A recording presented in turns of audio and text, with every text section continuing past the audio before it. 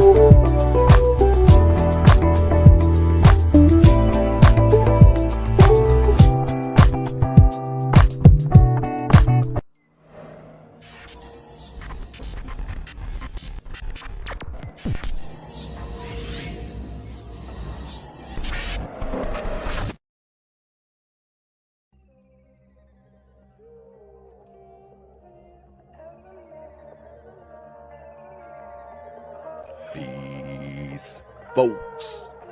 This is X from TPOT Media. Open your mind and wake your black ass up. You know what time it is. Hit that damn like button as you make your way in the door. Grab a seat, settle in, get ready. It's the Grown Man Hour with your host, my man, Bernard Riley.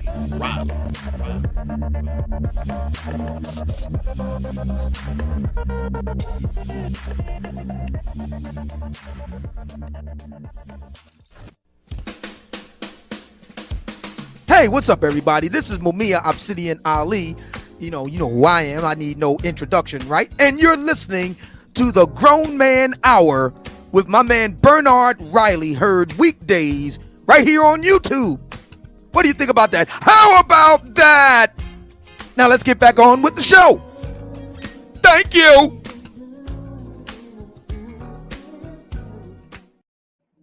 What's up, good people? Welcome back. Welcome back. We about to have fucking messing up already. We about to have a good one today, a good conversation today. Yeah, people already the it's like the controversy already buzzing right now in the chat room. I saw somebody point out that I'll say this: moderators put people on a short leash today. I don't want my channel getting hit because somebody said something crazy. I have to keep the panel on somewhat of a short leash. I mean, people can give their opinions, but you know what's crazy and what's not crazy. So just hide the crazy on site because I got a feeling some crazy about to come up in here. But shout out to the early bird squads, those that make it in bright and early. Queen Q says, now if you open up the panel, I'm coming up for this one. Also, good morning, Bernard, in the chat. Hope everyone is having a loving morning. Shout out to Risen. He said a lot of people mindset about to get exposed already. He in here with that one. Rod of God podcast. Shout out to him, as I already read his in the pre intro. I read that already. Shout out to him for the $5 super chat. That he dropped something on it before the show even started. Appreciate that. I don't got my phone here because I can't even see if somebody sent me a cash app. I'll get that in a second. Well, maybe not in a second, maybe later on. But he says, this is going to be interesting. You don't want to know what the Bible would say on the matter.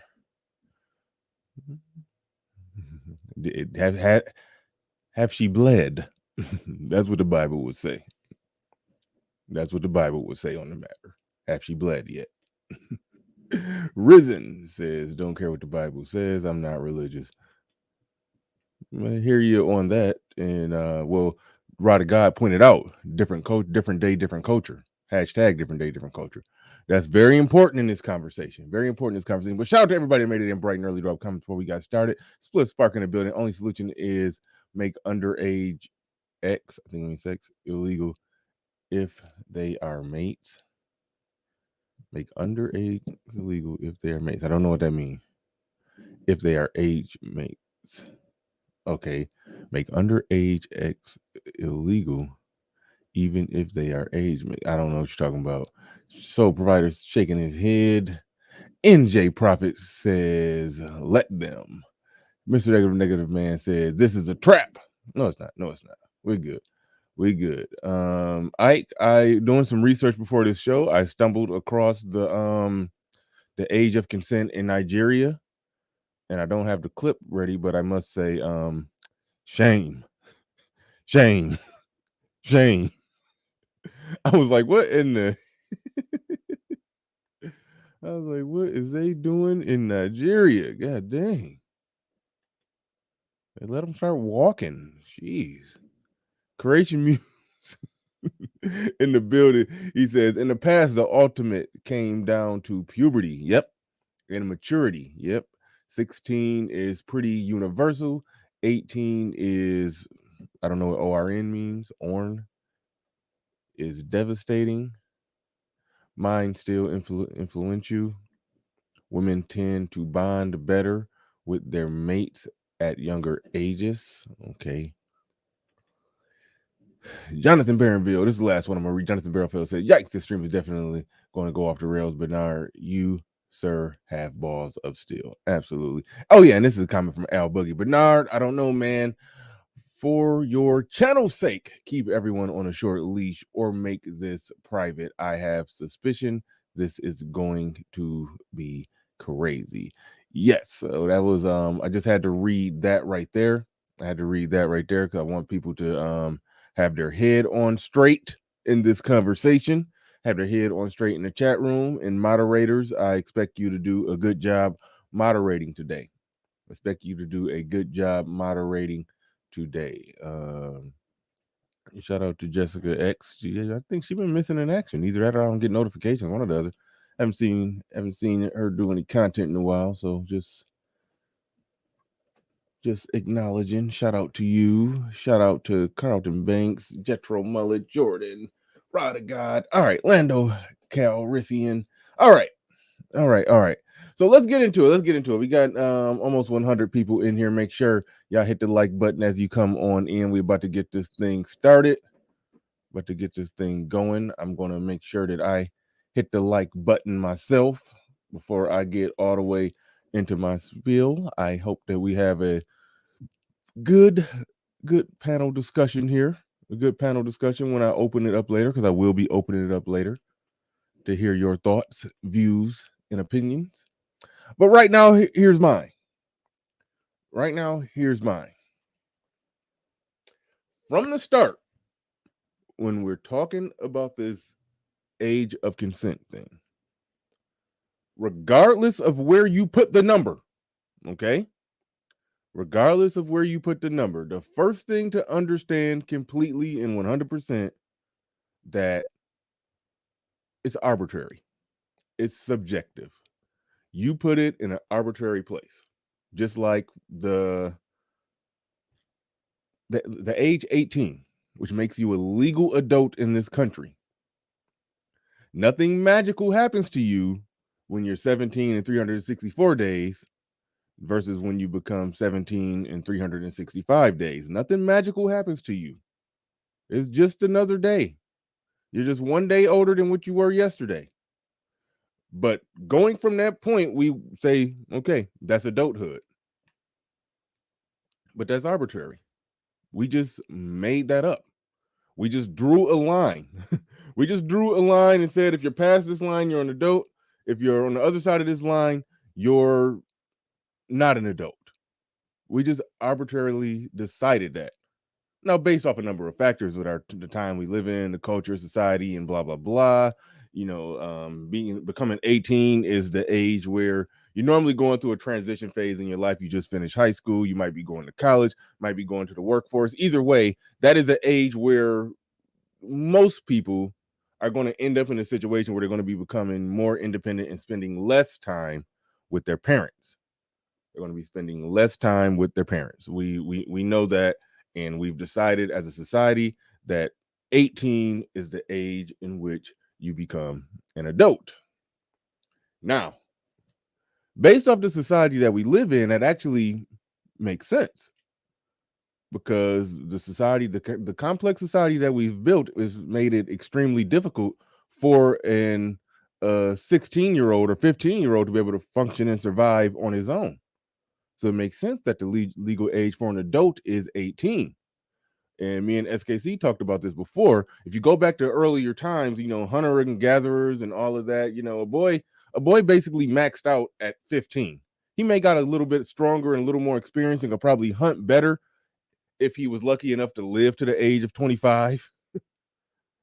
Go back far enough, the life expectancy was only 22 years old. But so you were kind of maxed out fairly early with the not so complex society that they had. All a girl needed to be able to do, if she could breastfeed a baby, and if she could rock and bounce the baby on her knee and breastfeed it, and make sure the baby don't walk off a cliff, and she was a woman. She was qualified to be a mother. That was all it took. So what it took to be an adult back then was less than what it take now. You just had to be old enough to hunt as a man. You just had to be mature enough to rock a baby and breastfeed it, that and pick some berries. That was essentially what constituted as adulthood. And so that goes back to what the Rod of God podcast was saying, that yes, the age of consent in the Bible was pretty low. It was pretty low back then. If you bled, you were ready. You were a woman. A boy was producing. A boy got to the point where he could have a baby. Okay, he got considered a man. That's why in a lot of Jewish traditions and everything, the bar mitzvah and the quinceañera, look how low the ages are and all of that. Not the quinceañera, that's Mexican. I don't know if they got a rites of passage thing for Jews or women. Anyway, but you get what I'm saying. Those ages are so low because, and I see people already saying the brain isn't fully developed. Don't matter. Don't matter. I mean, but here's the thing. Now, you're putting that arbitrary line at where the brain is fully developed. The brain is the most complex organ and it's still developing. The brain is still doing amazing things even in your 30s. It's learning new things. But I understand what you're saying.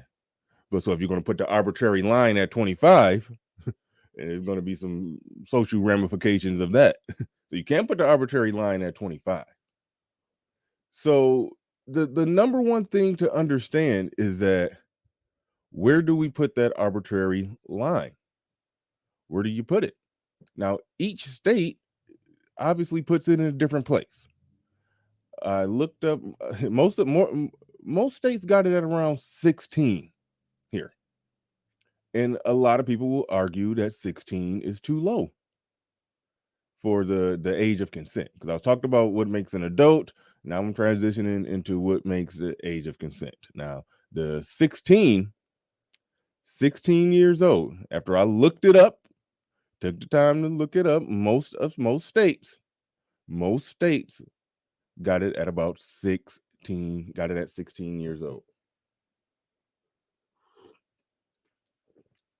And what happens in a lot of these conversations, it turns into one of those me personally things where somebody will say, well, me personally, I'm not going to have sex with a 16-year-old. I understand that.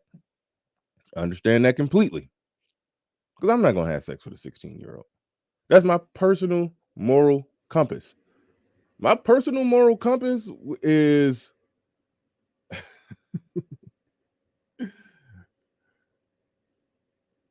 18 is the legal age for an adult. Now, understand what I'm saying here. 18 is the legal age for an adult. So it's easy for me to say over 18, anything's a go.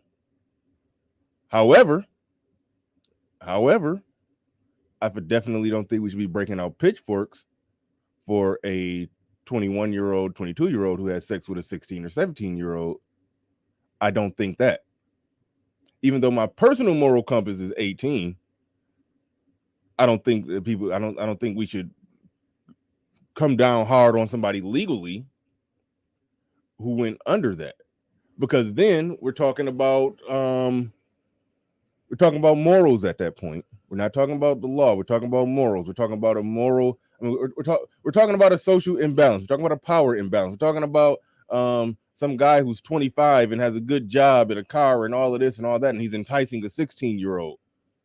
We're talking about that. Okay, that's what we're talking about at that point. At that point, we're not talking about. At that point, we're not having a conversation. I'm sorry, I gotta stop reading the chat. I gotta get out of the chat messing with y'all. She says age of consent laws usually have a stipulation the further down a 16-year-old can only engage in sexual activities with someone 15 months out, depending the state. It varies from state to state. Only about half the states have this Romeo and Juliet law, which basically says that one person becomes an adult, or if it's not a wide gap, let's say 33 years old and the chick is 16, that's a problem. That's a problem. But the Romeo Juliet law, if they're close in age, then it manifests itself differently. They're gonna look at that differently. They're gonna look at that differently if they're close in age. So if you just look at the way that our laws are written, it's written in the full language of subjectivity. It is. It is. Our laws are basically telling us that it's all subjective. And so when people get on their moral high horse about it, they got to understand they're only talking about, I think that's wrong because it's a power imbalance between the two of them. You can't sit there and say that, and this is the tough part. This is where I try to science stuff. This is the tough part. Going back to what the Rod of God podcast said about where it was at in the Bible. You look at a lot of older shows or read a lot of books about times back then when she bled, she was ready. Some people would say things, well, why would a grown man even be attracted to a 14-year-old? Look, I already told y'all I'm not messing with a 16-year-old. I say 18 is where the line is drawn. You're a legal adult in the country that you're a citizen of. That's where my more personal moral compass is. Keep in mind, I'm not talking about the law. I'm talking about my personal moral compass. Anything's a go. If she's a legal adult in the country she's a citizen of, I don't care if she messed with a 70-year-old. I don't care. She's a legal adult. All right. My personal moral compass, when they're talking about 16 and all of that, that's when it get a little shaky for me, just on moral grounds. But however, or when it comes to biology, okay, when it comes to just natural human biology, yeah, when she have her period at 13, that's what human biology says. Everything else that we're talking about is culture, society, and modernization and everything. That's what we're talking about once we get to that point. All right. If somebody get on the moral high horse and they say, well, how could an adult male be attracted at all to a 14-year-old? You look at it strictly at raw nature, you'll be hard up to find a any animal that's got old enough to where it's in heat now. It's in heat, but the other members of the species are saying, "Oh, it just got that age to where it now can be in heat." it just started bleeding. So no, we gotta let it get some more experience. No, like, listen, when we get horny and want to have sex, that's our genes. I talk about this all the time. That's our genes telling us to go replicate our DNA. That's our nature telling us to go and go propagate our DNA. Basically, go have sex. That's nature. That's what our nature is telling us to do. So a woman has her period. That's nature saying that yes, this is a viable mate. And for, I would say, 95 to 98% of human history, that was a viable mate. That's just the hard, brutal, ugly truth. She bled. That was nature telling. That was nature saying she was a viable mate. So it only makes sense that a man that somebody could be, aroused by a viable mate. Like that's the hard part about this that I don't even like to talk about, because that's just a brute fact of human nature and human biology.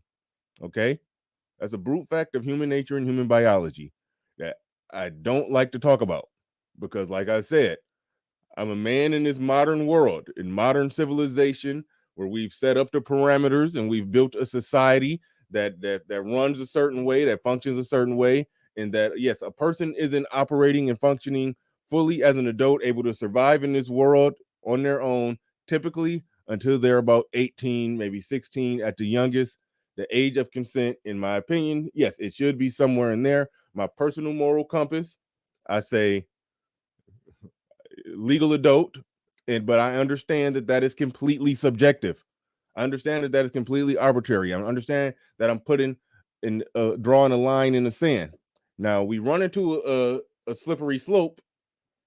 We run into a sticky spot where, if somebody says, because somebody pushes back on me saying 18, and they say no, 16.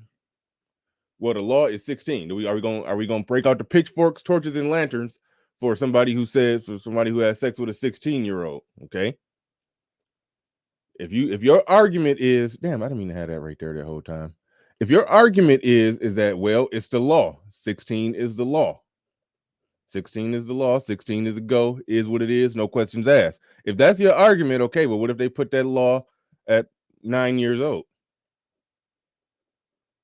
What if they put it there? If your response is, oh, hell no, it can't be 9 years old. Okay, 13. No, 13 is too low. See, right there with you. They say to put up a 15. No, 15. Nah. So you're right there. You're admitting that there's just some arbitrary line in the sand that you're drawing. Some arbitrary subjective line in the sand that you're drawing.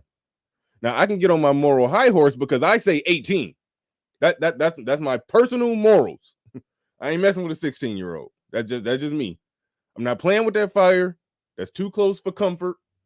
How do you even confirm that she really 16? Did she showed you her high school ID and it said junior instead of sophomore? I don't know. I don't know how you confirm. Like, it's legal adult. That's where I'm at. But I can get on my moral high horse and try to criticize those who make the, well, it's the law argument. If the law says 16, then everything's a go. I could get on my moral high horse and try to criticize them, but I understand that when I criticize them, I'm doing the same thing. I'm making a subjective argument. I'm subjectively putting it at 18 because of the culture and society that I've been born and raised in. So I'm making a calculation just based off of that. It's not based off science. It's not based off nature. It's not based off anything. It's based off me just drawing an arbitrary line in the sand for my personal moral feel goodness. But then what do you do with the law? And you got to understand that the law is putting it in some moral, arbitrary, subjective feel good place. That's why some places you find out that the legal age of consent is even lower than the 16 that some people get squeamish about here. Even though I say personally 18 for me, I don't get squeamish about it being at 16. I don't get squeamish about that. But it's because I understand the subjective nature to it. And I understand that for the whole of human history, What was defined as an adult was a completely different thing. All right, Rod God podcast in the building with another super chat. Appreciate that.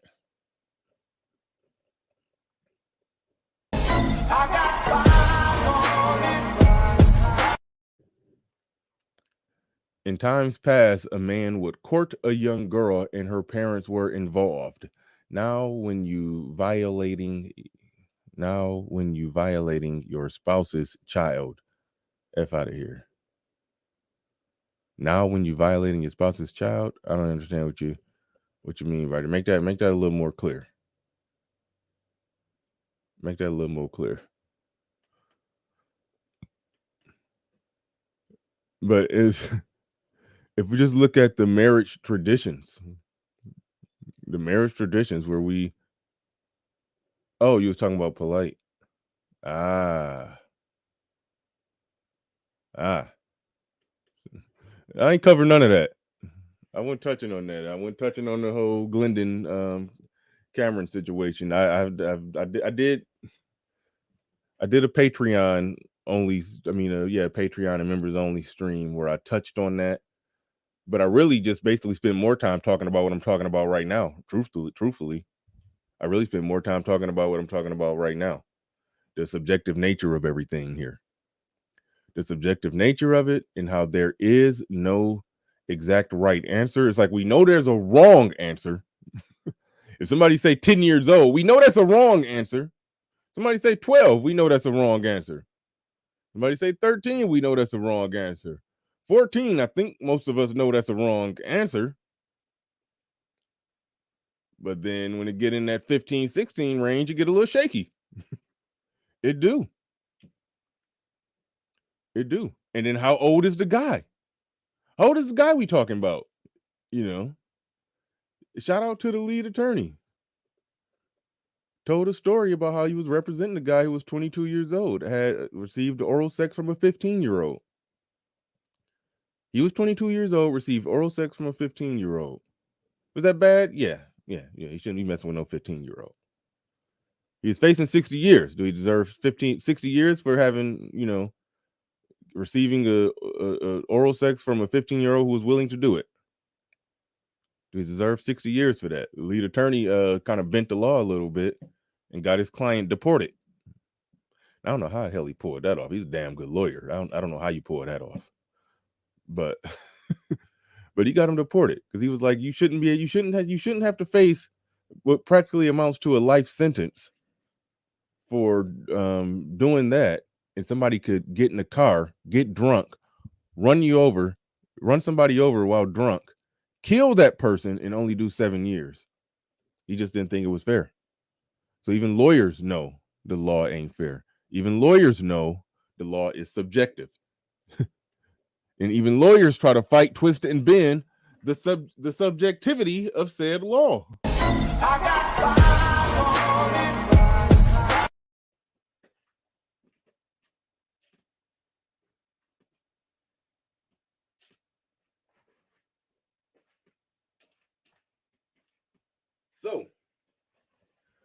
So when all is said and done,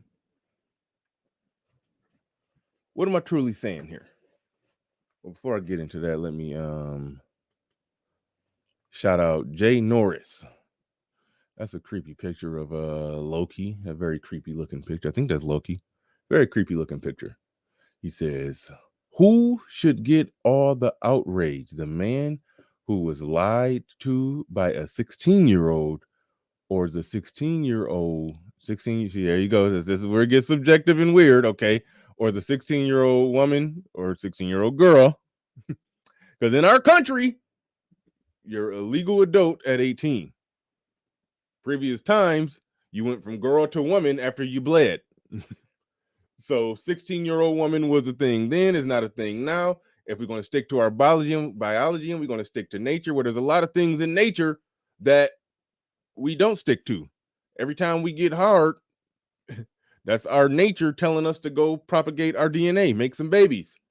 What do? We put on a condom, we pull out, we want her to be on birth control. We do everything to prevent nature from doing we fight against nature at every turn. Human beings don't live in a natural world anymore. I've come to accept that.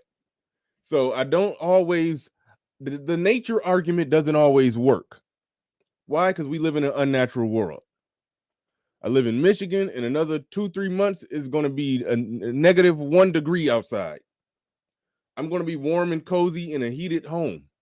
That's not nature. Nature says everybody go out there, no heat, no electricity, bear the wilderness. Those who are strong enough to survive, that's who nature selects. That's who natural selection selects. That's what nature says. So if we're going to go nature, let's go full gangster with it. Nature says, go out in the sun, no sunscreen, no sunblock. Whoever got the skin best to survive, that's who natural selection selects. You die. If he dies, he dies. That's nature. So we fight against nature at every turn. So we can't make the nature argument when it's convenient. So that's what I've gotten out of. Now, in my personal life, yeah, there's times when nature calls. I'm going to answer the natural call of the wild and do my thing. I get it.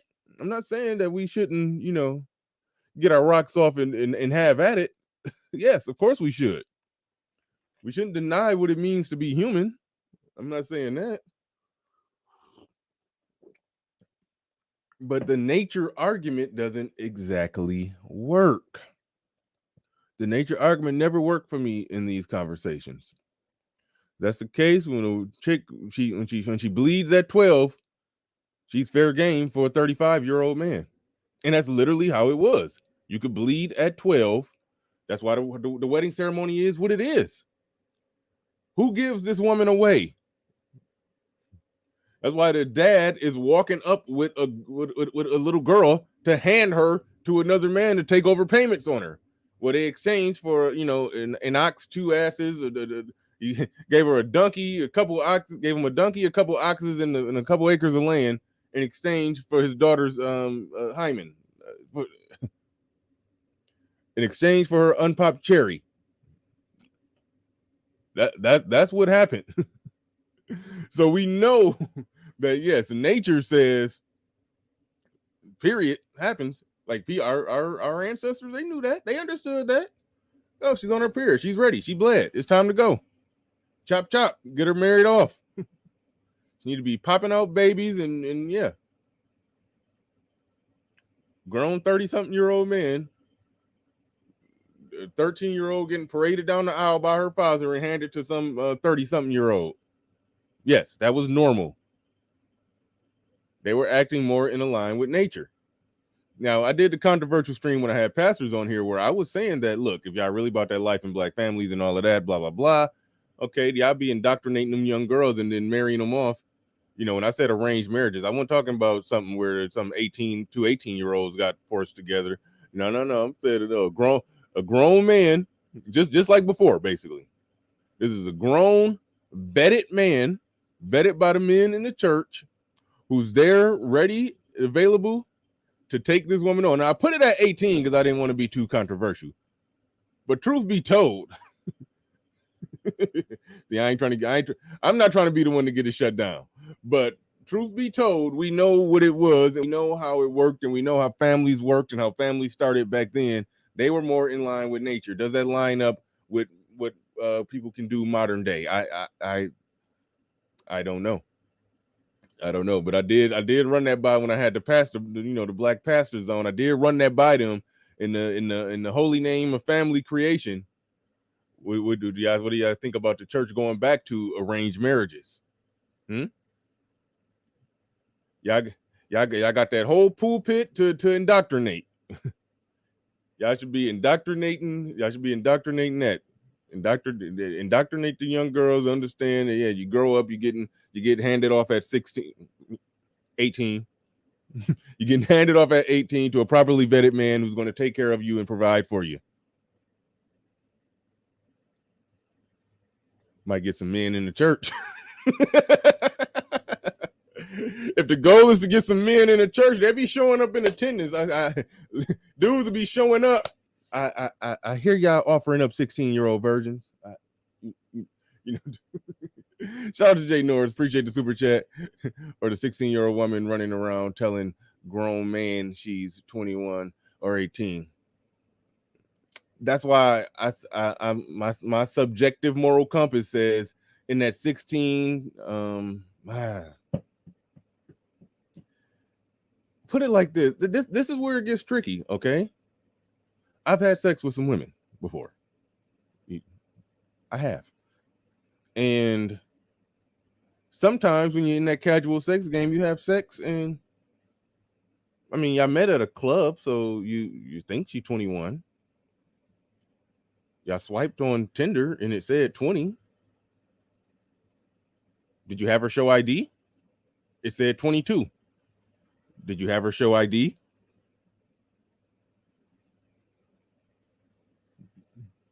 That's a brute, ugly fact. She got in the club. I'm assuming she over 21. We proceeded forward.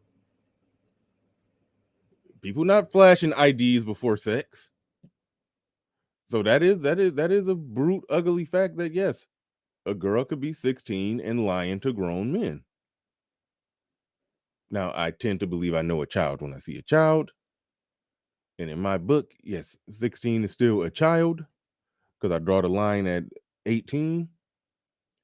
But what magical happens between being 17 and 364 days and 17 and 365 days? What magical happens there? What magical happens between 16 and 17? Show me what magically happens there. For the states that got the age of consent at 17, show me what magically happens there. So no matter where you that's why I don't like the moral high horse people in these discussions. Even though I said my moral compass is 18. I said my moral compass is 18. That's just where I'm at with it. Is what it is. But I understand that's my moral compass. I'm not about breaking out the pitchforks prosecuting somebody. Because the law said 17. And they messed with a the law said 18, they messed with a 17-year-old. No, I can't do that. I can't break out the pitchforks for that. But the flaw in the argument, as I was saying before, but then I got interrupted by myself. The flaw in that argument is that if we say the law is the law is the law, and we understand that the law is subjective, and we understand that they could put that anywhere, and then somebody could ask the legitimate question. Okay, what if the law said 13? Are you willing to say it's the law going after a 13-year-old? Now, again, you'll be lined up with nature because that is that's now an egg-carrying woman. So nature says she's a viable mate. That's why this is always, forever and always going to be a messy conversation. A messy conversation with no exact right answer. Number 16 in the building with the $5 super chat.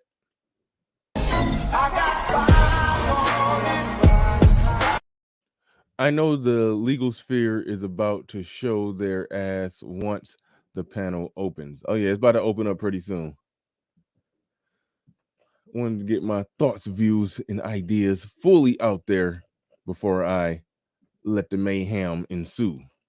Shout out to everybody in the building with the super chats.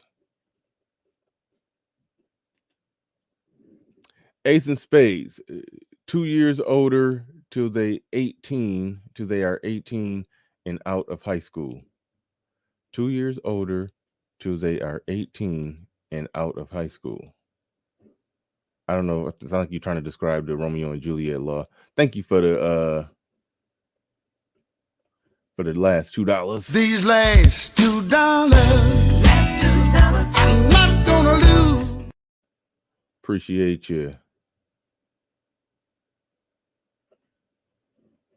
Oh shit, we got Hood Servant in the building. He says, what's the point of setting a legal age if we're going to get triggered when a man respects the law? Understand that completely. What if they put that legal age at 14? What if they put it there? Like where you place that age is it's no right answer. That's why I don't like when people get just morally outraged, because it's no right answer. I think that we are actually trying. I think this country actually tries to do best we can given the current society that we live in, to where it's ranging between 16 and 18, depending on the state. I think it's actually trying to do the right thing, but it's still arbitrary and subjective. Native Arraign says, facts, big money Bernard. Shout out to Native Arraign in the building. Shout out to you. I haven't played this in a minute. What do we get for $10? Everything you want. Everything? Everything. You. Rod of God podcast says a black church has a supply problem. No black men. Yeah, they got a bunch of baby mamas in there. That's why I said, instead of trying to sell the baby mamas to them grown men, just start indoctrinating the little girls and indoctrinate the little girls. And when they get, I said 18, I'm gonna stick to that. When they get 18, marry them off old school style, arranged marriage to a grown ass man with resources of some sort, and call it a family. Let her start popping out his babies. Build the black body of Christ. Hallelujah. No, shout out to Ace and Spades. Always ask for ID if you are unsure. I've never been in an unsure situation like that. I've never been in an unsure situation, because I think that's just because where I'm at, I'm not messing with a 16-year-old, so I can see if they look young. I don't, it just don't blip. I'm not doing 16. Even though I live in Michigan. Age of consent in Michigan is 16. I'm not playing with that fire. I'm not. That's just me. JTC in the building says, how can we talk about progress but want to use old mindset as a bias for what we should do and view as right? This doesn't make sense. I understand exactly what you're saying. I understand exactly what it is that you're saying. Shout out to you for the $5. Strictly from the basis that you can't just make the nature argument. The nature argument has been thrown out the door. It's been thrown out the door. That's gone. Hood Server Coaching Review says, yep, young women pursue older men. Hood Server is going to set it off when I open this up. I know I saw JB drop one on me. Morality BS. Yeah, man. No, but listen. I'm not trying to legislate my personal moral compass. I want to make that very clear. Because, listen, Glenn and I didn't want to bring him up today. Glenn and Cameron, he spoke the clear, clean language of a predator. Okay, you couldn't tell everybody you're a predator even more with the statement of, what did he say?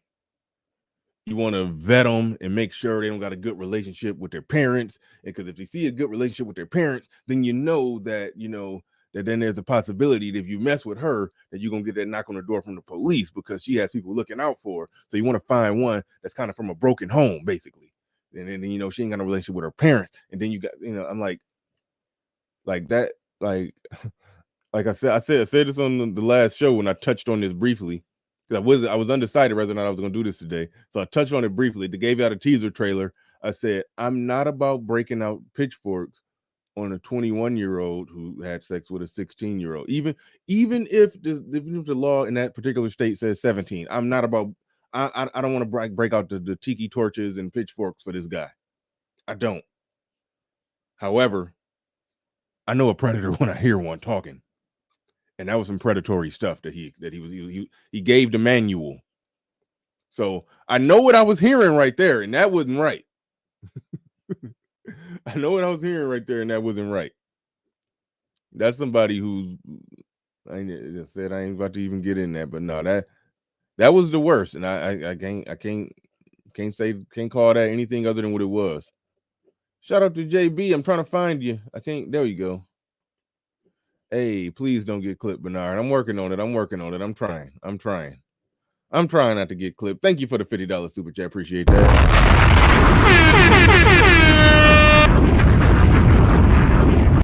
I'm trying not to have nobody clip me, even though I've made it clear 18 is where I draw. That's legal adult is where I draw the line. If they say you're a legal adult at 18, then I say 18. Whatever. It is what it is.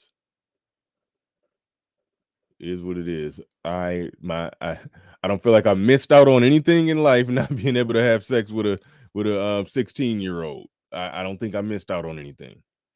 I think I'm good. There are others that I've heard argue otherwise. Until you do it. Woo. No, but I think I'll be fine. I think I'll be fine. But I'm not going to legislate my own personal moral compass, and that's where the moral police was getting out of hand. In my opinion, in my perspective, that's where the moral police was getting completely out of hand when it comes to. I'm not talking about the Glenn and Cameron, because like I said, he spoke the clean, clear-cut language of a predator. I'm just speaking in general. In general, if we're talking about 21 and 16, 22 and 16, 25 and 17. No, I can't go with y'all on that one. Who are women trying to raise it? Who are women trying to raise it to 25? No, I don't think nobody's actively trying to do that. But I've heard people practically argue that. I've heard that argument. Ace of Spades, LOL. I gave 2 $5 super chats explaining before. I don't even know what you're talking about right there.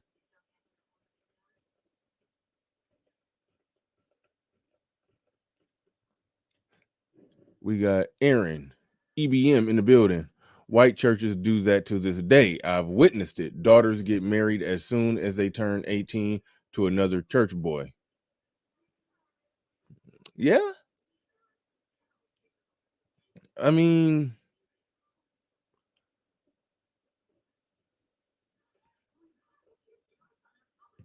that technically will work.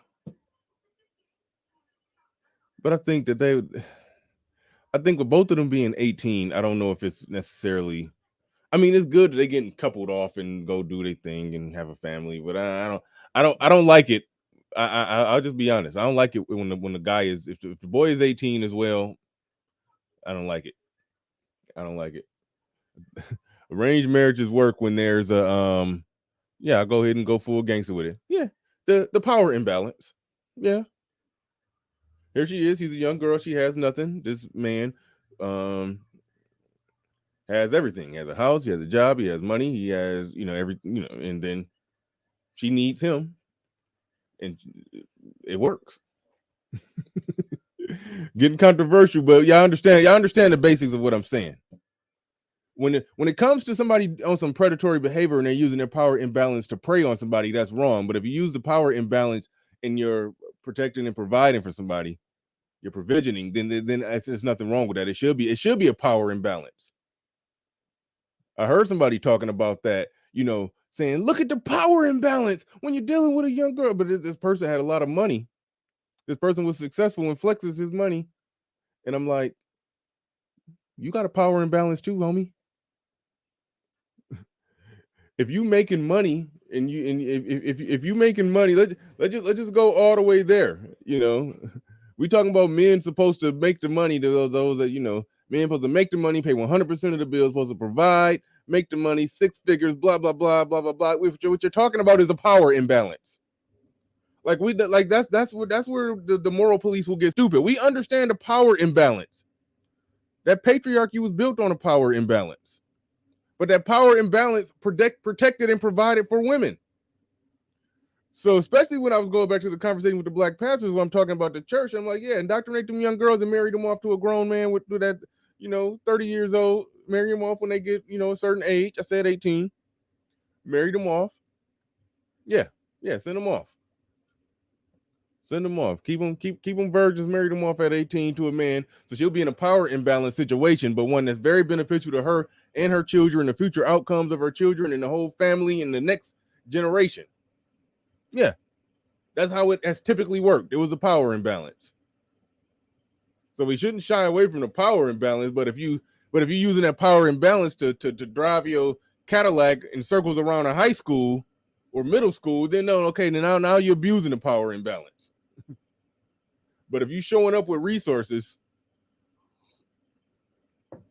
if you just finished law school, shout out to the lead attorney, and she's some what do you say, a 21-year-old that work at Foot Locker or something like that, and then yeah, you got a power imbalance. Like, we're not afraid of a power imbalance. We know what the hell that is.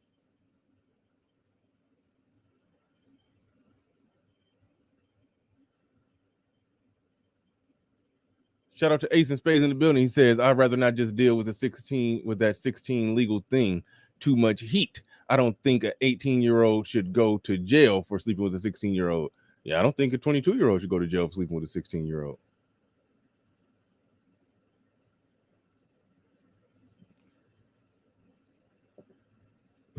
Shout out to Hood Server that said, we need a power imbalance. Hold the line. Yeah, ain't nothing wrong with a damn power. Some of the moral police that talk about power, I mean, I'm trying to avoid saying the names, but I think if y'all smart, y'all know who I'm talking about. You know, there's plenty of people that was talking about that power imbalance. You know, but we understand the necessity of power. Women want a power imbalance. Let's just go ahead and go there. Women want a power imbalance. You want a man to make a lot of money, that can provide, that can do this, that can do that. Yeah, you want a power imbalance until you get the power imbalance, and now you're mad because you're not free. Now you controlling me. So that's why you don't make laws based off women's erratic emotions. Volatile emotions. You don't make laws based off that. Shout out to Golden Child in the building, says family with a crown, Bernard. Shout out to you. I'm missing a lot of super chats. Y'all being very generous today. I appreciate it. Appreciate it. We about to open this thing up. The Mac Trucker in the building. He says, my motto has always been 18 and up. Get stuck. That's the code I live by. Right on. Right on. I'm with that. And I said this in the members only part when I did talk about this for 20 minutes in the members only section. I said I would see now I'm okay. We talked about the age. Okay, one time we had a conversation where all the men said what's the biggest gap they had with an older woman, and it was ridiculous. Dudes were saying when they was 19, they slept with a 42-year-old. I think the biggest gap was like 16 and and 47 or something like that. It was ridiculous. It was ridiculous. So the age gap thing be going all over the place. I've had sex with a legal adult that was 18, and yeah, I mean I've done that. So I'm with you, DeMac the trucker. You say your motto has always been 18 and up, get stuck. That's the code I live by. That's where I draw that line. I draw that line at 18. And only one time I tested my personal moral compass. And it was a little brief moment where it did feel kind of weird. It did. I ain't gonna lie. It felt kind of weird. But that moral compass was tested. It was put to the test, and it was like, yeah, I mean, it is what it is. That's where I draw the line at 18. I could draw the line at 18. I'm not out hunting for 18-year-olds. I've made it clear. Me and my woman, we're the same age. So I wasn't out hunting for 18-year-olds, just happened to stumble upon one. And what happened, happened. And it is what it is. It is what it is. But I draw that line at 18. I draw that line at 18, and that's where that's where I'm at with it. And I understand that some people say the law is the law is the law, and if the law says 16, do your thing. You're playing with fire, but do your thing. I don't think you should lock up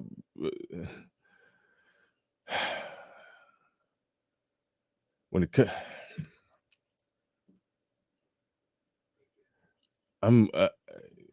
that's why this one is hard, because I don't necessarily think that I'm trying to think of a scenario with a 16-year-old where I absolutely could say this person absolutely should be locked up. Now, if you take emotion out of it, and you take the man, do you have daughters argument out of it, you take all of that out of it, I can't justify in my mind like locking up a 25-year-old for a significant amount of time for having sex with a willing 16-year-old. I can't justify that, but I can just look at them and be like, damn, dude, really? So it's the difference between my little personal moral compass and my damn, bro, she too young, dog. What you doing? It's a difference between that and how this dude need to do some time. Those are two different things. So that's like I said, there is no right answer. My answer is 18. I'm with the Mac the Trucker. That's my answer, 18. But that creates a host of problems. If you draw a hard line at 18, that creates a host of problems.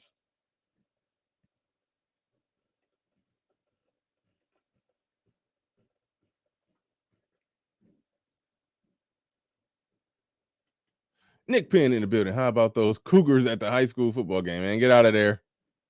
We did a show on that. Those Cougars at the high school football game, basketball game, checking out the young studs. We did a show on that. All those women that get in their morals and their fifis going off on dudes when dudes be trying to have a conversation about, the age of consent, 16, 17, 18, and all of that. They get on a moral high horse. Say that y'all some, they pull out, they'll break out that P word for even if you're messing with a 21-year-old. If you're 33 messing with a 21-year-old, they'll break out that P word on you. They will. But just if you look at the amount of guys who could literally say that, damn, everybody told their story. Everybody from Brother Xavier, you name the person, they told the story of how they were 19 and was messing with a 40-year-old. Brother Xavier told he was taking a car, taking a little money, and then going to hang out with the young girls after he put her to sleep. This is long time ago, Brother Xavier. This is a happily married man, family man. No. This long time ago, Brother Xavier, where he told the story on my show when he was young. Yeah, he had an older chick, had a sugar mama. He used to go over there, put it on her, put her to sleep, take her car and a little bit of cash. He was tricking. So yeah, these women be doing the same thing with young dudes. They done aged out and priced themselves out of the market for the man that they actually want. So they just gonna have their money. So what they gonna do? They gonna bring over some young dude to just lay it down, put it down in the bedroom. That's what they doing all day. No one mentions the safety of adolescent males. Oh, no, that's not a thing.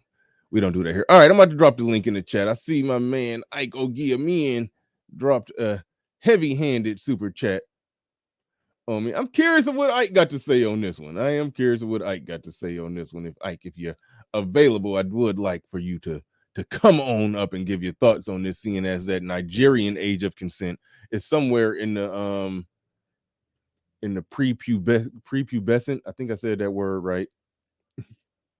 It's somewhere in the prepubescent age range. It said 11. Hopefully that was a mistake. My Google lied to me. Wolf and beta clothes. Wow. No one mentions the safety of adolescent. That's funny, that name. I didn't read the name. Aaron EBM. I'm trying to stay politically correct, but some of the boys were 21 in college or on the way out. Shout out to you.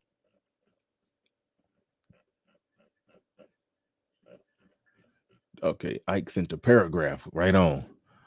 All stability is based on power and balance. Yes, prove me wrong. Power can be abused. Yes, absolutely. Still, you got to choose one. Hierarchical stability or egalitarian chaos. Woo! Shout out to Ike. Me and Ike did a series before when we basically was breaking that down, that egalitarian chaos. Hierarchical stability or egalitarian chaos. I love the way he put that. I'm good with either one because I am way above average on several fronts. Question is what works for the masses. Boom. Boom, boom, boom, boom, boom. Ike just knocked it out the park. Ike just knocked it out the park.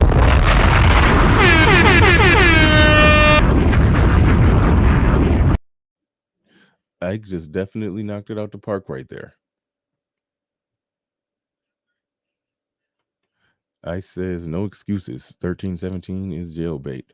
Yeah, that's why I ain't going. That's why I ain't messing with it. I can not partake and be good.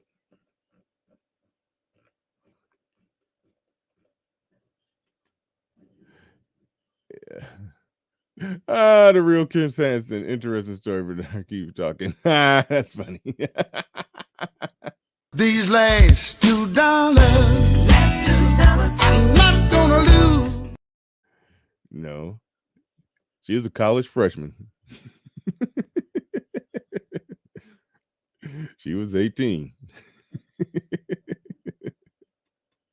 Man, gone.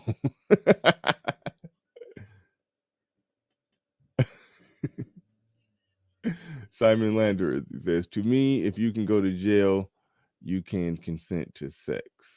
With anyone taking someone to jail is society's statement that we believe you are culpable. Thank you for the super chat. Appreciate that.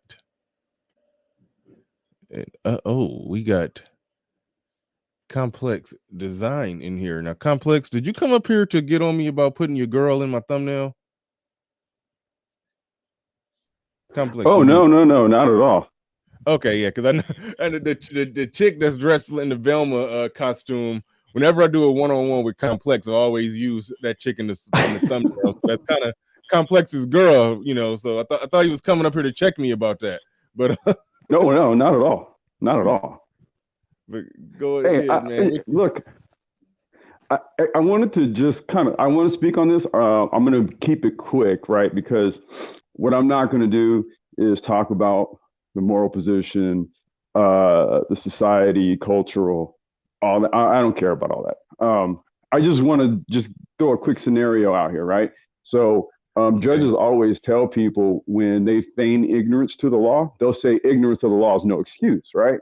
Okay. So let's just take a 16 and an 18-year-old. One's a minor, one's an adult.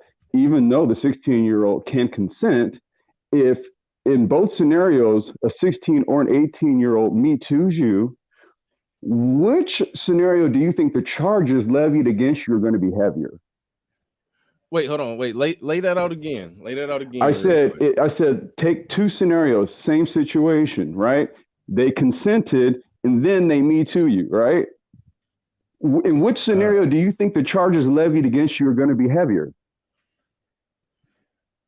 Remember, one's a minor, one's an adult. They both consented because they can do that. However, one's a minor, one's an adult. So which one's going to carry heavier penalties? The one that got Me Too'd. I know, but I'm saying in two scenarios, both you were Me Too'd in both scenarios, right? 116, 118, both consented. However, you get Me Too'd, one is going to carry statutes pertaining to an adult and a minor, and one's going to carry statutes pertaining to an adult and adult. Which scenario do you think the charges levied against you are going to be heavier? The one that has statutes containing to an adult and a minor. No, the minor. You're not going to get levied the same charges. This is why judges always say ignorance of the law is no excuse. Yes, the law says that 16 can consent, but the law also says a 16-year-old is a minor. Ignorance of the law is no excuse. So all I'm saying is play that game if you like. I'm not even coming up here from a moral position. I'm literally coming up here from a legal position. I'm like, you do realize at the end of the day, that's still a minor. So, yeah, I don't think it's worth it. Me personally, that's my personal position. Right. But, I'll let everybody take the moral and everything else. I just wanted to throw that scenario out there. Yeah, no, yeah, I hear what you're saying. I got a little confused by it for a second, but I think I got it. I'm saying, like, if you okay, and an 18-year-old consents to sex with you, and a 16-year-old also consents to sex with you, and because both can legally do so, I guess it's not a problem, right? However, I'm saying in both scenarios also, if one Me Too's you versus the other, One's going to carry harsher penalties than the other. Guess which one is going to carry harsher penalties? Mm-hmm. The one with the minor. There's a whole different set of legal statutes pertaining to any kind of relations between adult and minors versus adults and adults. That's the gotcha. Remember, judges always tell you ignorance of the law is no excuse. So now, with that being said, I'll let you guys have the moral conversation and the cultural and the everything else. Right on. No, thanks for the commentary on that. But yeah, no, I didn't look at it from that perspective. Like I said, I don't play in the fire. I don't go out playing in the woods with that. I'm just saying, go ahead if you want, but hey, ignorance of the law is no excuse. All right, Bernard, I'll get at you. All right, yeah, peace, man. All right, Quayne Q in the building. You was pretty adamant about wanting to hop on when you saw this topic. So but hold on, let me get some super chats for us. Sonny's Hot Rods in the building. He says you're gonna have a whole lot of screaming and accusations being thrown around on this one. Bernard might end up on Patreon. No, I think I'll leave it up. I mean, I didn't say nothing that I think is well, we'll see. Shout out to Sonny's Hot Rod. Shout out to Ace in Spades. Apply Romeo and Juliet laws. Jail for people who manipulate and lie and take advantage of them just for casual sex. Pernu Minhir. Friend in early 30s met 18-year-old. Parents were against, so he just stayed friends with her. She got pregnant by Pookie. Friend was at hospital for birth of baby. Then her parents were all for him getting with her. Too late. Damn. That's a manosphere story out of this. Yeah.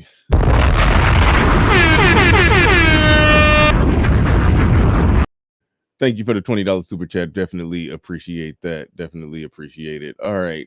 Sorry if I missed some super chats. I think I've been catching all of them. I do apologize if I've missed any. I do appreciate everybody who's been supporting the stream today. I'm trying to find them. All right, good. We got it. All right, Queen Q in the building. Go ahead. You got it. You got the floor. You got the mic. Hey, Bernard. I just want to make sure you can hear me. I'm sorry. I'm on the road driving home. But you on an airplane? No, I'm on the road. Are you pretending to be driving home from the gym? You doing that again today? No, I'm actually driving back from Louisiana. I take care of my grandmother, so. Oh. But all right. This what you got? Okay, so when you brought up the point about, what is the line in the sand there for? Like, why is it, what's the difference between an 18-year-old on day, not 18, but like a 16-year-old on day 363 versus a 16-year-old on day 364?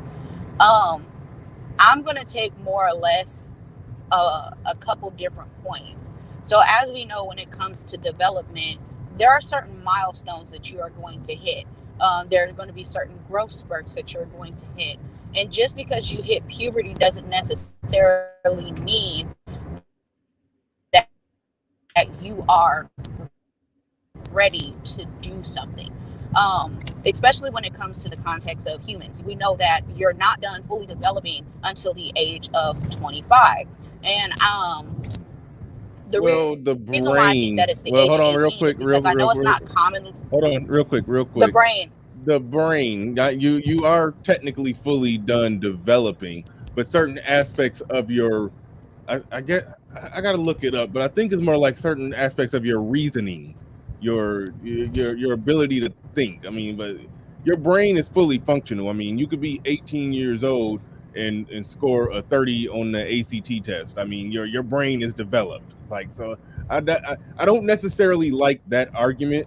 I think when people do that, it can be a reach to try to make the number higher, but I don't know. That's just where I'm at on that. I mean, your brain is developed when you're over 18, but either way, you're building towards something. So go ahead.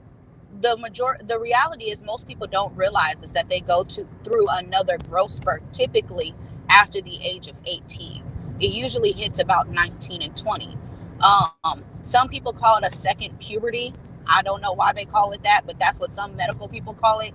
It's just a second puberty, but you actually go through another and a final growth spurt at the age of 19 to 20. So that's typically where, you know, we all heard the cases where we've seen the girl in school who was like flat, really didn't develop too well, but then when you see her later on when she's 22, she done got booty, she done got hips, she done got boobs. That's that second puberty that typically tends to happen along with the brain development. Now, me personally, I agree with what SKC was saying, was in today's society, there's a lot more to do with maturity than what it took back then. A lot of the times back then, it was a lot simpler. And we have to look at the context of back then when you talk about these young girls, they were taking care of babies by the age of 10.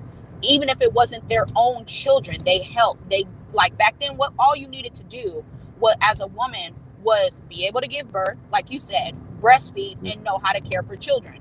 These life skills were often taught from an early age, from being able to go out and gather food, hunt, and all this other stuff.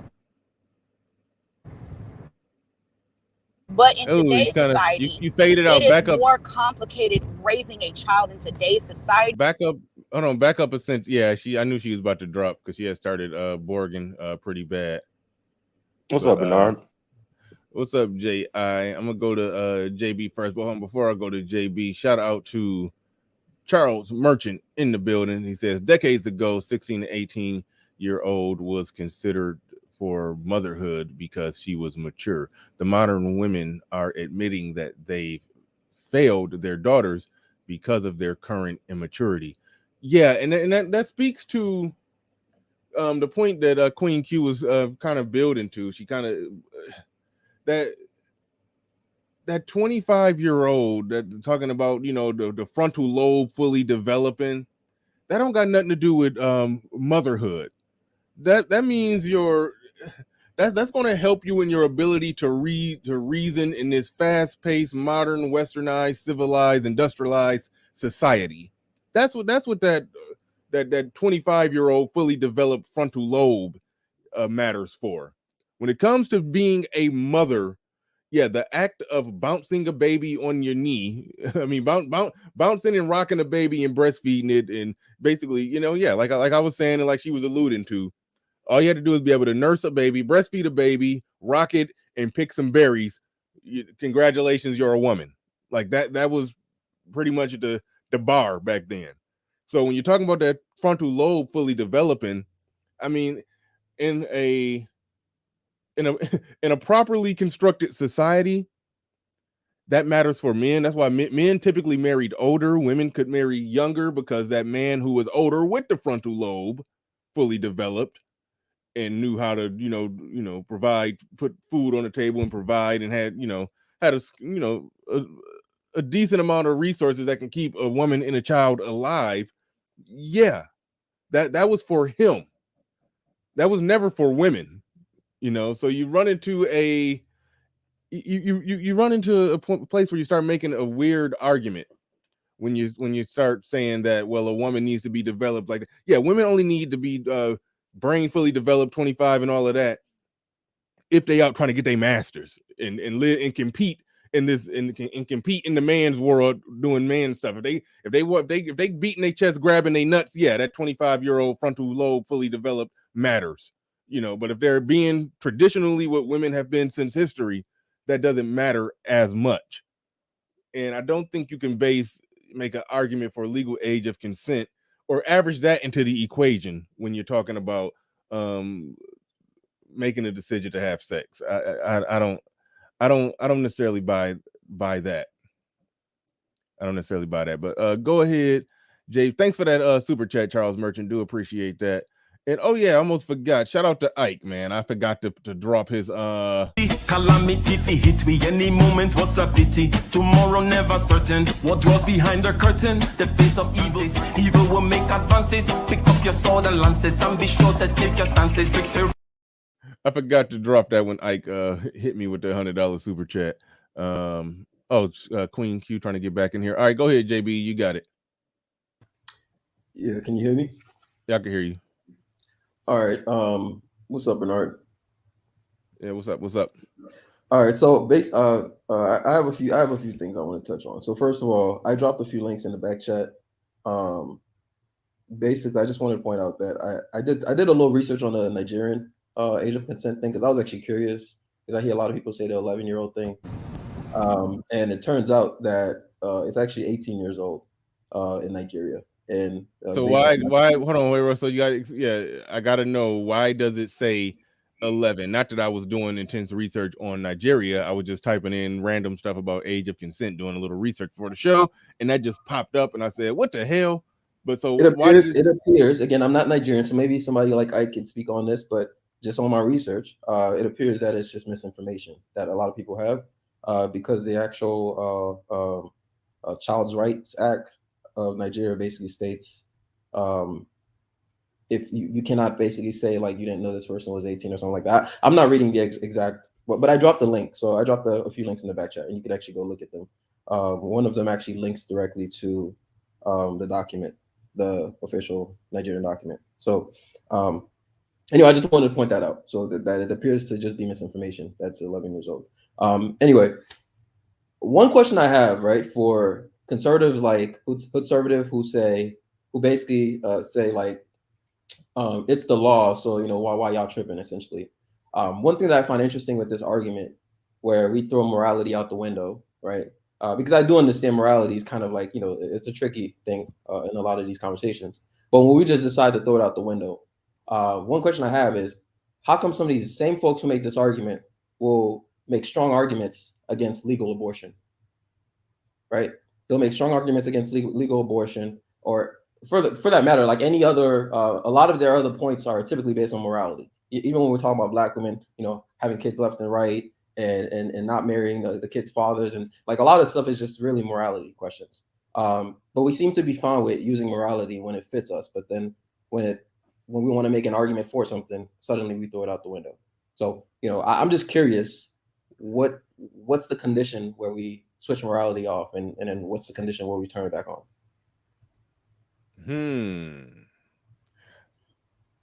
I understand what you're saying, and I think everybody ends up in a spot where if they're okay with something, then they're just going to say, hey, it's the law, the law is the law, is the law, is what it is.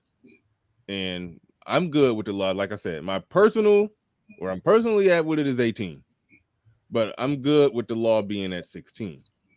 So I understand why somebody would say, no, it's the law. But then there's things about the, if you don't like the law, then you're not going to say it's the law, even though I'm sure you understand that this is what we got to live by, but we can talk about why this law is wrong or why this law is unjust. So the people who think that 16 is too low, they can make their case why. The people that think that abortion should be illegal in the whole country, they can make their case why. So I don't know if you can exactly make that argument to them. That I don't think they're saying it's the law, accept it. Or maybe they are, or maybe I don't know. Maybe you got. I mean, that's for the record. That's pretty much what when Conservative joined the chat. I'm just pointing out Conservative, not to pick on him, but that's literally the exact point that he made. Is that it is the law? So why are we upset with men for essentially by abiding to that law? That's okay. That argument doesn't work because laws are always subject to change. So exactly that argument does not work. If it was it's all kind of horrible stuff that was legal, and nobody was going to say, hey, it's the law, deal with it, it is what it is. Well, I think the main point I'm trying to make with this though is that at the end of the day, right? At the end of the day, we can't just I agree with you, and even something that Ike said earlier regarding morality. I can't remember, but I agree with you that a lot of people do get on their high horse and they try to like essentially virtue signal, right? So I get that part, but I think when I just really find it strange when, especially conservatives basically say we're going to just throw morality out the window, or at least allude to that, right? Because a lot of conservative arguments are based on morality. Like there's no way to square that circle, right? Like a lot of conservative arguments are actually based on morality if you actually dig into it. And so that's true. And so for me, it's very interesting when I see conservatives on this topic in particular is the one topic where suddenly we start questioning morality. We start questioning whether. Well, okay, I wouldn't hit conservatives in general with that, because I think most conservatives are are okay with it being raised to 18 as opposed to 17. I think most conservatives there. I think there's something unique about, let's just say, in the manosphere has some hedonic conservatives, some very hedonistic conservatives, and it's like a rare bunch. And so I understand where you're going. It's conservatives who are conservatives because they're against a lot of the liberal stuff that's going haywire out there. So they're swinging in this direction. But when it comes to sexual freedom, they still have a certain level of hedonism in them, and there's nothing terribly wrong with that. But I understand that is a potential flaw. Being a conservative, especially, if you're conservative, you're in most cases you're traditional, and if you're traditional, then you're probably pro marriage or pro family. In most cases, not all, but in most cases, you're pretty pro marriage, pro family, pro all of that. And so there are some conservatives in the manosphere that are not really, pro all of those things. So you could be finding a potential contradiction, or not just a contradiction, but something that the individuals who fall in that category probably need to better explain. Yeah, I don't even think it's a contradiction. I just think it's an inconsistency. That's all. That's pretty much what it is. It's an inconsistency predicated off how they frame the argument. If they frame the argument that bad to where they say it's the law, the law is the law, and just deal with it, then no, I don't think they would say that if the law was at 9 years old for the age of consent. So that's why you run into a problem whenever you try to make an argument that it's the law. The legal age of consent, let's just say in Utah, the legal age of consent is 13. Somebody have sex with a 13-year-old, and then you argue, well, it was legal. He didn't break the law. So there is a subjective, arbitrary line that you have to draw in the sand. And even if you put it all the way up at 18 with me, I still understand that I'm drawing a subjective, arbitrary line as well. So once that's understood, then you realize that there are no good answers. May I chime in, Bernard? So, Quincy, real quick, I wanted to add one more point, Bernard. I'm curious what your thoughts are on this. Okay. I think for me, the other thing that does make me feel a bit bothered by it is the fact that, at 27 years old, right? I'm 27, right? And I'm thinking about just the idea for me of, dealing with a 16-year-old personally, right? I'm not projecting out on other people, but personally that disgusts me. And part of it for me is that, and again, I'm curious what you think about this. Part of it for me is that when I look at a 16-year-old, right, and I look at, where I'm at in my life, and I'm looking at this 16-year-old, first of all, there's really nothing I can relate to a 16-year-old with. But on top of that, I'm pretty certain that I could spit I could spit some real, some pretty easy game to probably most 16-year-old girls and get what I want from them, right? And to me, just that idea that it's not to me, it almost doesn't feel real. Do you get where I'm going with that? I feel. Well, go ahead. I understand what you're saying, but I don't necessarily see how that's a dire problem that means that you should be punished by law. No, I'm not saying correct. Okay. Correct. I'm not saying you should be. I guess what I'm saying, again, I'm terrible at articulating this point right now. Well, no, I understand what you're saying. You're basically saying you have such an experience, money, and power advantage over her to where you pretty much know you could walk up to her and then just say anything and just have her gone. It's almost like just walking up, shooting a fish in the barrel. It's like but I understand you saying that, but I don't think that's reality on the ground for most men. I think most men will have just this is just my thoughts on that. This is just my thoughts on that. I think if a 27-year-old would however hard it is for him to have sex with a 26-year-old, he pull up on a 16-year-old. If he's having if he can easily talk a 26-year-old into sex, I think he talks a 16-year-old into sex at pretty much the same rate. That's just my thoughts. I could be wrong. I've never tested that damn experiment, and I never will. But I don't think it's that much of a difference. There's a lot of 27-year-olds who have a hard time talking 26-year-olds into sex. I don't think talking to 16-year-olds into sex come off any weirder. If you're weird and awkward to a 26-year-old, you're weird and awkward to a 16-year-old. So I don't really think that matters as much as people say. But again, there is a power imbalance, and power imbalances, is like Ike said in the super chat, that y'all can still click on it and read it. That's been more or less the lay of the land. That's how it is. Men have always had a power imbalance, and that power imbalance historically wasn't abused. If you're using that power imbalance to drive your Cadillac in circles, like I said earlier, they drive your Cadillac in circles around the middle school or the high schools or whatever, then you're abusing that power imbalance. But that power imbalance used to be, this grown man who, had a job and a place to stay. Yes, he took care of that young girl who was dumb and 16, and so that's how it has always been. Not that you based on your explanation, I think it's probably just an assumption on my part that is the case. To me it just feels too easy, to be honest with you, and just the fact that it feels too easy.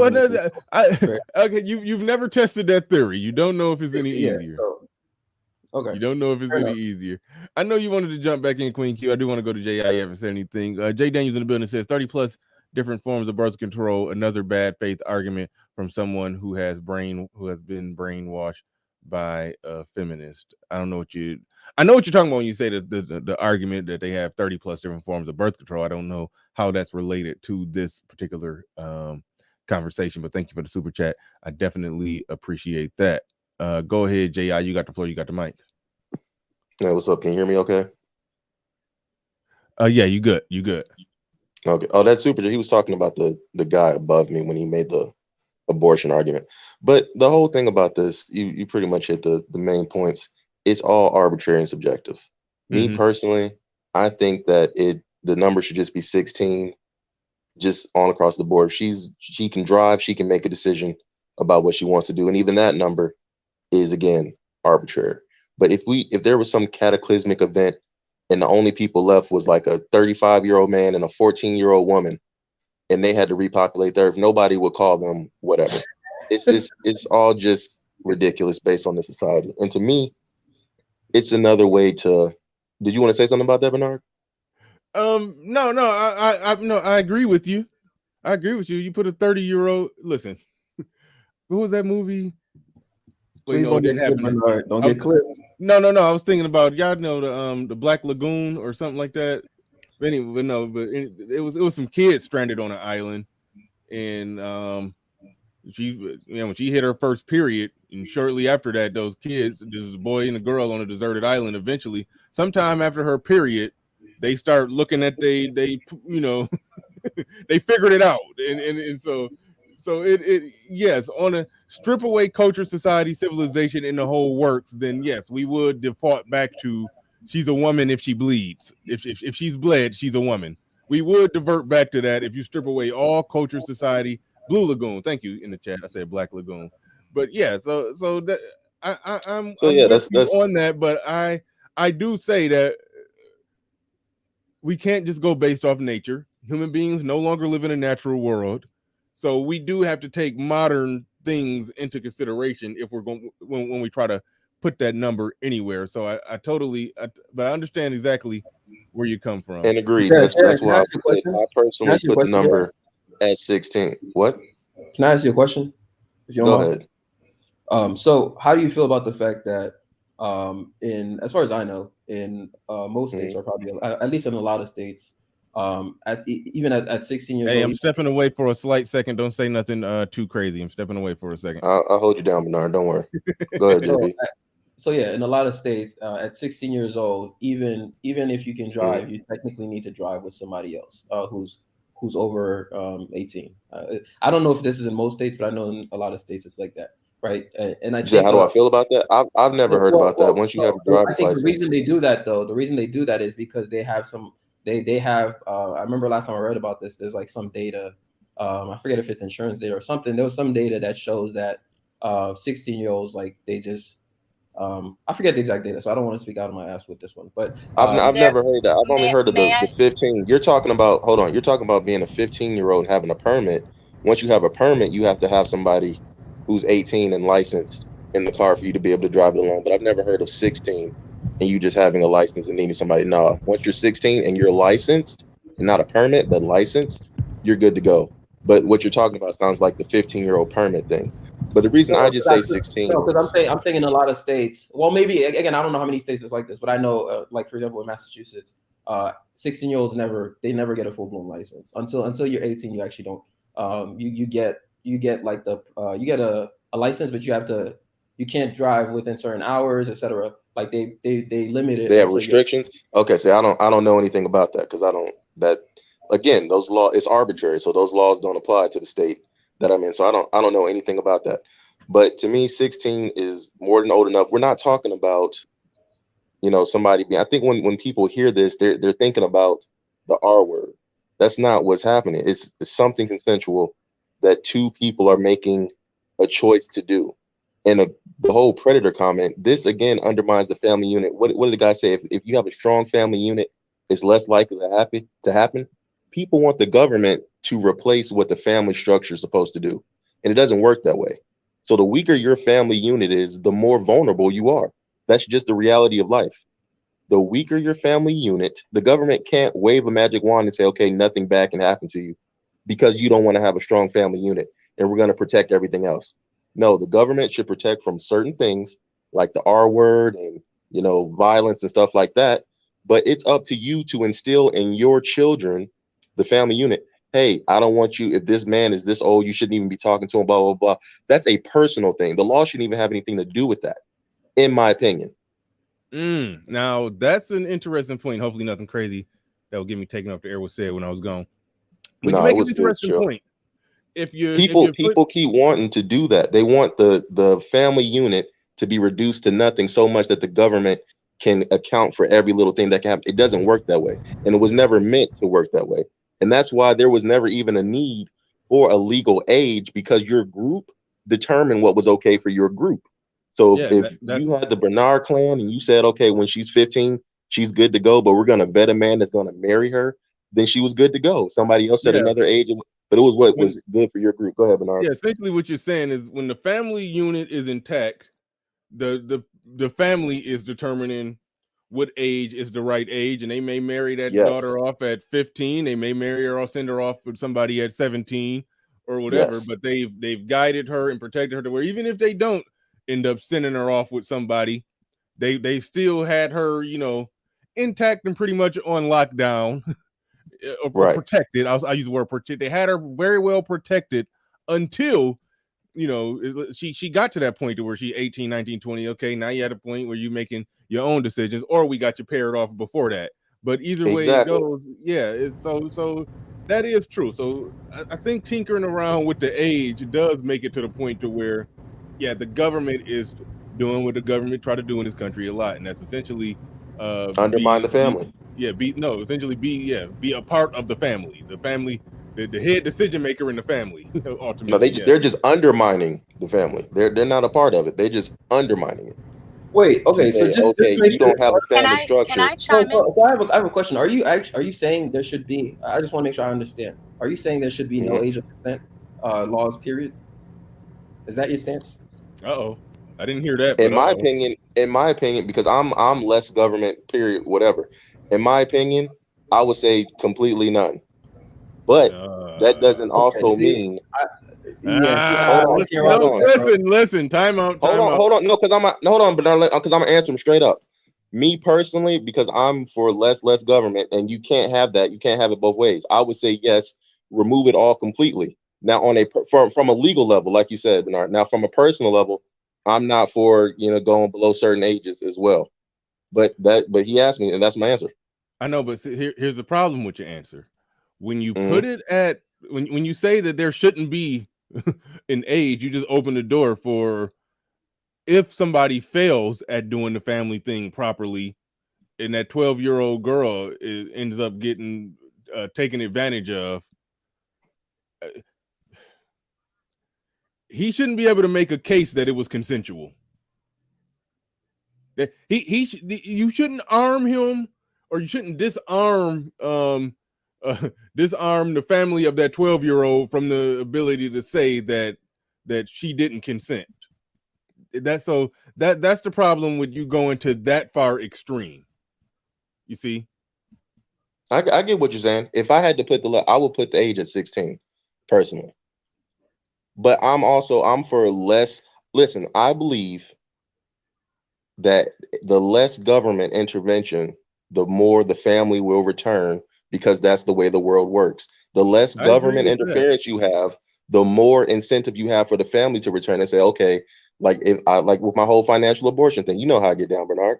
Mhm. I'm for less government intervention, because in the absence of government, you have a return to what was meant to be, which has always been the family structure and the cultural unit being intact.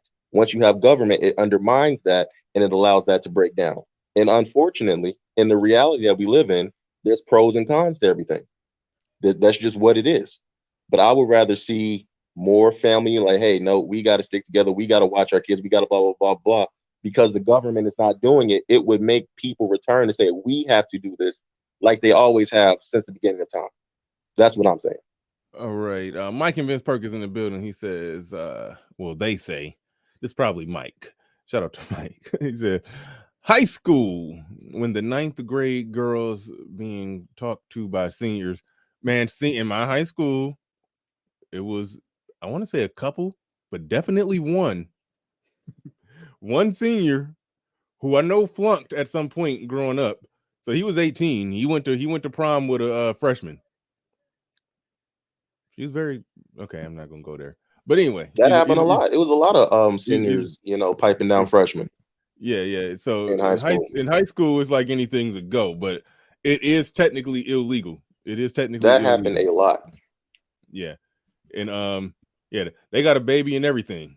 That's she's essentially the age. Let's see, I graduated, so I guess the next year she had the baby. I didn't know this. I just saw a picture on Facebook of a girl who looked like the girl I went to high school with, and I was like, wait a minute.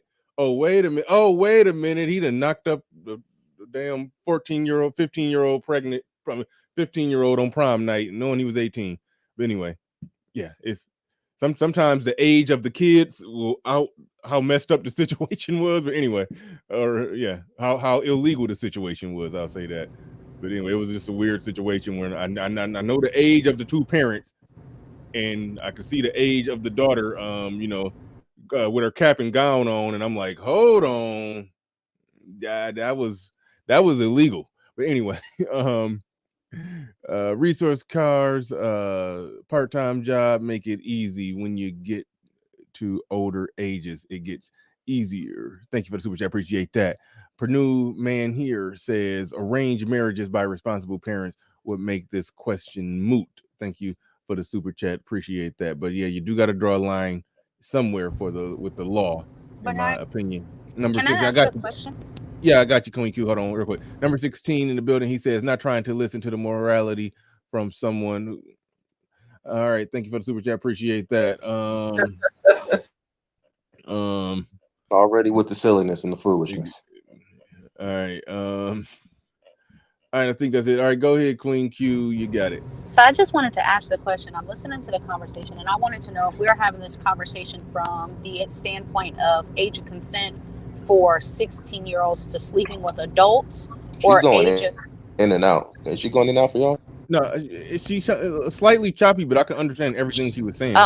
Can you guys hear me better now? Because I'm listening to the conversation, and the thing about a lot of these age of consent laws is that they are put in place for minors to sleep with minors, not for adults to sleep with minors.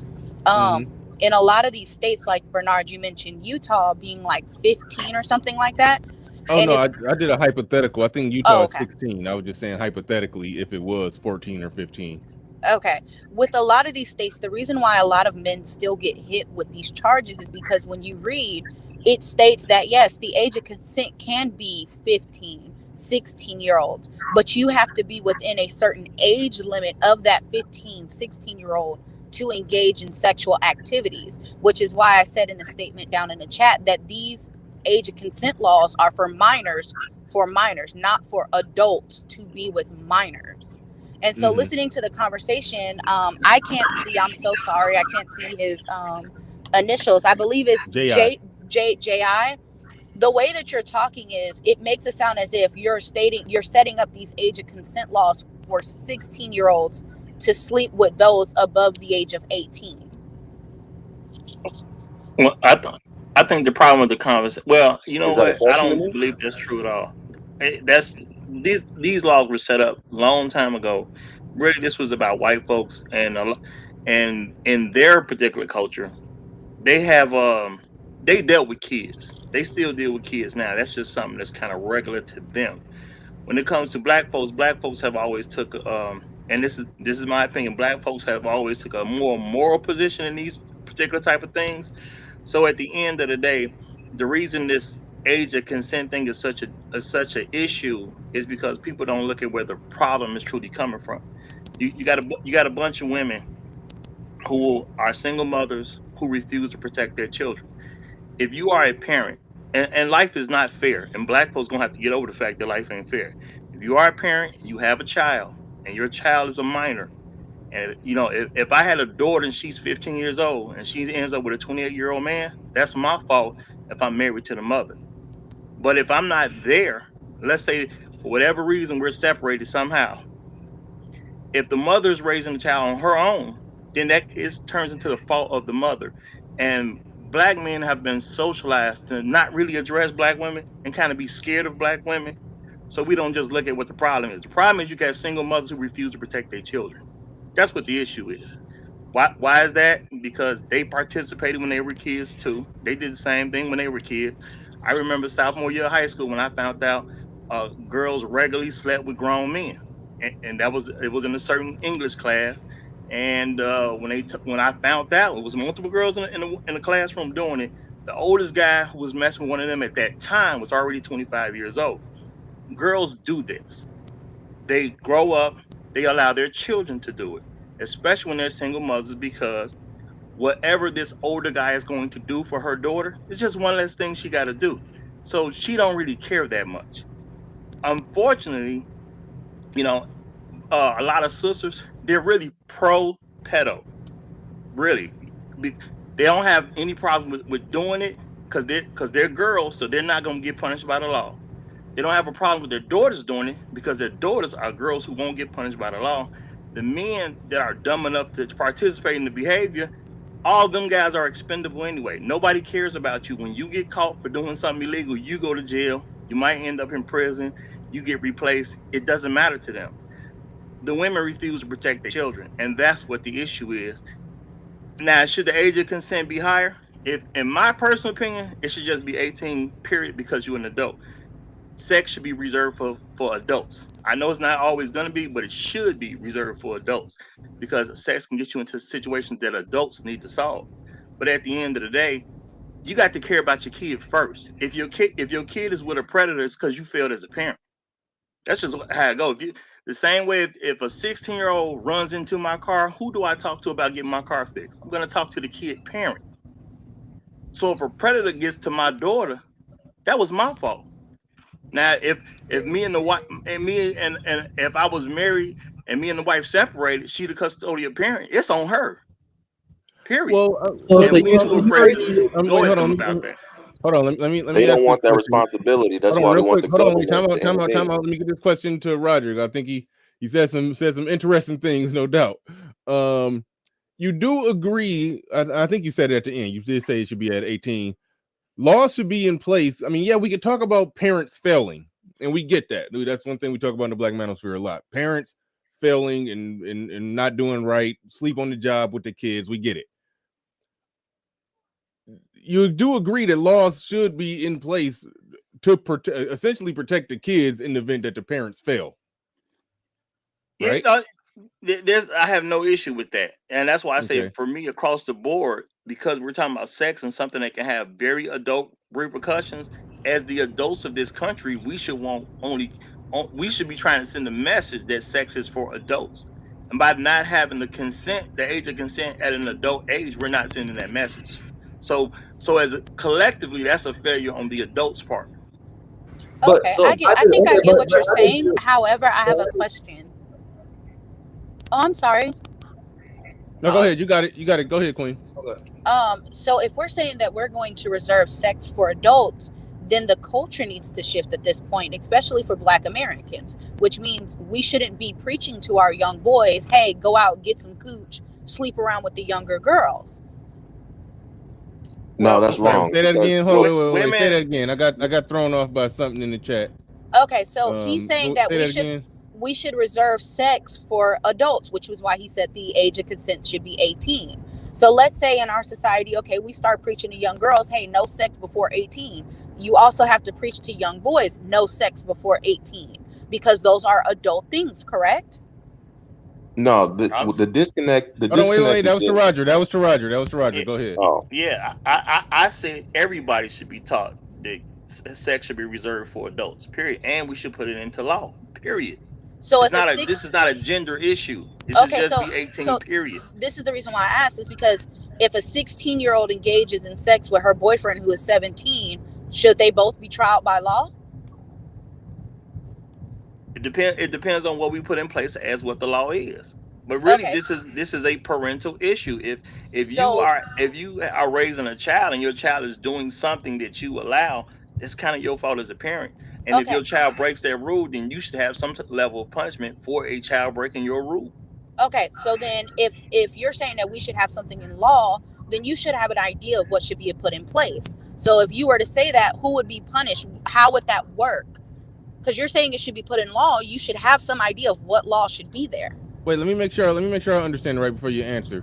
Are you Roger, are you saying that if a 17-year-old boy, 16-year-old girl have sex, there should be some type of punishment? Legal punishment? Yeah. No, I disagree. How did you do that? No. What I'm talking about, punishment from a parent. She's trying to make it a legal thing. I said we as parents, if we're the adults of the country, we should be pushing this sex should be reserved for adults. That's what we should be doing. Okay. But let me hop back in. Time out. I think Roger is just making a cultural argument. Like he's Okay. shout out to the culture warriors. I consider myself one of them. You're making an argument that culturally this is what we should do, this is what we should push, but legally you can't do nothing if a 16 and 17-year-old have sex with each other. Okay, that's the reason why I was asking, because he said the legal age should be 18. So putting the legal age at 18, there's that weird open window for 16 and 17-year-olds to sleep together. That's why I asked the question. Yeah. But no, let me clear this up. All right, because go ahead. Somebody, these people getting the wrong idea in the chat. When he asked me, do I think that the complete age of consent, whatever, should be completely whatever done away with in extreme, and I say yes. It's not because I don't want people that have sex below a certain age or whatever to have no consequence. I don't believe it's the law's place or whatever to be determining these types of things, because I don't believe in the law having that type of control over individual people. I believe that the more government intervention, the more that the family is undermined. So what I'm talking about would force, groups to come back and families to come back. And it doesn't mean that there would be no consequences for those actions. It just means that the law is not responsible for doling out those consequences and saying what's okay in those situations. So don't. Okay, so practically, people without get the into law, it. Don't think that I'm advocating for bad things to be happening. It's just not the law's place. Okay. So Well, practically, in my opinion. practically though, without the law, okay. So how do you actually get those consequences without the law? Practically, yeah. Like The people, the members of that group that it happened to, will have to settle it up. So then in that case, what you're doing is you're So we just because leave it the to the reality is you're advocating for violence against people by saying that if you take I'm away not the advocating laws, for violence against people. Listen, But I'm the advocating for reality- the members of the group to determine what an acceptable punishment is for what happened. and That's that what would I'm be, advocating for. and that would be violence, because the reality is let's say, for example, this was to happen. Mhm. In the reality, you would have a lot of people taking advantage of these laws, especially, I'm pretty sure we all know who the MAP people are. I'm just going to put it like that. We all know Who the who what? MAP. Map? MAP stands for minor attracted people. So let's say he did take Oh, these. gotcha. So let's say I've never heard of that. Yeah, that's like a whole thing. It's another word people are using so that way you don't get your stream knocked down and things like that. But let's say, for example, if you're like, let's say you're these laws have been taken up, right? And you're sending your kid to school, you're sending your kid, like, let's say you have a young girl, she joins, or a young boy joins the Boy Scouts, because we know this was rampantly happening in the Boy Scouts at one period of time. If you're sending your kid to the Boy Scouts, you're a 2-parent household. You're doing what you're supposed to do. And it just so happens that on a camping trip, this older gentleman coerces your 11-year-old son into doing this. You as a parent, the first thing that you're going to think is, oh, he got to go. Yeah. Father got to do. Then he got to go. Then he got to go. So hold on. Wait. Because I'm not going to pussyfoot around her question. He got to go. So what you're asking? Everybody stop. Okay. How can you, in one hand, say that you think there should be less laws on the books because that force families to work together and come together, so you would be okay with just taking all the legal age of consent laws off the books? She gave a scenario of a family doing traditionally what families do. They send the boy off to Boy Scouts, and a scout leader does some stuff. I'm trying to mess up the stream more than it already is, but the scout leader does some stuff to the boy, and if there's no laws like what you said, then they're disarmed. They can't say anything. He could say the 10-year-old boy can send it. So that's why you're arguing. No. It don't work at all. Listen. Mine would replace. Obviously, it will replace for the personal families would have to deal with these things interpersonally. That is what I would replace it with. So then here's it wouldn't just be just do whatever you want. Can I finish, please? Can I finish? Hold on, real quick. When you say the family has to deal with it interpersonally, are you basically saying, "Oops, we slipped up and sent our son to the wrong Boy Scout camp retreat. He got touched on, so we just gotta deal with it and console him, but we can't take any legal action on the scout leader"? Is that what you're saying? No, the law. I think that the family should exact their own revenge against them. Okay, but here's the problem. Hold on, man. Wait, you're talking about street justice. Okay, so here's the problem with that, though. Real quick, because I got. Yes, that's what I'm talking. Let me just about. Hold on. To be clear, yes, that's what I'm talking about. That is exactly what I'm talking about. All right, you, J.I., you just left the building. We live in a modernized, westernized, civilized 21st century world. The law of the land can't be wild west street justice when a kid when anything happens. But see, here's the problem. It's hard for you to conceptualize that because of how we live today. It's hard for you to conceptualize that. But for the majority of human existence, that is what it was. No, hold on. For the majority, we can't sit up and pretend like it doesn't work. For the majority of human existence anymore. We don't live in that world anymore. And for the majority of human existence, yes, when it was the law of the jungle, wild west, it was a lot of things going on that were absolutely horrible. That it's no reason we should be wanting to go back to that. You cannot exclude suffering from life. I know, but you can't make it. You can't put laws on the books to where we can't lock up. You absolutely can. You can't take away the laws. You don't want to.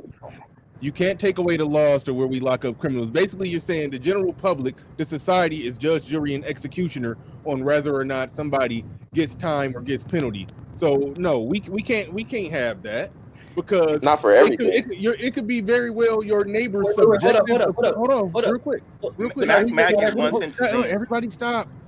I'm going to go in order, but if it's people's subjective opinion, whether or not person A needs to be punished or penalized, then they can just say, "Hey, this motherfucker stepped on my grass or did some bullshit, and we gonna fuck him up, and we decided what the law is because he left footprints on our grass." Like, come on. I'm not saying for everything.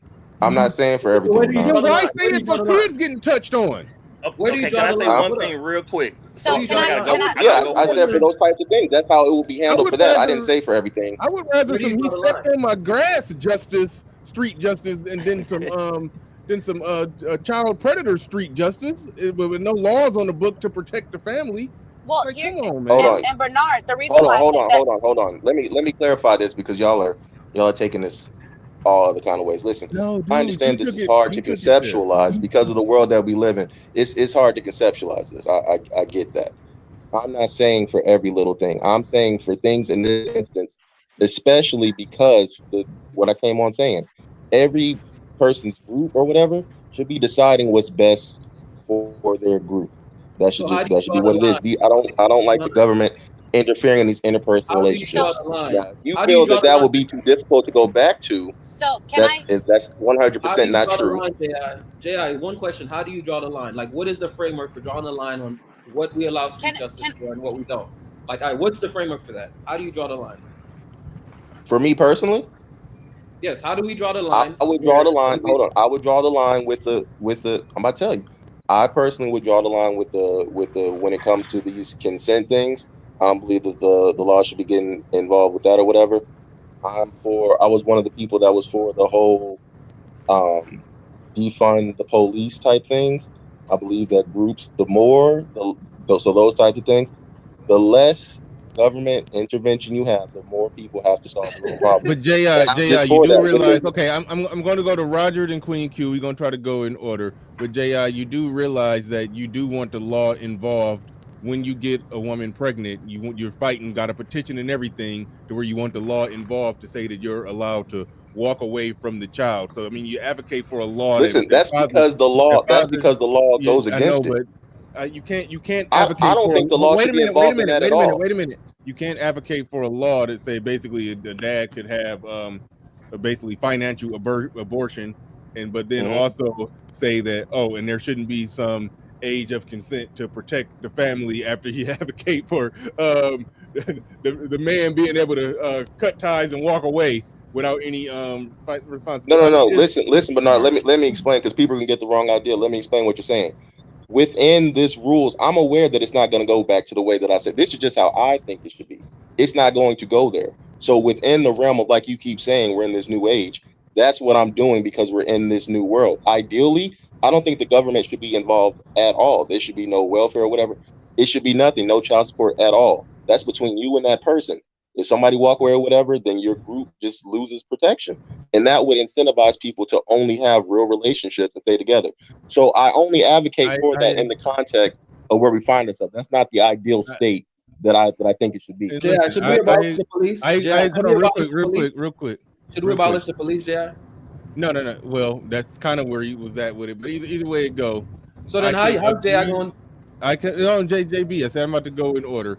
But if they ask me a question, I want to be able to answer that. I understand that, but I understand the logic of taking away more aspects of the system will force people to have to work together. You take away that's a flashpoint talk. That's a flashpoint conversation in the manosphere. Yes, you get rid of welfare. It would force people to make better decisions about who they reproduce with, when they reproduce, how often they reproduce, and it would be more intact families and overall better outcomes. I get that, but we when it comes to a 10-year-old being molested, the hammer need to get brought down. That's just flat out.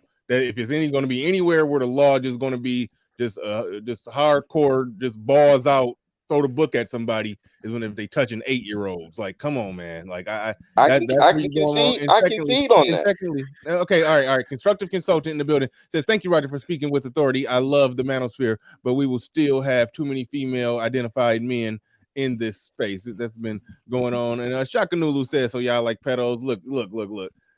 J.I. said something that I think most people thought was a little suspect, and he got massive pushback from the panel and the chat room. So don't come in here saying y'all don't come in here charging up the sphere with being pedos. And the one person who said something that was a little pedo friendly got massive. It was not pedo. I understand if a father gets their child touched or whatever, I don't know any man that wouldn't want to handle that personally. I don't know that. and that want to call 911. Laws need to be on the books. And I'm saying that I'm for the man being able to take care of that directly. Okay. I think it should be laws. I think it should be laws on the books and if the dad happened to go put a bullet in the head of the guy who touched his daughter, that he should get off. How about that? But it should be a law on the book saying he's not allowed to touch an 8-year-old. Okay, well, I can hear that, but the man asked me straight up, would I be okay with repealing whatever, and I said yeah, and I said why. Okay, well, I'm gonna say this real. I gotta leave. I gotta leave for a second. I gotta leave for 1 second. I just want to say one thing. At the end of the day, this is not to say that I agree with J.I., but there is controlled violence in a society. Okay, because I know the thing was like, do you advocate violence? If you believe in a police force, you advocate violence. We say the police can put violence upon people based on certain scenarios. So you are an advocate for violence if you believe in the police, period. You know what I'm saying? So when people make these arguments, you got to make them from a sensible standpoint. You can't say I don't believe in violence, but I do want a police force, because if somebody breaks into my home, I want the police to come get them. You can't say I don't advocate violence, but if someone has you at gunpoint, you're cool with the police coming there and killing them to save your life. We need to advocate controlled violence. But violence is always going to be on the table because we are people. And when you have people, unfortunately, some people do need violence applied to get a problem solved. That's just a reality. But J.I., what you saying, the way you're saying what you're saying, I understand how it's coming across to people. But at the end of the day, this is really an issue where at some point in time, we as men gonna have to start requiring women to protect their children. Okay, you got to require women to protect their children. If your child is in the hands of the pedo, that's your fault. Now, I don't mind blaming the father if the father is there, but if you're not with the dad, because the father's supposed to be the leader of the family, but if you ain't got the leader present, you messed up as a woman and you allowed your child to end up with a pedo. You're the problem. I can't blame a child for doing child stuff. You are the problem if you're the person who allowed the person to be with the pedo. I know people gonna say, well, but the man shouldn't be doing it. There's always gonna be somebody who's willing to do wrong. It is your job as a parent to protect your children from those who do wrong.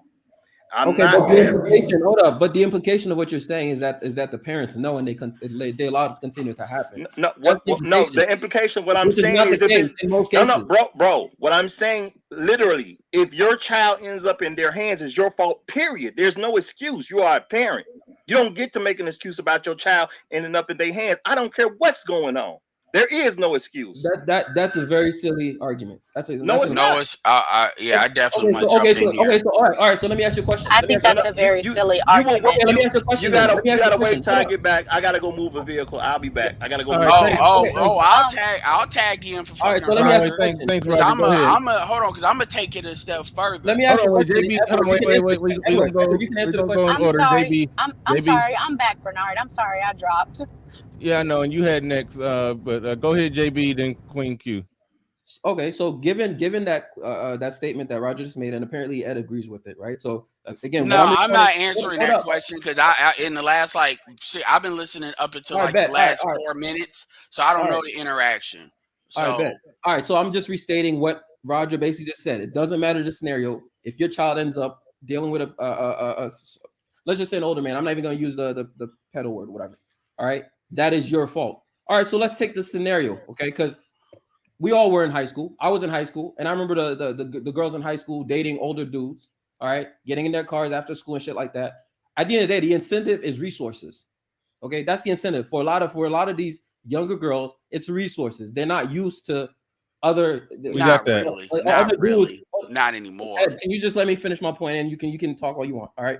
They're not used to other dudes around their age having the access and the resources that an older man has, the car that he has, like the money that he can provide her, all of that. They're not used to that. It's not because they're just so attracted to this older man at the age of 16. It's the big incentive is his resources that he can provide her. That maybe her mom is not, or her dad is not providing her with a car at 16. Okay, but this guy, he has a BMW and he's picking up after school. Right. So the point is, in that scenario, what is a parent to do in that scenario where he doesn't even know his daughter or is being picked up by some older man after school, and his daughter's hiding that because she wants the benefits that she's getting from that? You're telling me that's his fault that there's basically somebody who's using their resources to be predatory. You're telling me that's the parent's fault.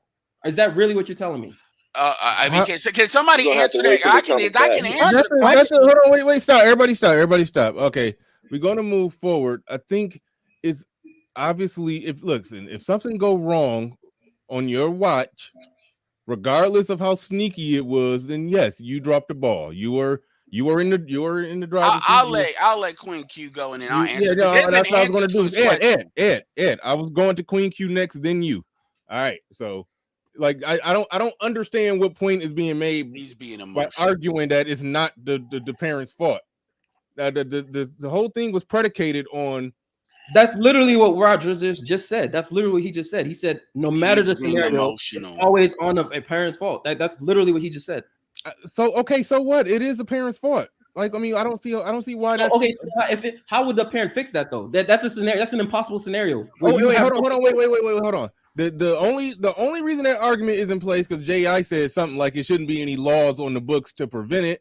It's just the parent's job to do it and prevent it. And if things go south, the parent should be able to handle it with violence up to leaving somebody dead if you need to, if somebody do something wrong to your daughter.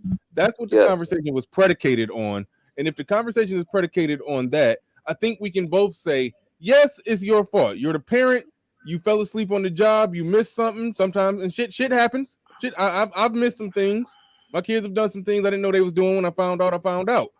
So yes, we understand that happens. We understand that that's a thing, and it is the fault of the parent if they drop the ball. But it should be something legal in place that protects that if in the event that some 15-year-old or some 14-year-old is something happened to them by some 30-year-old, that yes, that family does need to be able to legally take some action against the person who preyed on their 14-year-old. No, a parent is not omnipresent. A parent is not omnipresent. Okay, so this is going to be a vortex. Wait a minute. Hold on, wait. So the argument is only an argument. We're going to talk past each other as long as you understand the simple fact that what was being argued is that person shouldn't be punished by the law.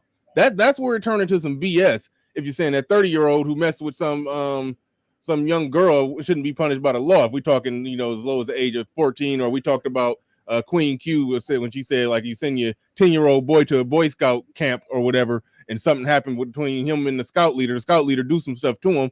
Yes, they should be punished by the law. Like, nobody disagrees with that. So we can say, yes, they should be punished by the law, and it's still the parents dropped the ball somewhere. Like, we can say both of those things and move on. We don't got to even argue too hard on that. All right, go ahead, Queen Q, then Ed. Okay, I'm back. I'm sorry. The reason why I said that J.I. was advocating for violence was because we know that the perpetual outcome is going to be parents essentially killing the individual who did this to their child. Because let's be real. If we did what he said, murder is still a law. So the only person really facing any repercussions on it is the parents for taking up the law. No, it would be permissible under those grounds in my scenario. So then what you allow now is you can have someone murder someone and say, well, he touched my child. Do you see how off the rails this can go? Listen, y'all are taking the simplest, most simplistic gotcha moments of this. Obviously, it would be rules to it and blah blah blah. We're not going to sit here and talk about what it would look like implemented on a countrywide scale because we're not having that type of we're not having that type of serious conversation. We're just having surface level. We're not going to, obviously it would be more complicated. Yeah, so he was just putting out an idea. You can respond. He's saying he's not going to do a action plan on how to put it. I mean, he has a right to do that. Right. Okay. But yes, essentially, instead of the government punishing them, it would be a system where the parents and the families would be responsible for punishing them. Now, what that looks like, that would be literally probably months of legislation to iron that out, what that would look like. But that's my only point. The problem that I have with that point is because we're here trying to have a serious conversation about this, and we're throwing out moot points that will never play out correctly. And you have a problem, and you have a right to say it's mute based on those grounds of what's it called, an outline queen. You definitely have that right. Okay, so and in addition, wait a minute. Everything, any idea that was thrown out from countries forming, slavery, all these practices. These things are complex things that people had similar arguments like this, and then once they decided, hey, let's build on that, then it became ironed out and was given form and was given shape. These things are complex. The legal system that we have is complex, but it ultimately boils down to someone does something, somebody else takes offense to it, and depending on what it is, you can be put to death. We already have that. All I'm doing would be shifting who gets to do it and why. But again, we're not having the conversation of ironing out that legislation Well, the and what audience, that would look like. the audience definitely heard it, so people can definitely kind of render their judgment on that. I just wanted to say that folks have a right, because I get you throwing the ideas out there, and then I get somebody saying, okay, that doesn't make sense. If you're not willing to build on it, I can't really take that seriously. I definitely understand both sides of that. So, yeah. All right. We actually go ahead, Ed. You got it. So this is a conversation that I definitely had, when the shit was like on fire. So I appreciate folks attacking this conversation. Even like Lapeef and them kind of did a couple of stuff on it as well. It's an important conversation to have. Here's my problem with this conversation. A lot of y'all are full of shit. And I'm just gonna say that. And that includes in the chat. And this is why I say that, because this conversation has been complete. Let's be honest. And I'd rather black people be honest about this. And I know y'all like, what the fuck is he gonna say? Y'all don't give a fuck about older women dealing with younger dudes. If the dude is fully developed, dude is like 6 foot. If he's 13 years old, let's just keep it real. And the female is 27. Y'all don't really give a fuck. Not really, not in the same way. And I've observed this in the chat. I've observed this in the I've looked at multiple Facebook posts that are old, meaning like some posts have like 35,000 shares over the course of 2 years. And I've seen this consistently. And I'm gonna be fair, I'm taking the women out of this for a second, and I'm talking about just the men. Y'all don't give a shit.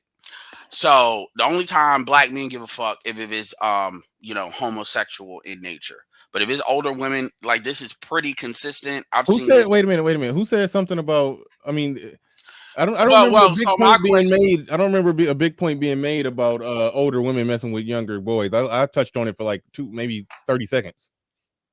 That's exactly. This whole conversation is so when people try to use a moral argument and a legal argument.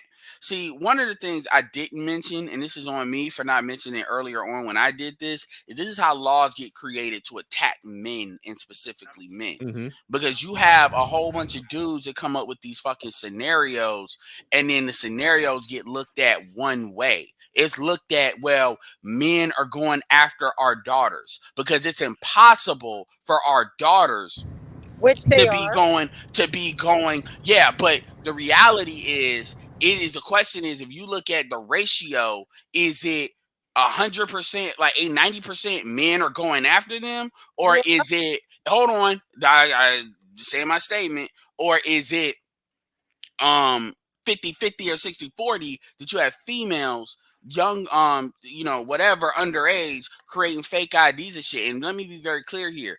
I personally think the shit should be across the board 18. I'm wondering why nobody's never. I heard that was mentioned. I've seen people say that in the chat. So I'm wondering why politically this is never an issue. What you call answer that as far as the white people? That actually makes sense as far as Roger said.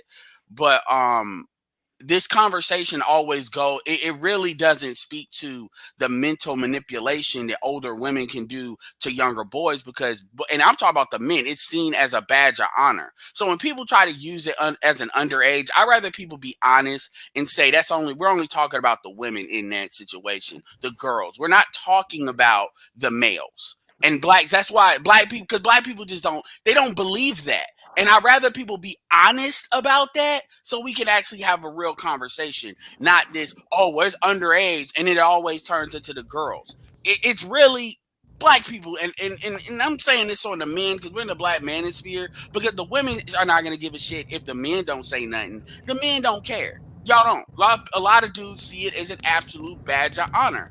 A dude could be 13 years old dealing with a 30-year-old, and yes, the father may feel some type of way. I'll give you that. Although that can be, it's not as much as in the flip side. But most dudes, they are not only gonna not care, they will. I've seen thousands of comments on this from dudes now. They will go out of their way to say how you're actually wrong for even saying it's an issue. But we'll have all of this stacked up energy for, these girls. And my point is to not say that that's not relevant. It's to say that we understand a lot of the emotions in it it's not really founded on like, okay, what law could be built on. Because if were to say that there should be no age of consent for boys, you'd have some pushback, but you wouldn't have the same kind of energy. You just wouldn't.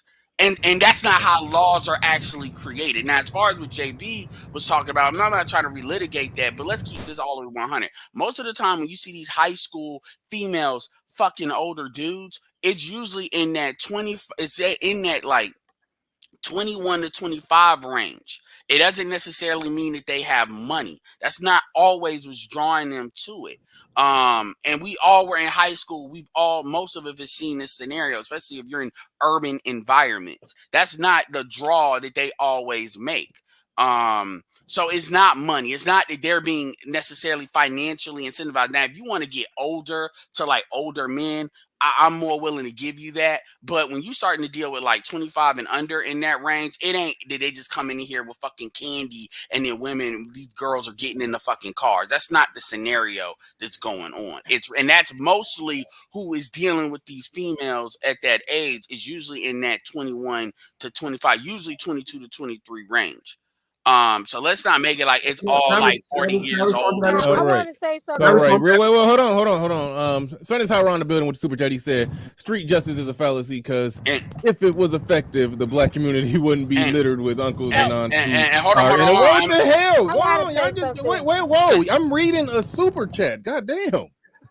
I got one more thing, and then I'll pass the mic. Y'all can hear me, right? No, I got you, Bernard. Everybody can hear me. Okay.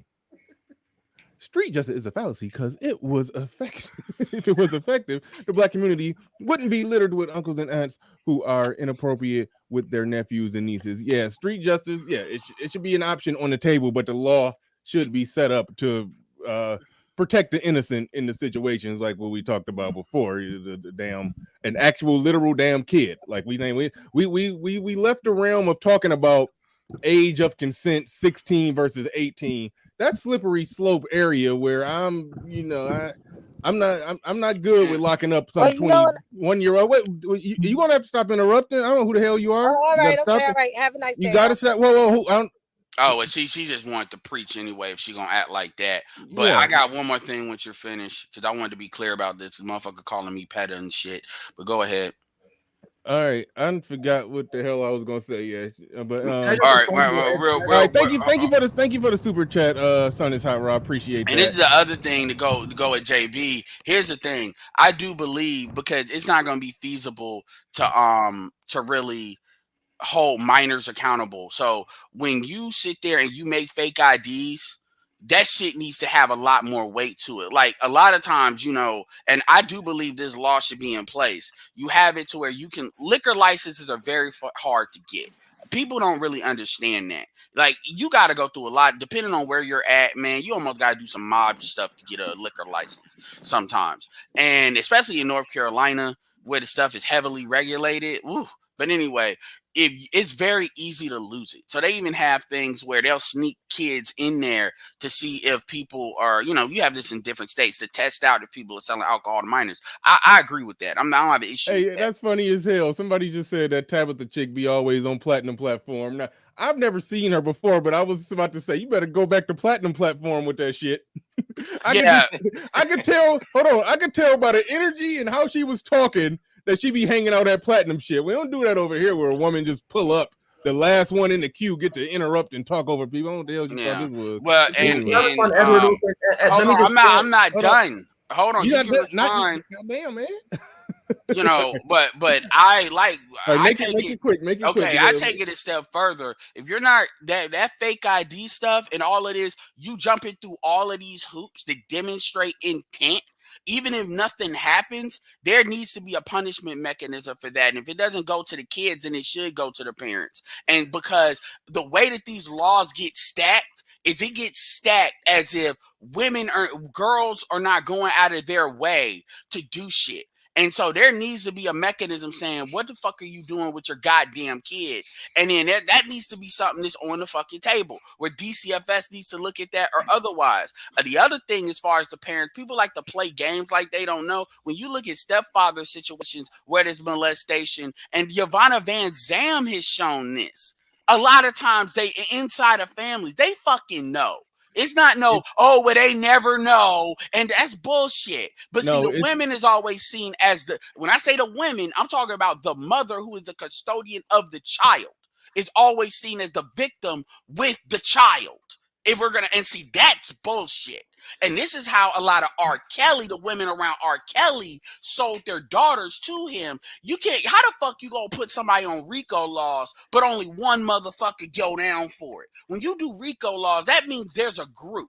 Meaning you need to get at least a fucking basketball team. Okay, all right. I don't know what the hell. I don't even understand the recent R. Kelly case. I don't even know what the hell a RICO law is. I know he was caught doing enough stuff earlier to get locked up, but he wasn't even on trial for that stuff, and I don't even understand. Well, they use the RICO. I don't even. Wait. We not relitigating the R. Kelly thing. I'm just saying. I don't know, and I'm okay with not knowing. I don't even give a shit. All I'm saying is, when you say RICO, you mean meaning it's a team. Meaning one person doesn't go down for a team. But see, because the other people is just like Jeffrey Epstein, when they got that one woman, it was his right-hand woman, they got her and let everybody else skate. They got one other person. The thing is, this is always stat one way. And the conversation that I've heard is only one way. And you cannot make laws based on it being one way. Go ahead. All right. So can I just... All right. No, okay. All right. Corey watching in the building, he says, does R. Kelly become a predator if he wasn't preyed on by an older woman? Was he a kid? Girls in my high school date older men, and it wasn't by force. So thank you for the super chat. We appreciate that. Manosphere Maniac in the building. Shout out to you. Appreciate the $2 super chat. All right, constructive consultant. I don't think that you've said anything. And I thought, can I just respond to what Ed said to me about be extremely brief? Go ahead. Right. I'm trying to get to constructive consulting. Go ahead. All right, because I think Ed is making several obtuse points here. I think the first thing is that the point that you made about women preying on the younger dudes. I agree with you on that. In fact, I mentioned earlier in the chat myself that when I was in high school, I had an older woman, quote unquote, take advantage of me, and I actually felt like the man at the time. So I get your point there, Ed. But I think to go to the extent of saying, yes, we understand that kids for the most part, want to behave like adults. That's just the thing. Not just girls. It's boys and girls. Kids for the most part want to do adult things. They want to smoke. They want all types of things that adults should be doing.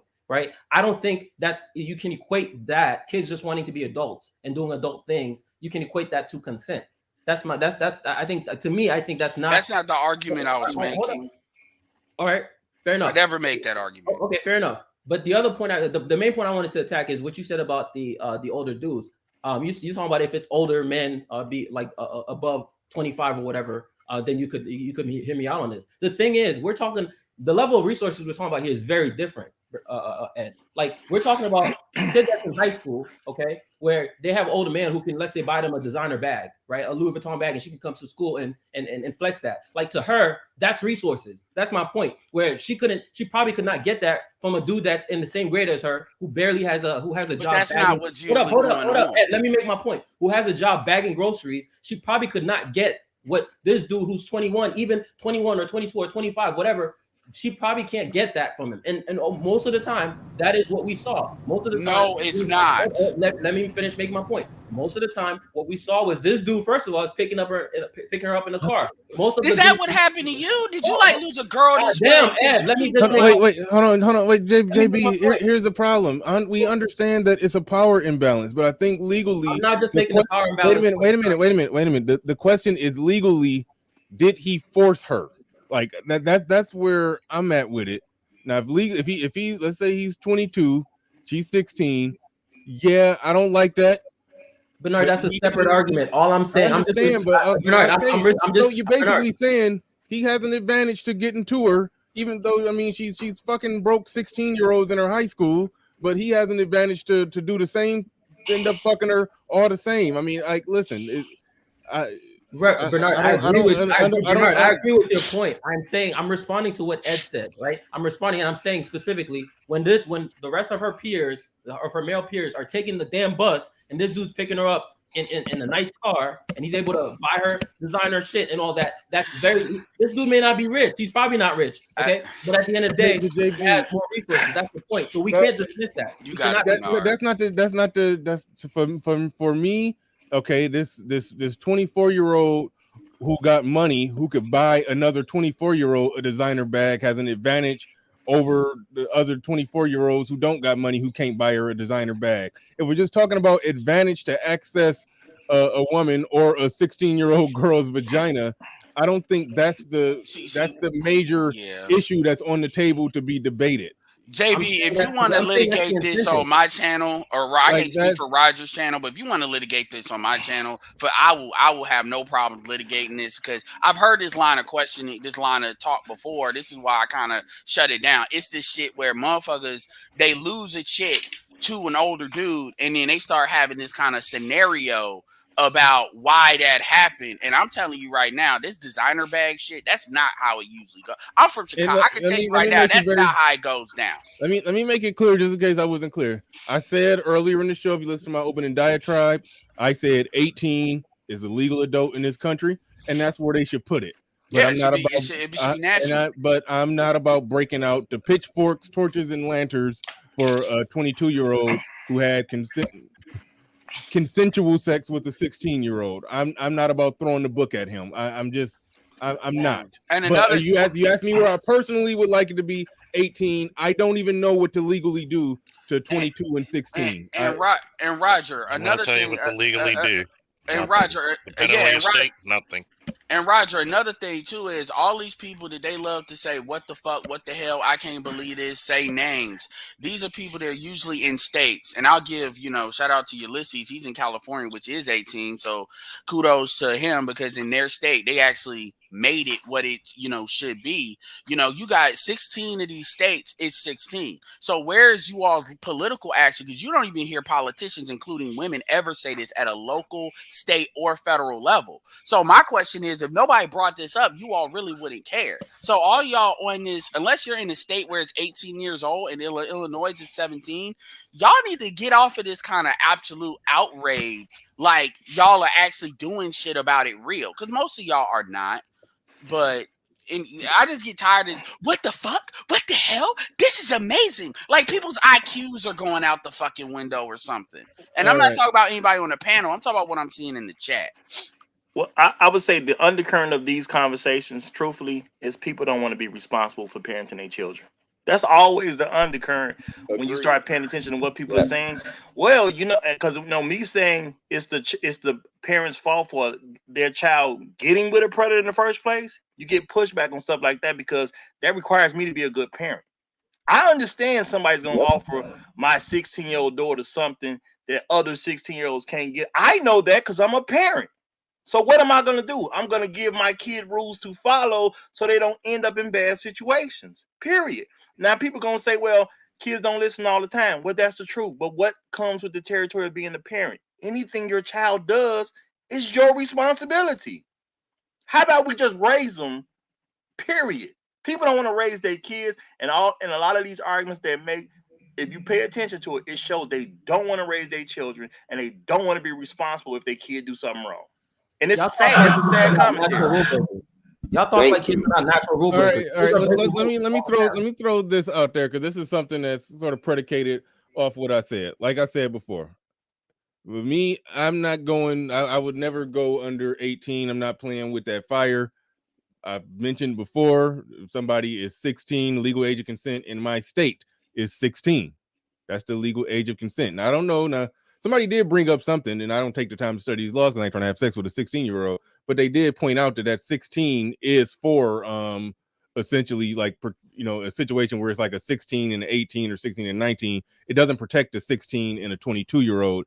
Is that correct? If I understand it right? No. What was said, which depends on true. The state because every state is different. Like my state, let me try to get it clear. In some states, a 22-year-old can legally have sex with a 16-year-old. And for example, in the state of Maryland, I had a call where parents wanted to press charges on her 22-year-old boyfriend. She's 16. You know what I told them? Sorry. It's consensual. Did he rape her? No. How old was the guy? 22. Okay, so she's 16. That's why I have a hard time if in one state 22 and 16 is legal, nothing you could do about it, and then in another state just go over 3 miles over where an arbitrary line was drawn, an invisible line was drawn on a map, and now this person is liable to do 20 years. Like that's well, to the me. problem is this: a lot of people get it backwards, meaning you have a stretch, meaning let's say if a child's 14 and they're having sex with a 16-year-old. In Maryland, there's a 4-year gap, meaning that 16-year-old cannot go have sex with a 12-year-old. Okay. So most people get it backwards. Once you're past the age of consent, there is no age gap. So if you're 16, that's how I understood it. But people usually say it backwards, like, let's get this through a lot of people's skulls. Younger women throughout history usually dated and married older men. Yeah.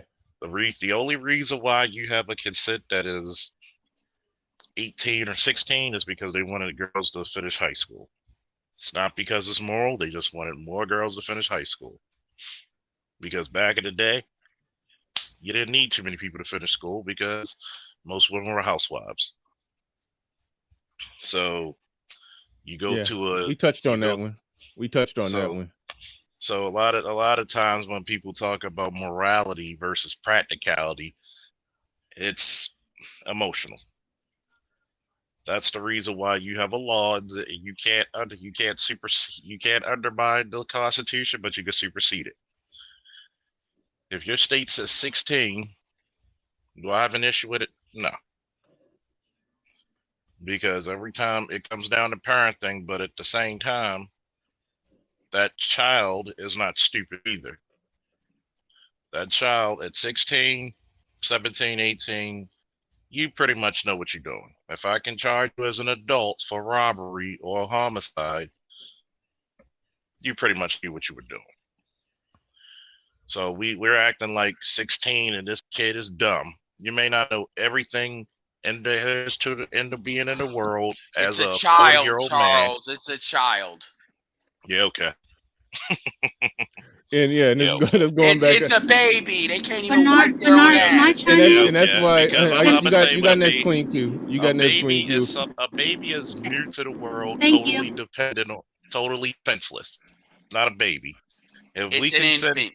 I'm gonna put it to you this way: when I joined the army, I was 17. Before I could smoke or drink in it, I could kill or die for it. So when we go through these hypotheticals of, oh, is this right? I'm gonna tell you, ask your grandparents how old they were when they were married. Some of your parents, ask them. All right, Jessica X, come on up so you and Ed can have this conversation. I see the conversation y'all having in the chat. We've already had this conversation. Anybody, my videos are up. We've already had it. Cool. And it basically, Charles was a part of that conversation. So if you're gonna come up, you're gonna talk to Charles, the cop, the expert. Shit. All right, cool. But shout out to Jessica X. Appreciate the $4.49 super chat. Shout out to Manosphere Maniac in the building. He says there was a high school teacher. I'm a little nervous about what he's about to say. There was a high school teacher in my city of New Haven who was about 22 to 24 years old and slept with her 15-year-old student, and the same local people who had nothing to say about it had a lot about. And that's the problem right there, is that when it's a boy, they notice how the media does not call it statutory rape. And here's also another legal tidbit. Make it snappy. You cannot deal with somebody that's under your, like, a teacher-student relationship. You can't even do that in college.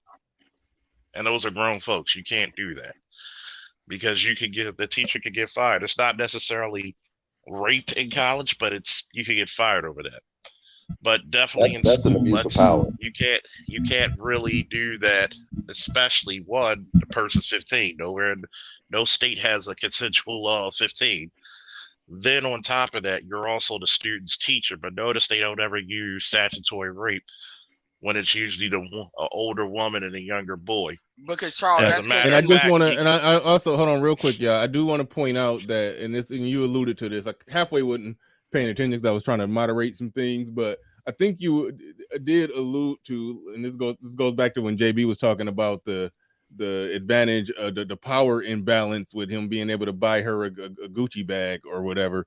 The only time when I 100% like, if you're a teacher or any type of authority position over that person, then I agree with that. I agree with cracking down on that. You know, I don't care. I don't care if the legal age of consent is 16 and she's 17 and the teacher is 23. Like that, for obvious reasons, should be illegal. But just if you're talking about somebody 17 and in high school, and if 16 is the legal age of consent, and somebody pulling up 23 with a job, I mean, it's you stupid. Well, you know, anyway, well, Queen Q got it. Go ahead, Queen Q. Hi, can you guys, I'm so sorry. I don't know if you guys can hear me or if I'm boarding out. We can't hear Yeah, shit. we can hear you right now. No, I can hear. We can hear. I'll just mess with her. Go ahead. Okay. So I just wanted to address a couple things that were said. First off, I want to address the issue, and I know that typically we do tend to have these conversations around the nuance of older men with younger women, but Ed made a good point about we never really go in depth of defending younger boys with older women. And to that, I have to say, in all honesty, Ed, I don't believe that to be true in the case. I know that I've been in this space. I've had conversations. I've been on different channels where we've talked about younger boys being with older women and men championing it on. And you get a lot of pushback from men in the chat that say, no, that's wrong. I have some bias to it because I am a mom and I am the mother of a boy. So for me, yes, I will see that as statutory rape. Yes, I will pursue that to the fullest extent of the law. And no, I don't want to normalize that. And that's something that I've had conversations with other men in this section about, is not normalizing that in that aspect. In addition to the fact being that forgive me, I do not see the gentleman up here, but I know that he was talking about age of consent and how I came in and it was kind of borgy. So forgive me if I interpret this wrong, but you were saying where you're at, there is no age limit, right? That's his unique perspective. Most people don't even share that, but go ahead. Who said that? See, and that becomes like that was I don't think it was J.I., but that was just let me say this. Listen. I got to step in and say this. J.I. said that most people gave him pushback in a roundabout, nuanced way. You can probably understand where he was coming from if this factor, that factor, and some other factor was in place. But overall, by and large, most people rejected outright what he said. Yeah. So I don't want to make the stream about that.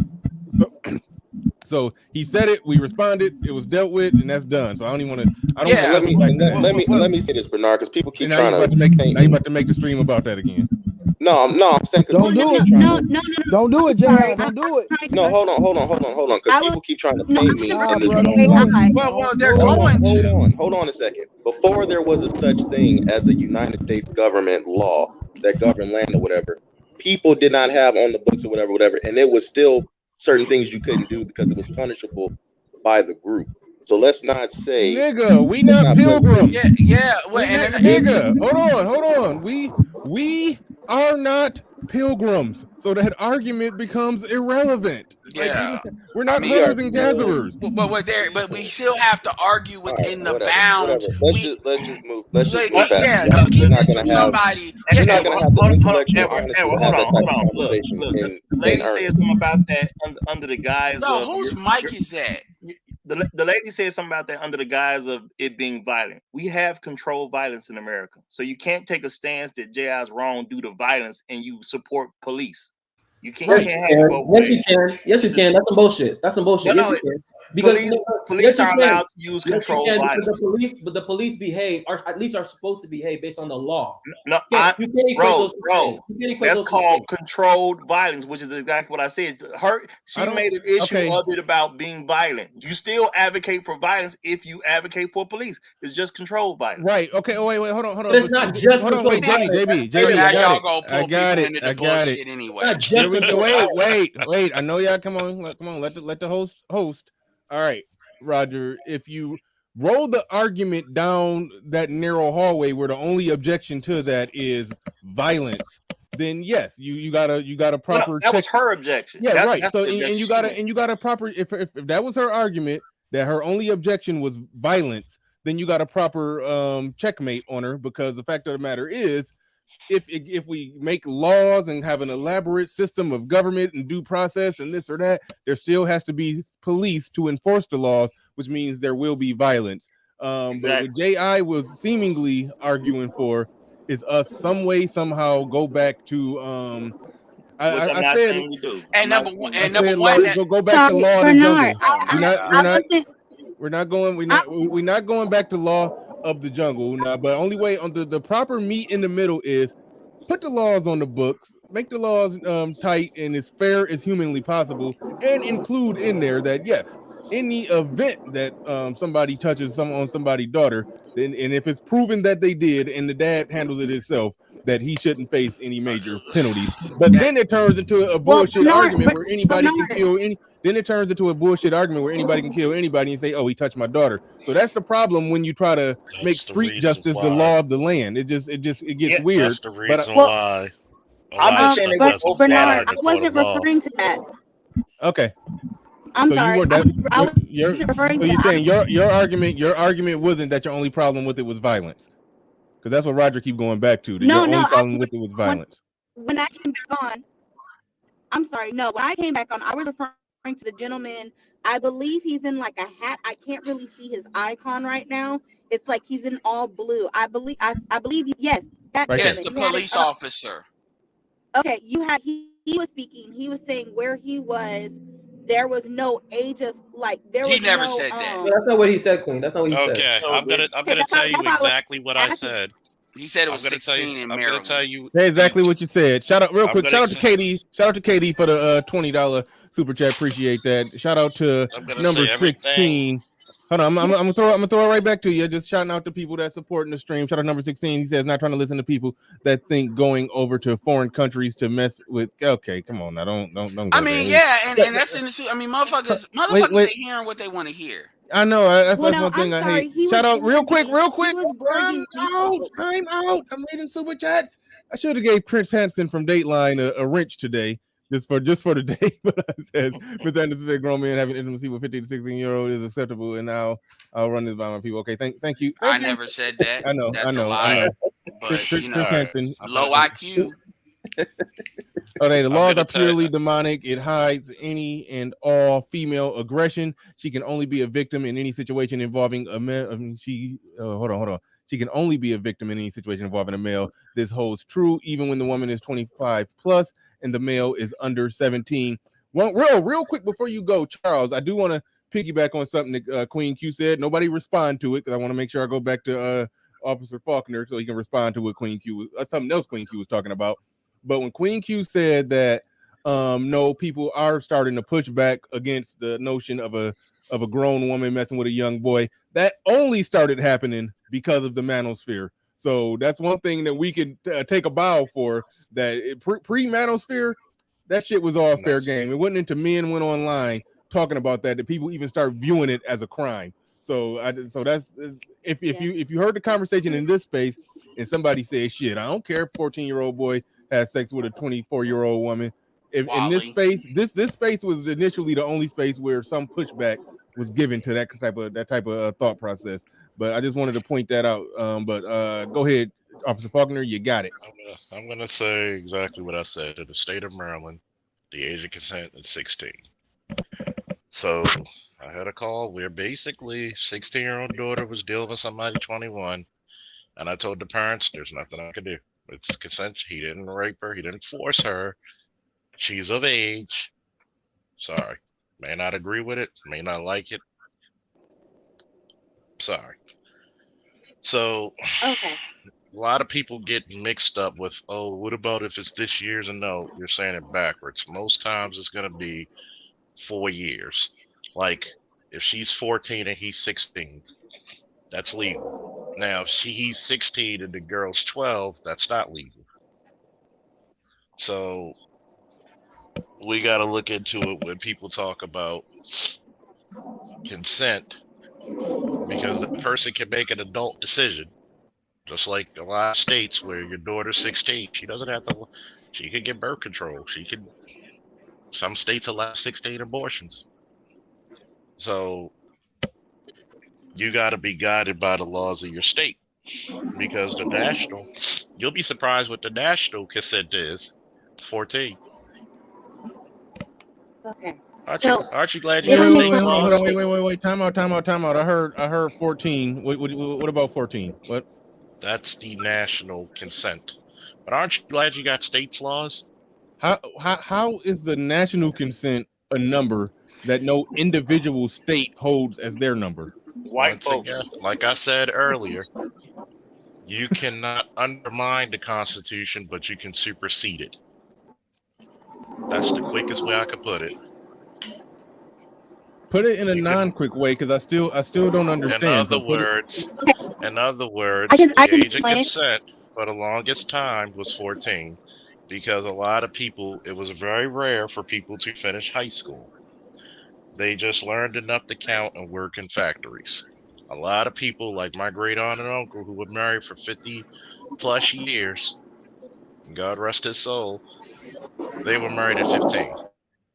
So they could legally get married at 15, just like North Carolina changed their consent laws, which was what, 14? Isn't it true that if the parents consent, and by the way, are you skateboarding or something? I keep hearing something roll by. I don't know what that is. I don't know whose bike that is. Yeah, it sounds like somebody skateboarding or something.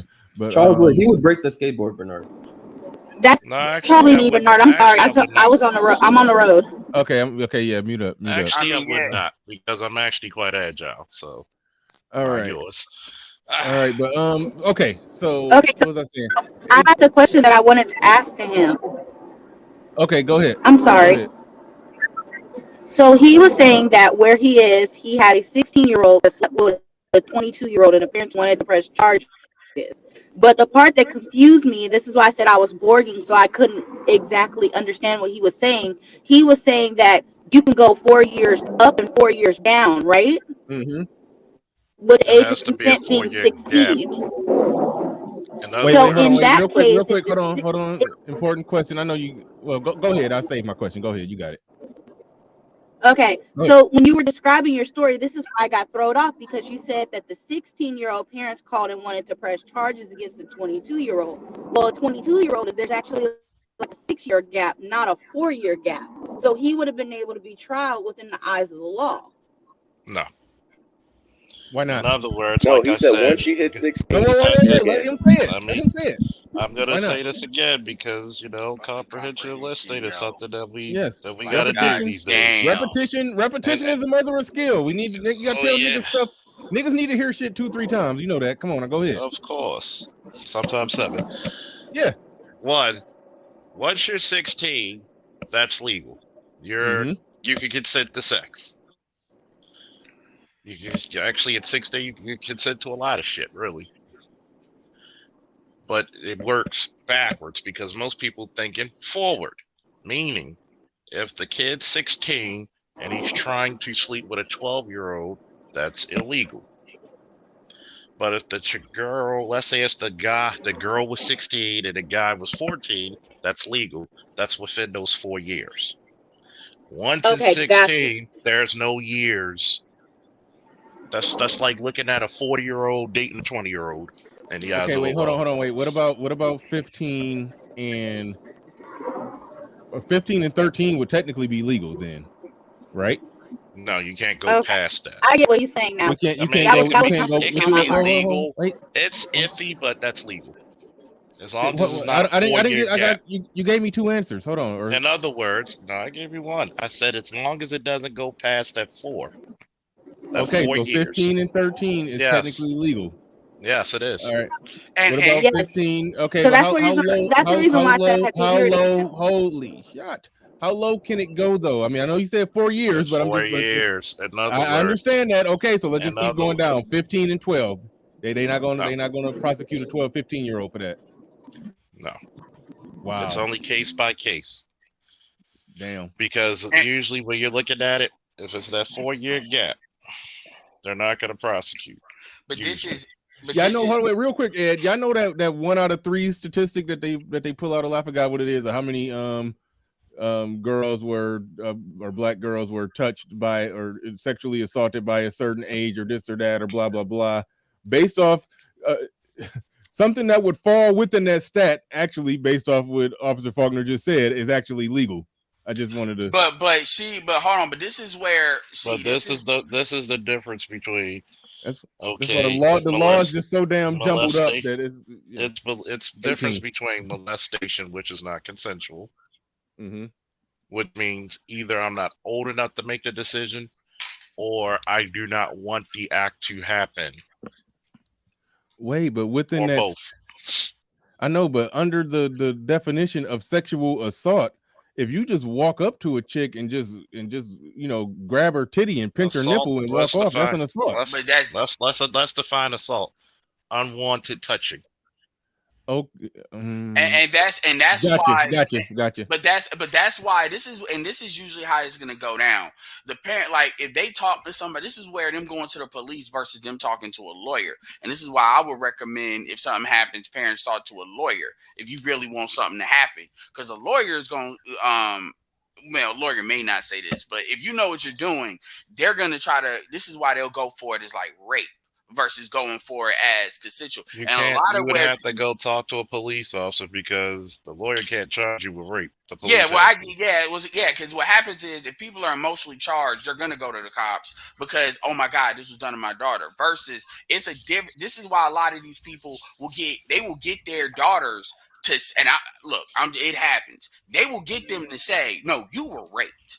Because if you go that route, then all the statutory crap goes out the window. So that 21-year-old, because that was the thing the lead attorney was talking about, too. But all those laws go out the window with that, because then it's the woman recanting on it was unwanted. That's that reversing consent back then. They're not going to defend that because most of these people are not going to have lawyers that have the kind of pull to kind of attack that. So where people are talking about you can get in trouble is if she reverses that consent, there's not going to be a real challenge to her reversing that. You're just out there. So this is why people say this is where it becomes legal and then illegal at the same time, because it just depends on how they charge it. And this also depends on how much they want to go after your ass, and people don't really think about that. That's why some people, it sounds like they're trying to make people skirt the law, when in the reality is it flips both ways, because parents will put pressure. And I'm not saying this is right or wrong. That's not what I'm saying. But parents will put pressure on their kids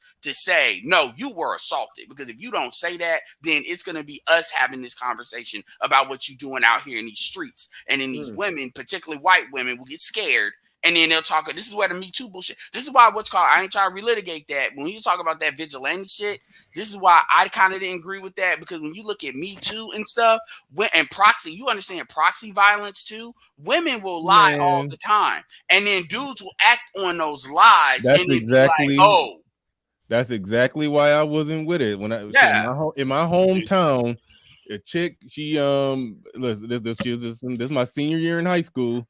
I didn't go to school with this chick. She went to like the other school, like down the road. And she got. She went.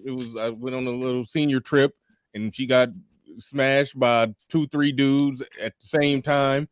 And one of them had a little camera and recorded, and it was a whole mess. Yeah. But anyway, when shit hit the fan and it leaked out, and her reputation was about to be on the line, she started pulling out that word, and then her brothers and cousins fighting the dudes, her brother got beat up by one of the two. I mean, it was just a whole mess where she had her family all in it, and people, all kind of horrible stuff happened. And then when it was all said and done, they had some of it on video. So they just went on and made copies and just sent it to everybody like boom. So let me get this straight. Let me get this straight, Ed. Little So Ed, Big Nate talked about the let me get this definition straight. of rape being So changed Ed, by the FBI, and quick. that's one of the reasons why. That's one of the political reasons why that stuff happens. And see, that's where a lot of the pushback I get comes from, because the way motherfuckers are going to operate is they're going to stack laws completely against men, targeting, trying to make something to be bigger than really what it is. And then it becomes this, well, men got to jump through hoops while these women are still doing, girls still doing what they're doing. And that's BS to me. It needs to be some kind of mechanism to basically deal with the parents of these females creating fake IDs, doing what they need to do to put themselves in positions that they don't need to be at. That cannot be like not talked about, and it also cannot be talked about because even with the Brittany Renner situation, because a lot of people are talking about, well, it does get talked about. There's women that advocate for child support laws to change, but that ain't the majority of what goes on. So Ed, let me get. Hold on. I'm not also talking about content creators. I'm talking about the overall attitude in the community when it comes to women and boys. It's not the same. Y'all can show me a couple of things here and there, but overall, ain't nobody giving this same kind of energy at 1% the rate on the flip side. And right. it's fine, but that's not debatable. All right. Let me get this straight. So Ed, let me get this straight.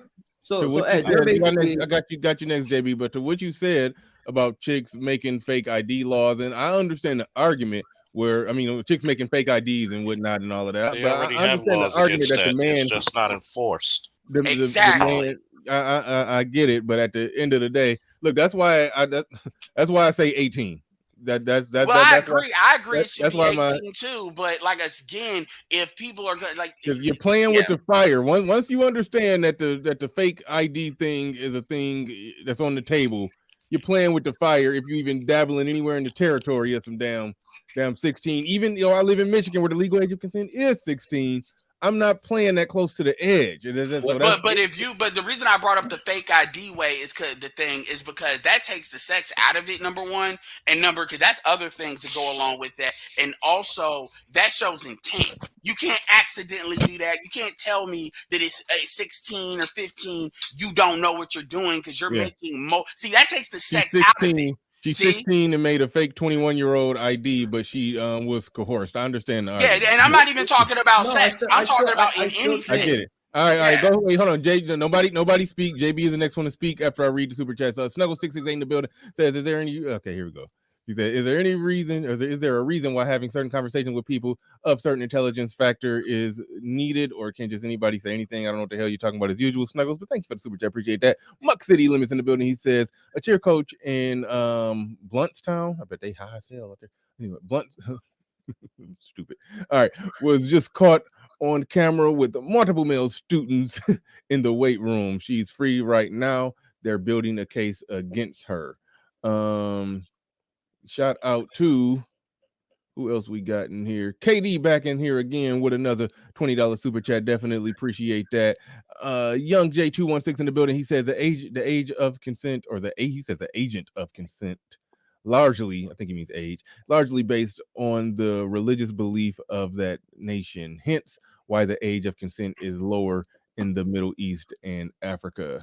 Shout out to you. Thank you for the super chat. Appreciate that. Also, we got Ty City's Garage says 16 is still a minor. If she changes her mind on consent, like we know women do, you're done. Play stupid games, get stupid prizes. Yeah, that's why I just keep circling back to 18. But what I think the law should be is a different thing. But wherever they put that line at, because 18. That's just where that's where I'm at with it. They can put that law wherever they want. If you ask me, 18. It was somebody else. Queen Q sent one. Thank you, Queen Q. She said, "Thank you, Bernard, for having me up, and thank you, chat, for the conversation." Absolutely. My man Theo just dropped one. I don't know why I thought. Okay, wait, no, I did see that one. Shout out to Theo. He says, "Edward is entirely correct, 100% agreement. Which with what point though? He made like 19 of them. Not just playing. I'm just playing. I had to slip that one in there, Ed. you just can't say I 100% agree with Ed. He made like 20 points real fast. Which points do you agree with? Go ahead, JB. Sorry, Ed, I had to get that one in. But go ahead, JB. All right, so here's what I find so interesting about this argument, right? So for one, I agree 100%. And hold on, y'all. I'm stepping away for a second again. Don't do nothing crazy. All right. So I agree 100% that parents should be responsible for their children and their actions, etc. But we talk about this, like we talk about this stuff as if children are not rebellious in nature. Okay, as if we didn't just do things that our parents precisely preached us against doing, as if we're not as children just wanting to behave like adults, as if you weren't trying to smoke when you were, even in middle school, when you're not supposed to, when your parents would try their best to prevent you from doing that. At the end of the day, parents are not omnipresent. Okay, they're not omnipresent. They don't know everything. Why does that matter? You made this. Why does that matter? Ed, can you please not cut me off, bro? Like, no, that was Roger who was asking. Why does that matter? We let you talk. So let me finish my. Let him get it off. Go ahead, JB. Right. Yeah, nigga, I wasn't even talking to you. So that was Roger. Oh, my bad. My bad, Ed. My bad. I thought that was you. My bad. So at the end of the day, parents are not omnipresent. All right, they don't know everything their children are doing. Yes, if the parent knows, absolutely, yes, I believe it's 100% their fault, right? But we can't just push it to the side as if like a lot of the things that kids are doing, they're doing it explicitly in a way so that their parents don't find out. So you could do everything as a parent to prevent your child from doing some bullshit thing, and they're still gonna do it. Okay, so there needs to be a way to address the situations where at the end of the day, the parents are not everywhere, they can't see everything. And I find it quite interesting that basically Ed mentioned the fact that the girl will go back to her parents and say this, and then her parents will want to control the situation. Well, okay, if we're saying that parents should take control, then that's an example of a parent taking control, saying, okay, you know what, this is what this is, right? You can't have it both ways. If the parents come back and say, you know what, I found out that this happened and I had no control over it prior to it happening, so now I found out that it happened, and therefore I am saying that this was great, then you can't say that parents should take control and they should be responsible. And then when they decide after the fact, when they find out and they decide, okay, this is what this is going to be so that this person can have consequences because I don't agree with this. JB. That is an example of the parent taking control. You cannot have it both ways. God damn, you are making it so personal.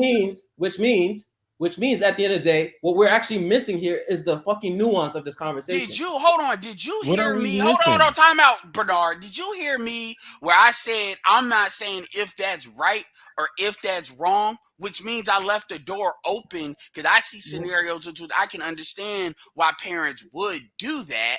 I said that. I said it happens. And I said that to explain how sometimes if folks say, oh, well, certain ages may be consensual and then there's not no Juliet laws and then somehow it becomes not, it's because that's not what they're being charged on. They're being charged on it not being consensual because they force them to flip it. And a lot of times what that goes in to say, either I'm going to punish that dude or I'm going to punish you for making the decision. I didn't say whether that was right or wrong. I just said it happens and I added that into the mix. See, you keep on personalizing it like I'm making this grandiose like thing saying that everybody is wrong and I am right. And that is not what I've done here. And also, like I said, you got Charles, who is a police officer in an urban, one of the black cities in a state that's controlled very much so by black people more than others. And then the law is still what this is. So you keep personalizing it and you keep coming back to these arguments. As far as the omnipresent shit, either you're going to punish. Here's the thing. Again, with the fake ID shit, either you're going to punish.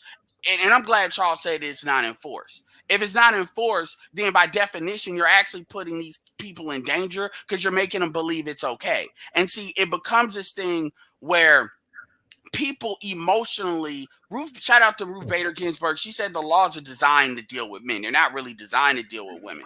And you will never truly eliminate this situation if you don't look at it from all aspects. If y'all want to just virtue signal, and I ain't talking about you, but I mean anybody in general, y'all want to just virtue signal, okay, y'all have the right to do that, but that's not. Do you believe that a child Do you believe that a child who goes out? Hold up. Do you believe that a child, Edward? Do you believe that a child who goes out, okay, a girl who goes out and goes and gets a fake ID? You're telling me that child, her actions, even though her parents may not be aware of it, even though her parents may have done their absolute best. Hold up. Even though her parents may have done their absolute best, they're not aware that their daughter is being rebellious and decide to go get a fake ID. You're telling me that we should then go and punish the parents for something they were not even fucking aware of. Yeah, punishing them is like DCFS, taking the kids away. You know, so you're gonna take a parent. These things happen. But I want to add, Charles. I want to add this, Charles. This is insane. Hold on, understand something. You know, when I was in school, when I was in high school, because see, really, the other the option is to punish the minor. So what you're essentially advocating for, which I'm not against, is the minor be punished for what she does. That's why I took it back to the fake ID shit. So if somebody, it ain't gonna be, well, a child's a child because you want to make everything a child. A child is a child, so they can't be punished, but the parents can't be looked at either. Even Kamala Harris took the side of, if your kids are fucking up in school, maybe we need to look at what the parents are doing. Right, so people have it's a bullshit position. I don't care who took it. It's so you're essentially. Hold on, JB. Say your real point. Nobody should be punished. I'm gonna put a little clarity to things. Okay? I think what I'm confused about, and I think what everybody's confused about, JB, what is it that you think Ed's position is? Because I really don't even know what you're arguing against. Let me clarify. No, I want you to state his position. Let me clarify. Okay, so I just asked him. There's a reason I asked him, because I didn't want to assume. No, state Ed's position. Okay, Bernard, let me respond. Can you guys hear me just quickly? Well, I got one question. Okay. Let me clarify specifically. Okay, there's a reason I asked Ed. I asked him, should parents, if a child goes out, because this is a scenario that happens a lot. Okay, if a child goes out and gets a fake ID, okay, and then ends up in some situation that they were not supposed to, and the parents are not aware of it, are we saying that the parents should be should have to have some consequences for something their child did, even though they may have done their absolute best to prevent the child from ending up in that scenario? But children are rebellious. Children do rebellious. He said the parents or the child, man. The question's been answered. He said the parents or the child. Can you just let me finish? Let me finish clarifying my point. So if we're gonna just say, oh, let's just punish parents for something, I mean, that's a very, and then on top of that, you're advocating, specifically Ed just said, we can get DCFS. So you're telling me that now this child who's already making poor decisions, even though their parents are trying their best, now you're gonna put them in the system, and now you're gonna take them away from their, like, do you realize how ridiculous that is? Nigga, I've been in this system. Have you? That's fucking insane. Edward, let me ask him a question. It sounds like you talking about shit you don't know. Edward, let me ask him a question. This is gonna give everybody a lot of light to what's going on. JB, plain and simple. For men who are willing to date single mothers, if they come across a woman and that woman has children that has been touched inappropriately, or they have dealt with predators, do you think men should date those women? Ask the question one more time. I just want to make sure I understand. For the men who are willing to date single mothers, if they have children that have been touched on, molested, or been with predators in any kind of way, do you believe men should know that and still date those women? No, but my answer is no, because I don't believe men should be dating. No. I said the men who are willing to date single mothers. I don't care about your personal opinion on you. I'm asking you about the men who are willing to date single mothers. Should that be a standard amongst men? If you allowed your child to be touched, they should not date those women. Yes or no? If you allowed your child to be touched. If a woman had a child who was touched, she was with a predator, the child was 15, she was dating a 25-year-old, however you want to label it, brother. If the kid got messed with by somebody who should not have been with them, should the men who are even willing to date single mothers say those women are now off the table? Okay, but you asked two separate questions here, because that's you asked not two separate questions. Yes, it is. Yes, it is. I'm clarifying. Okay, I'm asking you. Yes, it is. I'm going to tell you why it is. I'm going to tell you why it is. I'm going to tell you why it is. If any woman, because I'm asking you one time. I'm going to answer you because you think there's two questions. There's not. So let me tell you why I think there's two questions. Let me tell you why you frame the question. It doesn't matter. It doesn't matter if you think it's two questions. He's about to restate it and put it in the form of one question. Go ahead, Roger. Do you believe that men who are willing to date single mothers should remove women off the table if they allow their children to be touched by a predator of any kind? Yes, I heard your Yes. question, and then, so now let me actually respond. The allowed part is what I was saying. Okay, so when you say allowed, that means they knew about it and they allowed it to happen. So of course, I think that person, if they allowed something bad to happen to their children, that's a terrible Okay, mother. So of course I would if it say no. happened, period. If Of it course I would happened, say period. no. Of course I would say no. But again, that's why it's a different question. Because if it just happened, maybe they didn't fucking know about it. You're over. The problem is So they didn't know about it. No. Oh But my that distinction, God. hold up. Wait Hold a up. That minute. All right, distinction is all right. actually important. That distinction is important. If the mother did not know about it, okay, it may not be her fault. But if she did know about it and she let it happen, those are two different scenarios. No, You bro, can't make them in the same. either scenario, the mother's not accountable to protect their child, according to you. That's not what I said. That is what you're saying. I'm saying at the end of the day, parents in general, we can this conversation won't go nowhere. Are not omnipresent. All right, Parents in y'all general are not wait, omnipresent. stop. Everybody stop. Okay, y'all are fighting over inches, over the semantics of allowed versus it happened due to her negligence, or she did everything right and shit still went wrong, which happens. We don't got to debate that. We understand that happens at every level. I don't think nobody is dumb enough to just write a blanket, no matter what. If something bad happens, you were an absolute 100% bad parent. I don't think nobody. That's literally what Roger said, Bernard. You can't keep. Okay, Roger. Hold on, Roger. That's literally what he said. Wait, Roger. Is that your argument? No, that's not my argument. My argument was it's the parent's fault because they are the parent. It don't necessarily mean they bad parents, but if it happened under your watch, raising your child, you are responsible for it, just like anything else that happens to your child under your watch. Okay, so we're talking about the semantics of you're responsible for it. You're the leader. The team drove off a cliff with you behind the wheel. You forgot to tighten up the bolts on the tires or whatever, and it fell off the cliff. So it's technically your fault. Yeah, we get that, but so we don't got to argue over the semantics of allowed versus who's responsible versus this, like that. Bernard, you keep clarifying for him, and here's the thing: he's changing his words now. You could literally rewind. That's exactly what Roger said. He did say that earlier. That's exactly what you said. Okay, that's literally what you said, Roger. You literally said that. All right, cool. If he said it exactly like that 100% of the time, no matter what, the parent is 100% at fault. No, like, okay, if he worded it the way that you're saying, then I got some disagreement with him, because a parent could do everything right and a kid could still make a decision to go and do something stupid. That happens. All right. If he's saying that 100% of the time, that means that's a bad parent that should be punished, then I don't. Then no, I don't think I can't stand by that argument. But either way it goes.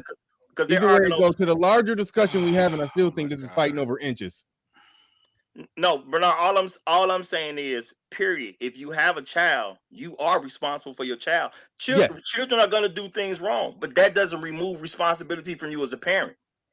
Just doesn't. Okay, no one's saying would ever argue against that, Roger. Again, that's why I said y'all are fighting over the semantics of responsible versus allowed. Versus right, but that's an it happened semantic. And I did everything to prevent it from happening, but it happened anyway, versus a neglectful parent. And Bernard, here's the difference. Bernard, here's the difference though, right? A mother who knows her child was molested and continues to allow it to happen, that's a deranged mother. So that's not just semantics. That's not just semantics. That's a deranged mother versus a parent who did not know. We cannot just make this like it doesn't matter. Yeah, but the thing about it is, every parent, like, look, you ask a female, you ask a mother, they're gonna lie. They all didn't know if you ask them. And we know, even Iyanla Vanzant, who is a black woman who was against Shahrazad Ali early on. So she is a black woman for advocating for black women. Her show, she had multiple episodes where when it really came out, the mothers later on said I'm not saying this is statistical evidence. You can call this anecdotal if you want to, but y'all have a right to do that. But she said they all came out saying they knew and they let it go because the dude. And a lot of times when this stuff, see, this is the thing. A lot of folks will talk about this vigilante justice, but what doesn't really get said. Going back there. No, I'm not. But what doesn't get said is the vigilante justice gets doused when the women start to run interference against the dudes eliciting that vigilante justice. So a lot of the women, especially when this stuff happens internal with certain families and stuff, because a lot of this stuff happens a lot more close to home than people like to admit. This is another reason why people are so emotionally charged about it. And then the women will run interference.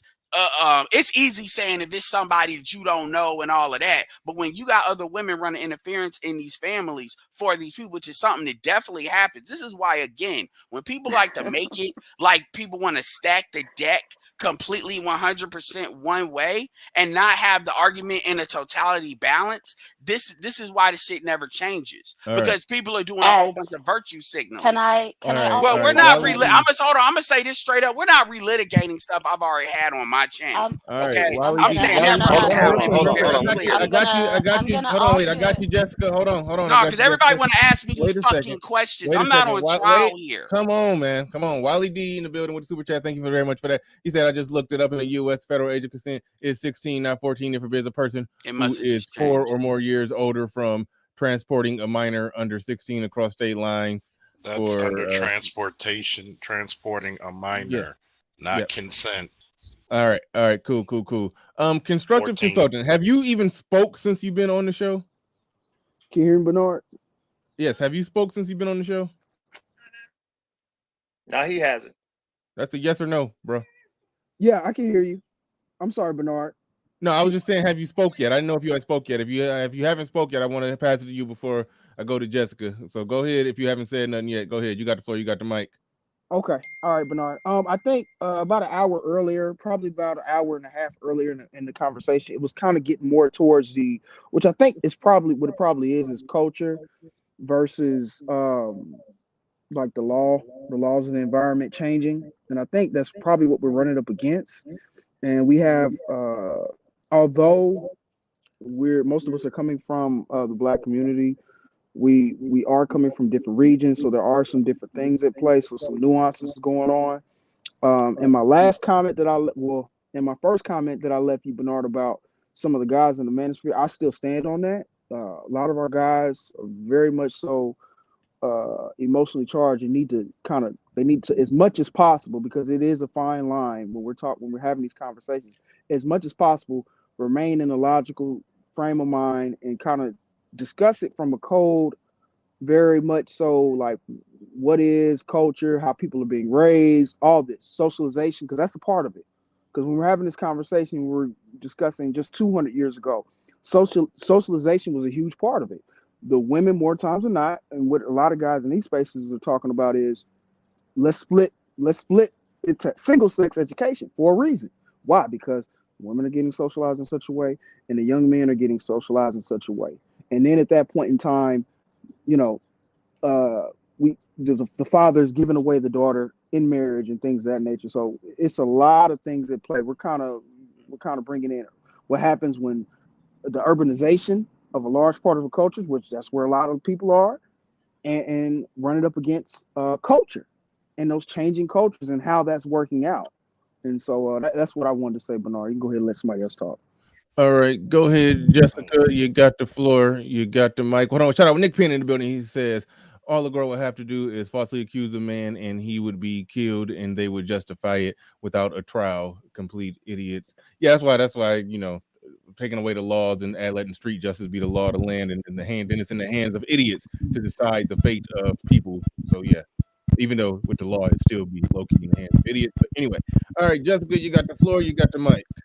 I think someone has a bit of feedback, but I think Ed brought up a good point, and so Ed was talking about people running. Don't fake reach across the aisle. Hold on, no, don't fake reach across the aisle. You know you come. You coming for Ed. Point that I thought was you coming for Ed. Don't try to front. I'm not coming for Ed per se. But he spoke about people running interference. And I was going to ask Ed, do you think that maybe people could perceive you as running interference for Glendon Cameron? Now, this is a man who spoke about his love for young girls and literally said that he loves immature pussy. Now, that was the quote that he used, immature pussy, and Ed was there in support of him. I directly asked Edward, are you in support of him? And Edward said yes. So when we're talking about people running interference for quote unquote, somebody said earlier, minor attracted people or predators, whatever we want to call it. You're speaking, saying that women could be running interference, but do you think that it could be seen that you ran interference for somebody like that? Yeah, people can see a lot of shit. But what I would say is, you really believe that a less than 5,000 channel, that generally my highest view count is like 7,000 views of any, and that's only on a couple of videos, is going to run interference for a channel that's 100,000, or even his Lost Kings, which is probably going to pass mine soon because it's actually gaining subscribers at about 15 or 20 a day after this. So So hold on. So you're gonna compare that to females that are in your family. Let's say some shit goes down in your family, and you want to deal with somebody in your family like a relative, and you have a whole bunch of females basically getting in the way, saying don't do this because he don't know, or this that. Like you're gonna equalize that. But okay, you have a well, right to Ed, do that. let's just say That's that what I female was might talking have about. that female might be speaking to an audience of what, 20 people that are in her family. You just said that you have what, 4,000 or 5,000? Did you say you have? Yeah. So you actually have a bigger reach than that woman who's speaking to her family. That's a false equalization. And here's the fucking problem. Here is the fucking problem. You all want to deal with him? Go fucking deal with him. I'm not the one stopping you from dealing with him. The reason why I spoke on it was because I for business reasons. When I say business reasons, I know I not as if I'm getting paid. I'm talking about just like how I have referenced Jason Black for certain stuff. As far as, this is a great channel. I've referenced Glenn and Cameron's channel for business, just like how I've referenced Erica's channel for business. And Erica is kind of like taking the opposite side of the coin from me, but she ain't completely throwing them under the bus. But she hasn't done what I've done, and she has that right because her channel is a lot more. She has that right because Erica's conservative, Erica's all that, but she ain't completely throwing them under either. But she's taking kind of the opposite side I've taken. I'm not going to sit here and run away from something I've already said. Now, what a lot of people don't know is if you, I'm not even going to do that because I'm not defending him. Because my thing is, if y'all want to take his channel down, go after his channel. So hold on. I'm gonna say this and then I'm done. I'm saying this and I'm done. I have said that if anybody wants to go after his channel, go do it. If anybody wants to go put him in jail, go do it. How is that running interference? Because I've said that on all the channel, all the times I've spoken on this, I have said that. So what you appreciate about Glendon is his ability to make you money. And that's why you continue to support him. I have referenced a lot of people on my channel, even in business. I have said the same thing with I'm Erica. asking you a simple question. But you've been going really hard for Glendon though. I'm saying, and do you support Ed? Ed, I was asking you a question, please. I'm saying, do you support Glendon because he gives you the ability to make money?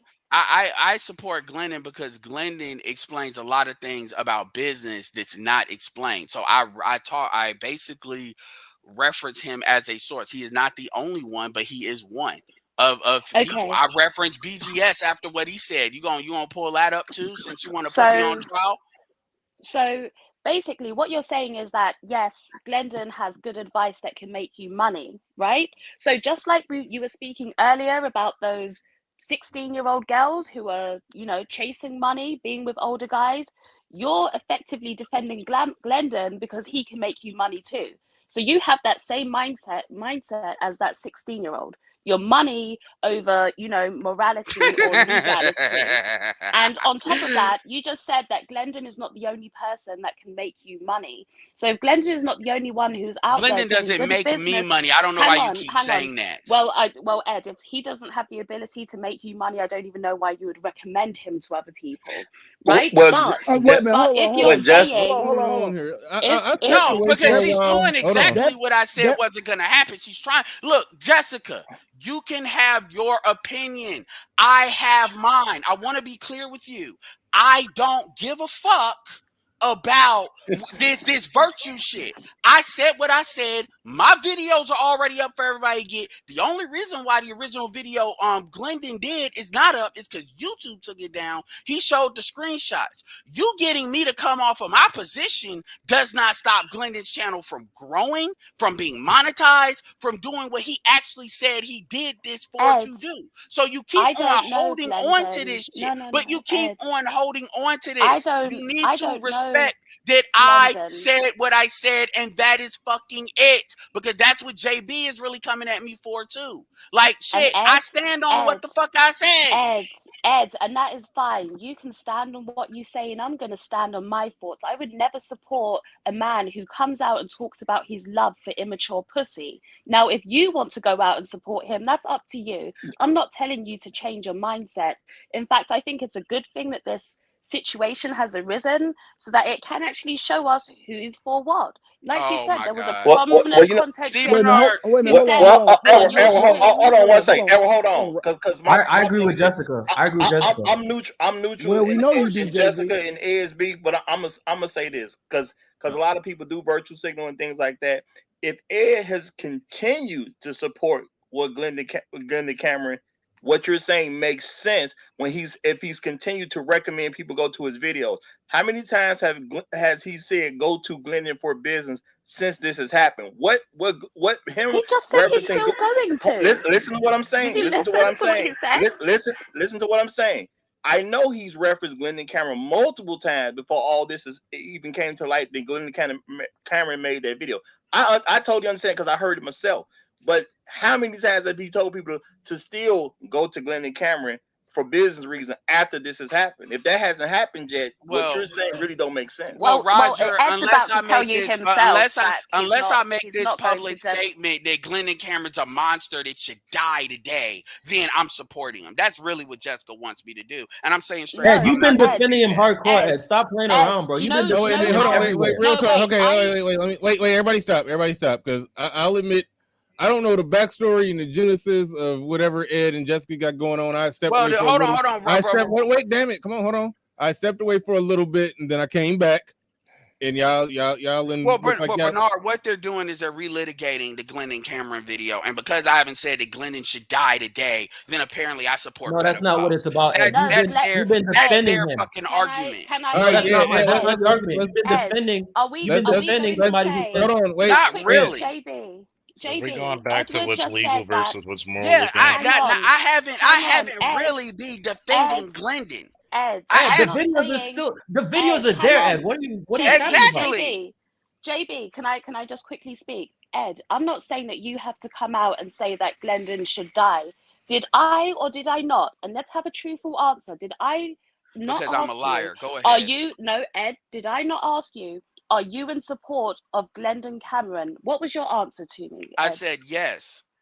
So but that has nothing to do with me recommending my videos, I'm not saying because you're not sitting here saying Glendon should die that you're in support of him. I'm saying you're in support of him because you told me that you were in support of him, just like you just admitted. But see what so you're that's doing. Why I'm Hold saying on. it. But what you're doing, because this is the game that you'll play.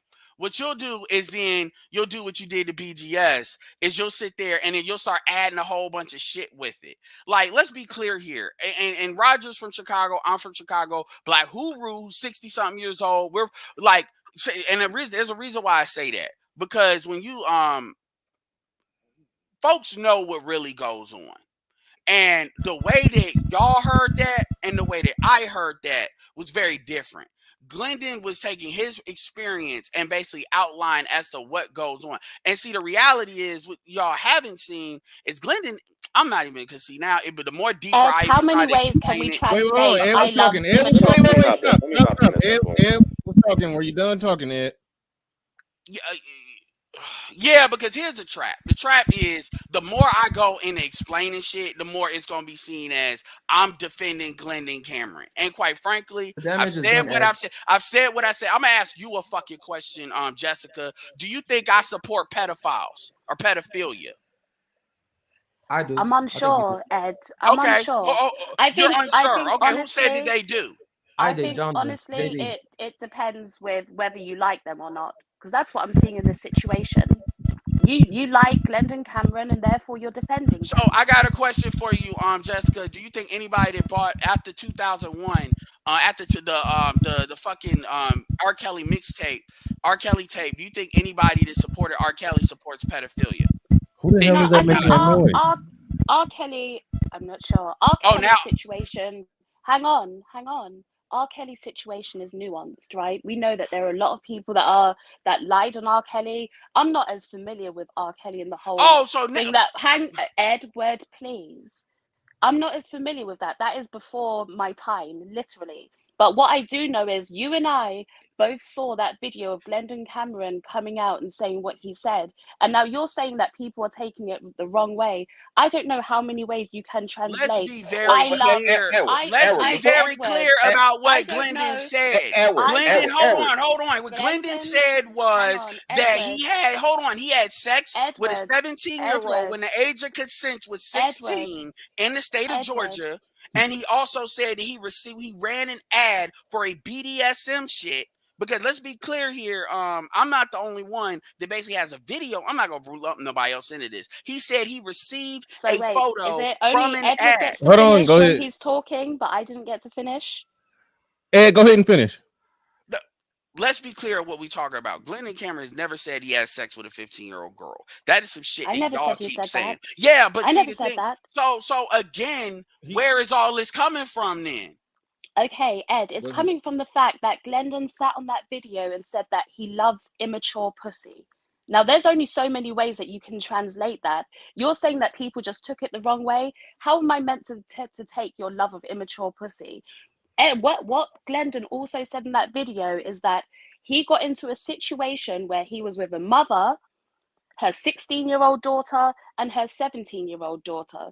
He proceeded to have sex with that mother in front of those children, and then the child, because technically 16 and 17 is under the legal age of majority, which is a child. She had sex in front of her children, and then she told her daughters to suck his dick. And then she also told her daughters to have sex with that guy when they were virgins. This man, and at the time, I believe he was mid-30s, with a 16 and 17-year-old with their mother, he took their virginity. Now, if you're not looking at that situation and side-eyeing it and saying, something is wrong here, where you've got a mother telling her 16 and 17-year-old daughter to suck your dick and you're going to take their virginity, and you're going into that situation, and women participating. The age of consent would Hold allow on, that. there is something wrong. And what also, hold on. To be fair, I'm gonna be quick. To be fair, okay, go ahead. The last thing I want to say, legally, that can also be seen as coercion, because when there is actually a family member involved, that's where it flips. So her mother has told her to suck that dick. Her mother has told her to have sex with that guy, right? Their mother has told them to do it. And legally, that's a sticky situation. So if we're advocating that and we're telling any guy we're in a space, right, where we're meant to want the best for men, and we're advocating that and saying it's okay so men can go out there in that situation and then catch themselves up on a charge, we would be stupid to advocate. So you get all that from wait, hold on, wait, don't use the language of we would be stupid to advocate that. Well, that's I mean, Edwards and I would be. Whoa, stop. I don't use that language of we would be stupid to advocate that. This is my channel. I didn't advocate that. I personally Edwards said, and I. Hold on. I personally said I think he's a predator, just because he gave that predator manual description about the parents and all of that. So I just set that aside. Thank you for saying that, Bernard. He said enough predatory lingo to where I put him in that category. That's where I'm at with it. Now, if Ed got an opinion on that, address Ed. My thing is my. That's why I again, said we. So. No. When you say we, it's like you're talking about men in the manosphere. Well, that is what she's talking about, because she says this is what we stand for. Bernard, with all respect, when I say we, Ed and I is a we. You can't tell me what I thought in that situation. Yeah, and I did. I didn't tell you made what it you very thought. clear. I didn't tell you what you thought. I was telling you how it sounded. You can have whatever you want in your head. I made it very clear, and you made it clear after I said something. You made it clear after I said something, and that's fine. That's okay. Because it can be misinterpreted, so I can. Yeah, I know, and I was letting you know how it sounded. It sounded like you were charging up the sphere as a whole of being okay with Glendon Cameron shit, and you probably can only point out a few individuals who are just, you know, a little lenient towards it. But for the most part, I think everybody that I've seen, for the most part, everybody else I've seen is either exercise their right to remain silent, criticize it, and there's been a few people who's been okay with it. I mean, not okay with it, but just not pissed off about it. I want to circle. Let me hop in here. Hold on a second. Let me hop in here real quick and say this. Everybody stop. I want to circle back to something because, like I said, I think he's a predator. But when you're talking about a 16-year-old, was that 16-year-old was the age of consent? Yes, it was. It was legal. It was legal. And this, hold on, wait. This is what needs to be said. He later said that those numbers were. He literally said in like the next video that those numbers were lowered in order, like so the kids. Yeah, I think that was bullshit. Okay, well here's the thing. Even at the worst age, it was legal. Hold on. Even at the worst age, it was legal. But hold on, yeah, exactly. And hold on. This is what's in. This I'm gonna say this, and I'll let everybody rock. This was important. So is it also bullshit that, because I do believe this, Glendon knows all these people. Like Glendon literally said that he talked to, because see the problem is people want to pick and choose what the fuck they want to believe from the same guy that they want to say is a liar, which I find very interesting because because a guy that's gonna leave the fucking video up that only YouTube had to take down is gonna be the same guy that's gonna clean it up because he gives so much of a fuck about what y'all think. Like, so y'all are making it like y'all have this importance. This is a guy that does not give a fuck about what you think. So he has no incentive to say some shit in order to clean it up. Y'all want to believe that. He explained how to find vulnerable children. Shut up. Hold on. To believe that, then y'all want to go back to. Hold on. So here's my thing too. I do believe that Glendon actually, he knows, he said this. He said in the original video, he knows all these people. These are not some people where they can't reach him. Glendon is not some hidden person. Like, and he's literally giving what his fucking talking about. He knows all the people he mentioned in that fucking video. He knows till this very day, to the point where he has actually talked to them. That is what he has said. My point is that all this shit that people want to make an uproar about it, it's like, these are people that technically could be found and they could be asked, you know, as far as the coercion and all of that. And again, you know, people have already tried to go to the FBI, go to the law, and people see that shit's not going nowhere because he's already mentioned that people have tried to do that and it's not going to go anywhere. And again, I mean, if people want to kind of unsubscribe from me and call me what the fuck they want to call because I'm not throwing somebody under the bus and I'm not going to bring in other names of people that won't either. And by the way, Jessica, half of my chat is on me anyway, so it ain't like my shit is an echo chamber. Like my people are jumping on me every day about this. Well, what you're saying because a couple of people in the chat. It's more people that agree with Bernard. It's more people that agree with Bernard than agree with me on this particular issue. So you saying it's a couple of people in my chat doesn't really say anything on this because most of my people are not. Let me hop in on this. Like I said, it's getting ridiculous. Anyone can, hold on. Everything that the man said in his video was legal. Number one. Okay. Number two, can I speak on the we have to stop. Hold on a second. Yeah, because this ain't gonna be about me no more. It's time for some of y'all. Hold on a second. Let me hop in here. Bernard, can you hear me? I'm not about to speak about everything that the man said was legal. Number one, that's the whole point of the stream, legal versus moral, whatever. Number two, we need to stop calling the sleeping with 16. That's not pedophilic. That's not pedophilia.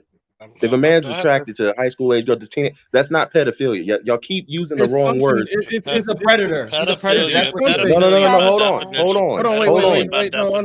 People keep calling the word pedophilia. It's not pedophilia. Stop saying that. Everybody stop. In the name of just getting the language right, it is true that is not pedophile. Pedophile. I think they have to be prepubescent. They have to be prepubescent, and they keep saying that because it's not that bad. Right. If it was really bad, you would say what it is. Wait. That doesn't absolve everything if they're post-puberty. All right, because that's not what he was saying. That's not what I was saying. All right. So just if you're just gonna. I mean, okay, so it's not pedophilia. So just, do you know the working word or definite? I mean, what is it? Well, shit, if you want to say predator, you have a right to say that. I called it predator. I call it predator. Exactly, that's what he is, Bernard. He's moving the goalposts. Okay, at the end of the day. Hold on, I'm not moving the goalposts. I mean, I don't like. Y'all won't even let me finish what I'm saying. I don't like women literally arguments to say. describe. I don't He like an literally described how to argument. find vulnerable children. Okay, that's Hold predatory. on. Let I me don't like an argument that if you says, will let wait a me minute, explain it. If you let he's me not finish it. he's not a pedophile. He's just a predator. I mean, come on, like No, hold on. Let me finish what I'm saying. Let me finish what I'm saying. First of all, what he did, and I thought that was the point of this whole conversation. What he did was legal. So however you personally feel about it is whatever. Number two, the reason why somebody would use the wrong language is to incite an emotion that otherwise wouldn't be there. If what he did was bad enough, you would say what he did. You wouldn't call him someone else. If somebody hit you in the arm, you wouldn't run around calling them a murderer because you know that elicits a different emotional response. Is he So a if what you predator? felt Yes or was no? really Is he a bad predator? enough, Is he a predator? if Yes what or he no? did was really bad enough, you would just say what he did. You wouldn't Is he a need to predator? use Yes or language no? that does Define not predator. fit. Is he a And predator? if you Yes Did or don't no? think, anyone up here Is use he the a hold on, word? predator? hold Yes on. or And no? if you do not think that using incorrect You're language shifting the to goalpost, peg bro. someone that doesn't fit is wrong and there's something Peg. wrong You're with shifting the that, goalpost, then bro. that's a problem in and of All right. You're itself. shifting the goalpost, bro. You shifting. Is he a predator? Yes or no? Yes or no? Define Man, predator. Charles, you know what? He Has Ask the basically hold said, on, okay, I will fuck that, define it. JB. I will Ask the define cop. it. I Ask will the cop. define All it. right, Hold on. we're going Ask to the Officer dude Faulkner. that We're going to I actually will Officer Faulkner. enforces the I will law. define it. He said, he literally said in his video, by the way, I have the video downloaded, okay? He literally said in Yeah, his it's on video, his website. okay, good. But he literally said in his video, he explained how to find vulnerable children. That's a fucking predator. If you can't call it that, then there's something wrong with you. That's a fucking predator. Can That is it. can No I different. speak That's a on? fucking predator. That's what Can it I is. ask Go ahead, Charles Officer a Faulkner. question Go about ahead, the Officer the Faulkner. Predator can legality? be Go a ahead. guy. A predator can be a guy who goes after vulnerable legal age women. Or men. Yeah. Or a Right. Y'all want predator to can play be with words. a Well, predator if you A can be go, a predator hold of on, wait, underage hold on. people. a predator Wouldn't it can be? be Wouldn't it be a difference? Yes, you can be a predator. You could be a 25-year-old predator preying on a 25-year-old, depending on what you're preying on her for. But if you're I going mean after a man or 16, woman. if you're going after somebody who's underage, even if you're preying on them for something consensual, They're not then underage. that's different. Now if we're Let going him if we're Preying going on a speak. hold on, predator. They hold on, were because legal Preying on a age. we're child, getting Say back they were into this legal age. we're Say getting they but were back legal into legally this they're a age. we're child. getting back into Say this they were legal. They're morality not versus The children. It's not a problem child if Yes, they're hold legal on. legally age. that's a We're child. getting back into Legally this That's that's a not a legal child. child. Bernard, versus you're gonna have to That's morality. That not a relax. is. child. They The just law Can started says anybody having a hear me? different. conversation. All right. Officer Faulkner got the mic. Officer Faulkner Can I got go the after mic. Go Officer ahead. Faulkner? Okay. This is the issue that always comes up. We're going back into this legal versus morality bullshit. You can't say they're underage if they're of legal consenting age, regardless Okay. of how you like it. There's some laws I don't care for, but it's the law. So if we're going by what he's stating, if this shit is even true, if it's true, let's get that out there. He could be talking out the side of his ass unless we have some physical evidence, just to get a stare to people. People tend to do that. But if it's true, the ages he gave you in the state where he was, that's consenting age. Regardless if you like it, agree with it, not. Thank you. Now that's what I thought too. Hold on, real quick. That I did initially think that when I heard it, I heard him saying 16, but he said so much other. For lack of a better way to explain talked about the 15 cryptic, on the computer, hit him up, and yeah, and that's a different story altogether. Because I that's a listened different to story, it, and I think that illegal. people biscuit screw shit, and that's one of the biggest issues we go through. All right, and keep in mind, I didn't bring up this stream to really talk about Glenn and Cameron. I just want to talk about which of the age of consent.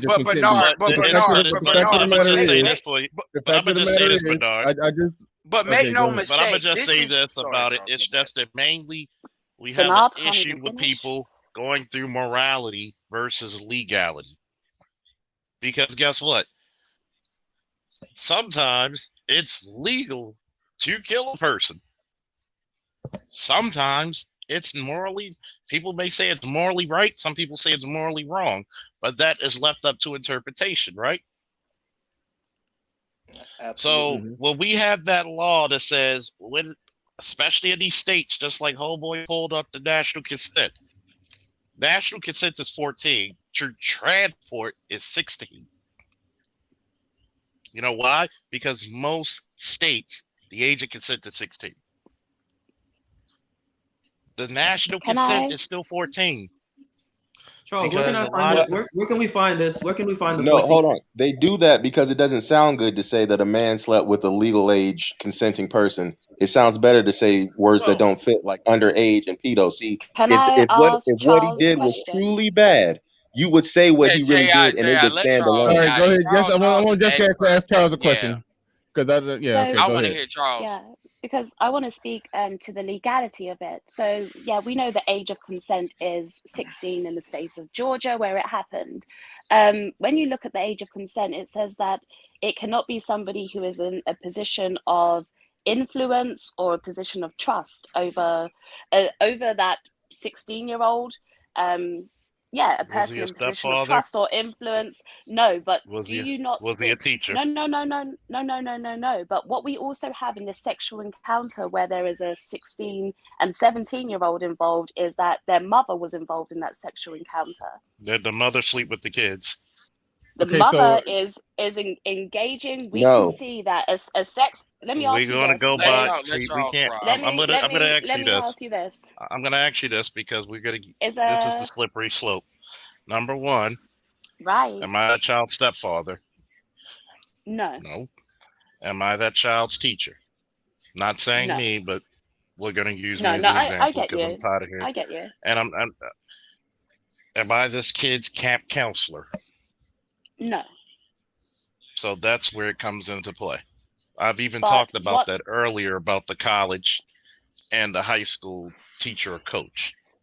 But what Notice we see in how this situation is the I'll give it, mother is involved in the sex act because this is a but the foursome. So mother they're all did the engaging mother in a sleep sex with the act together. children? Yes, Did the because mother they're sleep all with the children? engaging, and No. no, Charles, this is where we're talking so about the Jessica, is your legality of it. argument We're then? going Hold on, by, wait, we're Jessica, going So it by sounds like your because argument is you're that the adding mother. more stuff into what was said. This is where a Because the defense attorney mother would is eat you alive. involved, The child because could easily say no. So Jessica, but is your then, and argument that's that the where the mother position of preyed on her But guess influence daughter? what? comes in. Stop acting Of like course, that mother is stop predatory acting like towards the teenage. daughters. Yes, Okay. You were 16. Did you listen to everything your parents tell you? a lot of people will. A No, lot no, of no, no, people no. will, Did you at 16 especially. years old listen to every single thing your And parents tell you to Charles, do? we know that the legal So system in does other not words, operate on a they monolith. were We not know that. coerced.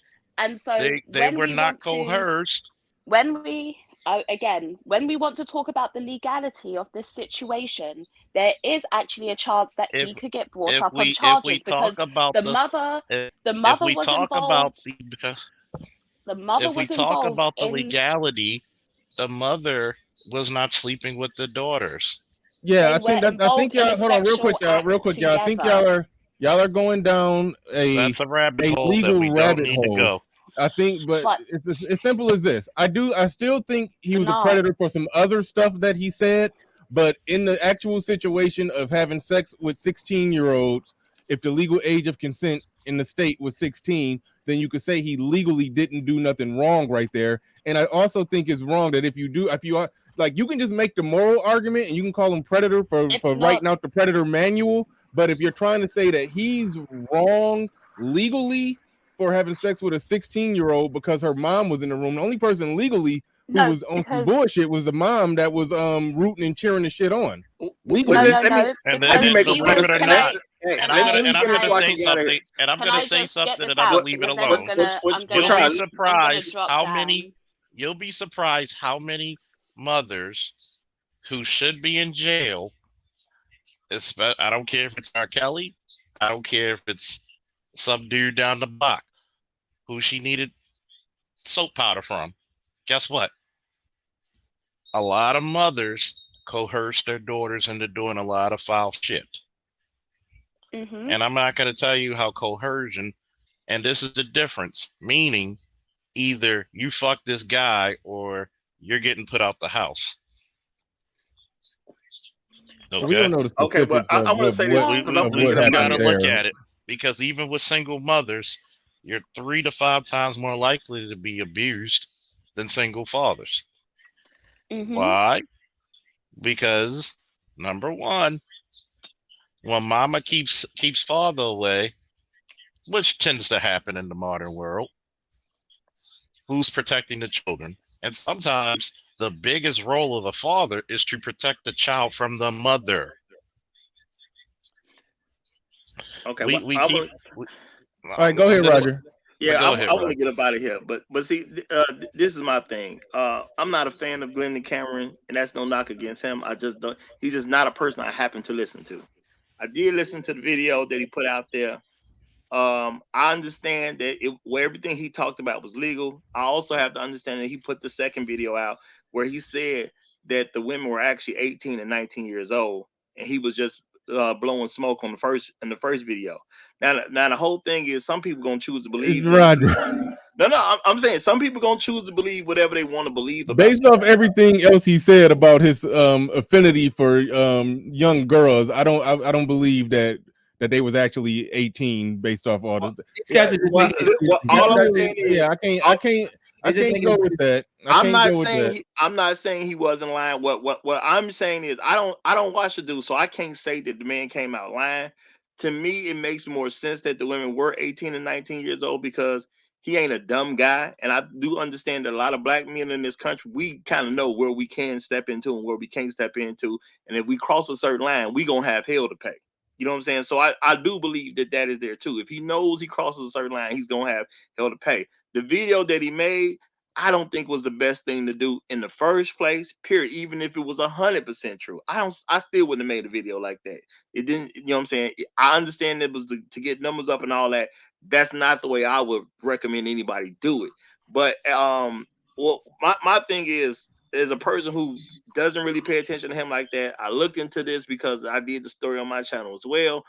Now I can accept that he was blowing smoke in the first video, and he was with 18 and 19-year-old. I can believe that because I know I wouldn't go below 18 either. I'm in my 40s. I wouldn't go below 18 either. You know what I'm saying? I ain't even mess with an 18-year-old, let alone, you know what I'm saying, going below 18 years old because I'm a black man that lives in America. I understand how the law works for us. Now the whole thing is that now as far as the guy being good financially or whatever the case is, if my thing was, I know Edward was sending people to Glenn for that purposes or whatever the case is. Now, there are other people to listen to at the end of the day. There are other people to listen to at the end of the day. But even what Jessica was saying, I really wasn't getting her argument because when she brought up R. Kelly, who now I didn't see the video clearly of R. Kelly pissing on this small child, but I heard a whole He lot about this definitely video. pissed. Yeah, I he didn't did all bring that up shit. R. And Kelly. and that even in the court case, they brought up the fact that they caught the man red-handed with children. If they catch a man red-handed with children, and your stance is he did something to a child, then I don't see why you don't have the same smoke for R. Kelly that you would have for Glennon if you But she believe said that she he don't did know what R. he did to Kelly him. like that, which No, she no, could get no. away with because she's Roger, not in the United My whole States. Roger, I didn't bring up R. Kelly. Two, I said the verdict is a bit different on R. Kelly because we know that there are women that came out and lied on R. Kelly. We know that, right? But we also know that yes, there was some suspect stuff going on. What I said is the situation with Glendon is different because we heard him with his own mouth admit to this behavior. That's what I said with his own mouth. I get It's that, but He different. didn't I admit to don't know. anything I don't what illegal. I'm even know. saying Well, is wait, though, hold on, wait, Roger, now, hold Roger. on, wait a minute. See, now I don't. By the same standard that you're saying Glendon is wrong, you should be able to say R. Kelly is wrong. It's hard evidence. It's hard evidence that No. he was having sex with Aaliyah when she was 14. It's really hard evidence that he was on camera having sex with a 14-year-old. And it's a lot of other like R. Kelly is more guilty than Glendon. Like, how could you say that R. Kelly is not No, And more Bernard, hey, Roger, obviously guilty? Bernard. We You know hey, about are. Bernard, can Glendon I on say tape something real pissing quick? on Can the I 16 say and something real 17 year quick old. hang because I'm on, about to dip out. Bernard? Just quickly, can I say this to Bernard? Bernard, you're Yeah. probably, I think, at least a decade older than me, right? You live in a country where R. Kelly's trial was heavily publicized. I don't. I don't know all the ins and outs. When you're talking about all of this stuff, I've learned this from YouTube, right? From these conversations. Other than that, we don't hear about that R. Kelly stuff here. That's why I can't speak too much on it. I don't know the ins and the outs, but what I do know is the ins and the outs of the Glendon situation. Why? Because I watched all of his videos on it. So that I have insight to. What R. did you Kelly, watch? What not so videos did you much. watch regarding R. Kelly? Where you said, I mean, you said we know The women women lied on R. lied. Kelly. So I mean, so that means you did watch some stuff on R. Kelly. I don't know how you can Yes. plead ignorance if you know that some women lied on I him. did. Yes, I did watch some, and that's like I said, I know what I know from being in this space. That's it. So when you're talking about the R. Kelly stuff, where you guys knew about this before you even got to the space, rumors The were most floating popular around. thing about R. Kelly is That's that he not peed on a relevant to girl. me. And How like would I she not said, know that? you're at least a decade older than me. Roger, you're probably 2 decades. Some of you here, right? You're a lot older than me. So we're not as in tune as what's going on, especially me being from a different country. I'll admit How that. would I'm she not going not to sit know the here and most tell you a important Well, thing my, situation I about R. don't know. Kelly? That's the let me most finish up popular. so I can leave, please. Let me finish That up doesn't so I even can make leave. sense. Jessica, I'm not trying to persecute you. I don't even know you like that to persecute you. I don't try to persecute anybody at the end of the day. No, I All I'm didn't feel saying persecuted. It's fine. all I'm saying is when it comes to the Glendon situation, because I'm not a defender of Glendon, I don't know Glendon either. But at the end of the day, the man told a story. And then he said in the next video that he lied about the ages. I have no reason to believe that he was lying about that. I have no reason to believe that. I believe a man will come on YouTube, tell a story to create some hype, Buzz. so people can plug into his channel and things like that. And I do believe a man who's smart in business, multimillionaire or whatever the case, and he being black, there's some lines you just can't cross as a black man. I believe he's intelligent enough to know that. So he Not said to he say he'll lied. share it with you Hold up. now. So Hey he said he Bernard, can I lied. say? So he said he lied in Bernard, the can I first say this real video. quick? He said he lied in the first video, and you cool with that? You cool with you cool you Well, believe him that my problem is you this believe whole But then him we you believe believe him him this in that the he whole may same have way. lied. channel, this You whole believe him shit, that he may have lied in the this first video, video was but not yet about. you can't see him lying about the second video being a lie. The JB, second He didn't do anything you, illegal for you to even have. What do you take issue with? Well, everybody I take take Because it blame. issue can't be with. from a Oh, legal. Hold on, Hold let on, me answer because it that. can't Let me be. let okay. me It can't let me be answer from a that. Let legal me answer From a that. standpoint, Let morality me JB. answer that. standpoint, Let It me answer can't that. be You know from what a I take? legal standpoint. You know what I issue? You know what I take issue with? okay, With a grown. JB, Here's what hold I on, take issue with. Hold JB, up. say it Hold after on. You I asked me a leave. I'm question. trying to go. You asked me a JB, question. just Let say me it after I answer it. leave, You brother. asked me Just a say it question. Let after me I leave. answer it. Just Let me answer it. let me Let me finish. answer it. I asked Here's what I Bernard to take go issue so with. I can leave. Here's All what I Let right, me take hold issue on, finish, hold on. with. man. In fairness, Roger did say he had to leave. I'm gonna let Roger get his out, and could I get then you after got that it next, because I JB. gotta No matter leave as what. well. Yeah. Argue the point after I'm gone. I'm not against you, brother. What I am saying though, at the end of the day, it's gonna come down to parental issues and how we feel about something as a society. At the end of the day, Glendon Cameron gave enough information, and there's girls that I deal with. Would I send my girls over to his house to babysit? No, absolutely not. Period. Now, do I understand that men have to know about predatory behavior? Yes, I do. Why? Because I got to tell these girls that I happen to be involved with to a certain degree. I tell them how to avoid being in bad situations. Their rule is they can't even go no place with a boy and be by themselves. Because if they do, they already consenting to sex. That's what I'm putting in their heads. Period. If you are with them, a boy, or as you get older and you're with a man, if you are not in a job situation and you are alone with him, you have consented to sex. That's how they need to move, period. Because I don't need them in bad situations at the end of the day. Whether you believe Glendon or not, it don't really make no difference to me. At the end of the day, the main issue we have, if we want to protect the children, because that's what people actually want to act like they want to do. If you want to protect the children, we're gonna have to start calling the sisters out for being pro pedophile. Period. You got to stop protecting those people. Stop letting these girls go to school, come home with at 14 years old, 15 years old, with these brand new purses, these brand new shoes, these brand new this, that, and whatever, and talking about you don't know what's going on. I know she's sleeping with somebody who's too old for her because he has the money to continue to give her gifts. If your daughter's coming home with gifts and you ain't getting it for her, somebody is. It ain't rocket science. If you're going to really want to protect the children, just protect them and stop making excuses. But at some point in time, men going to have to stand up to the women because they are fine with it because there's no legal ramifications that they have to deal with. Period. Now, you can decide whether you want there to be a legal ramification for girls and women, But at the end of the day, you still shouldn't be dealing with women who support it. And if she participated in it, she supported it. And she ain't got that big of a problem with her daughter doing it either when she 32 years old. If she got a girl that's coming up and she 45 and her 14-year-old girl is having sex with a 25-year-old man, if she did it herself, she ain't got no problem with her daughter doing it either. At some point in time, you want to stand up to these women so we actually can protect the children. And women who do not want to be under the roof of the man they had the child with are rebellious from Jump Street, and they're already showing you by their behavior they don't want their kid protected. Period. So if you feel that way about the women, how come you don't feel that way about Glendon? What did I just tell you I feel about Glendon? Didn't I just tell you I wouldn't leave nobody by? Didn't I just tell you that? But yet, okay, I just fine. literally said I wouldn't here's leave the the girls thing. I live with by him. I thing. literally said that. Okay, but see, here's the thing. You're speaking out both sides out of your neck because I'm not. saying that, and at the same time, you spent all this time telling us of why he put the first video and the second video. Why you got to pick one. And I literally just said, regardless of what you believe, I still wouldn't leave nobody with him. Yeah, JB's position is it's all the men's fault all the time. That's it. Whatever, Edward. I never said that. I gotta say this because I gotta go. Hold on. I gotta say this because I gotta go real quick. Bernard, always a pleasure. Can't wait to do an interview with you. Oh yeah, that's long overdue. I hit you up or email me. Email me. I got you. Okay. I'm gonna put my email in the back chat. I'm gonna do a show tonight called Morality versus Functionality.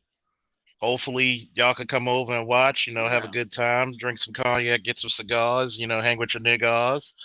And I will even invite Jessica over because I'm pretty sure she would put some input. I would love to hear her input over the show. So I'm probably going to do it around 7 to 8 tonight, Eastern time. So just look out for your, local syndications and shit on YouTube. So I'm going to tell you, see ya, peace, and whoa! Okay. Hey, that woo was that one was a little dry. It was a little dry. You gotta.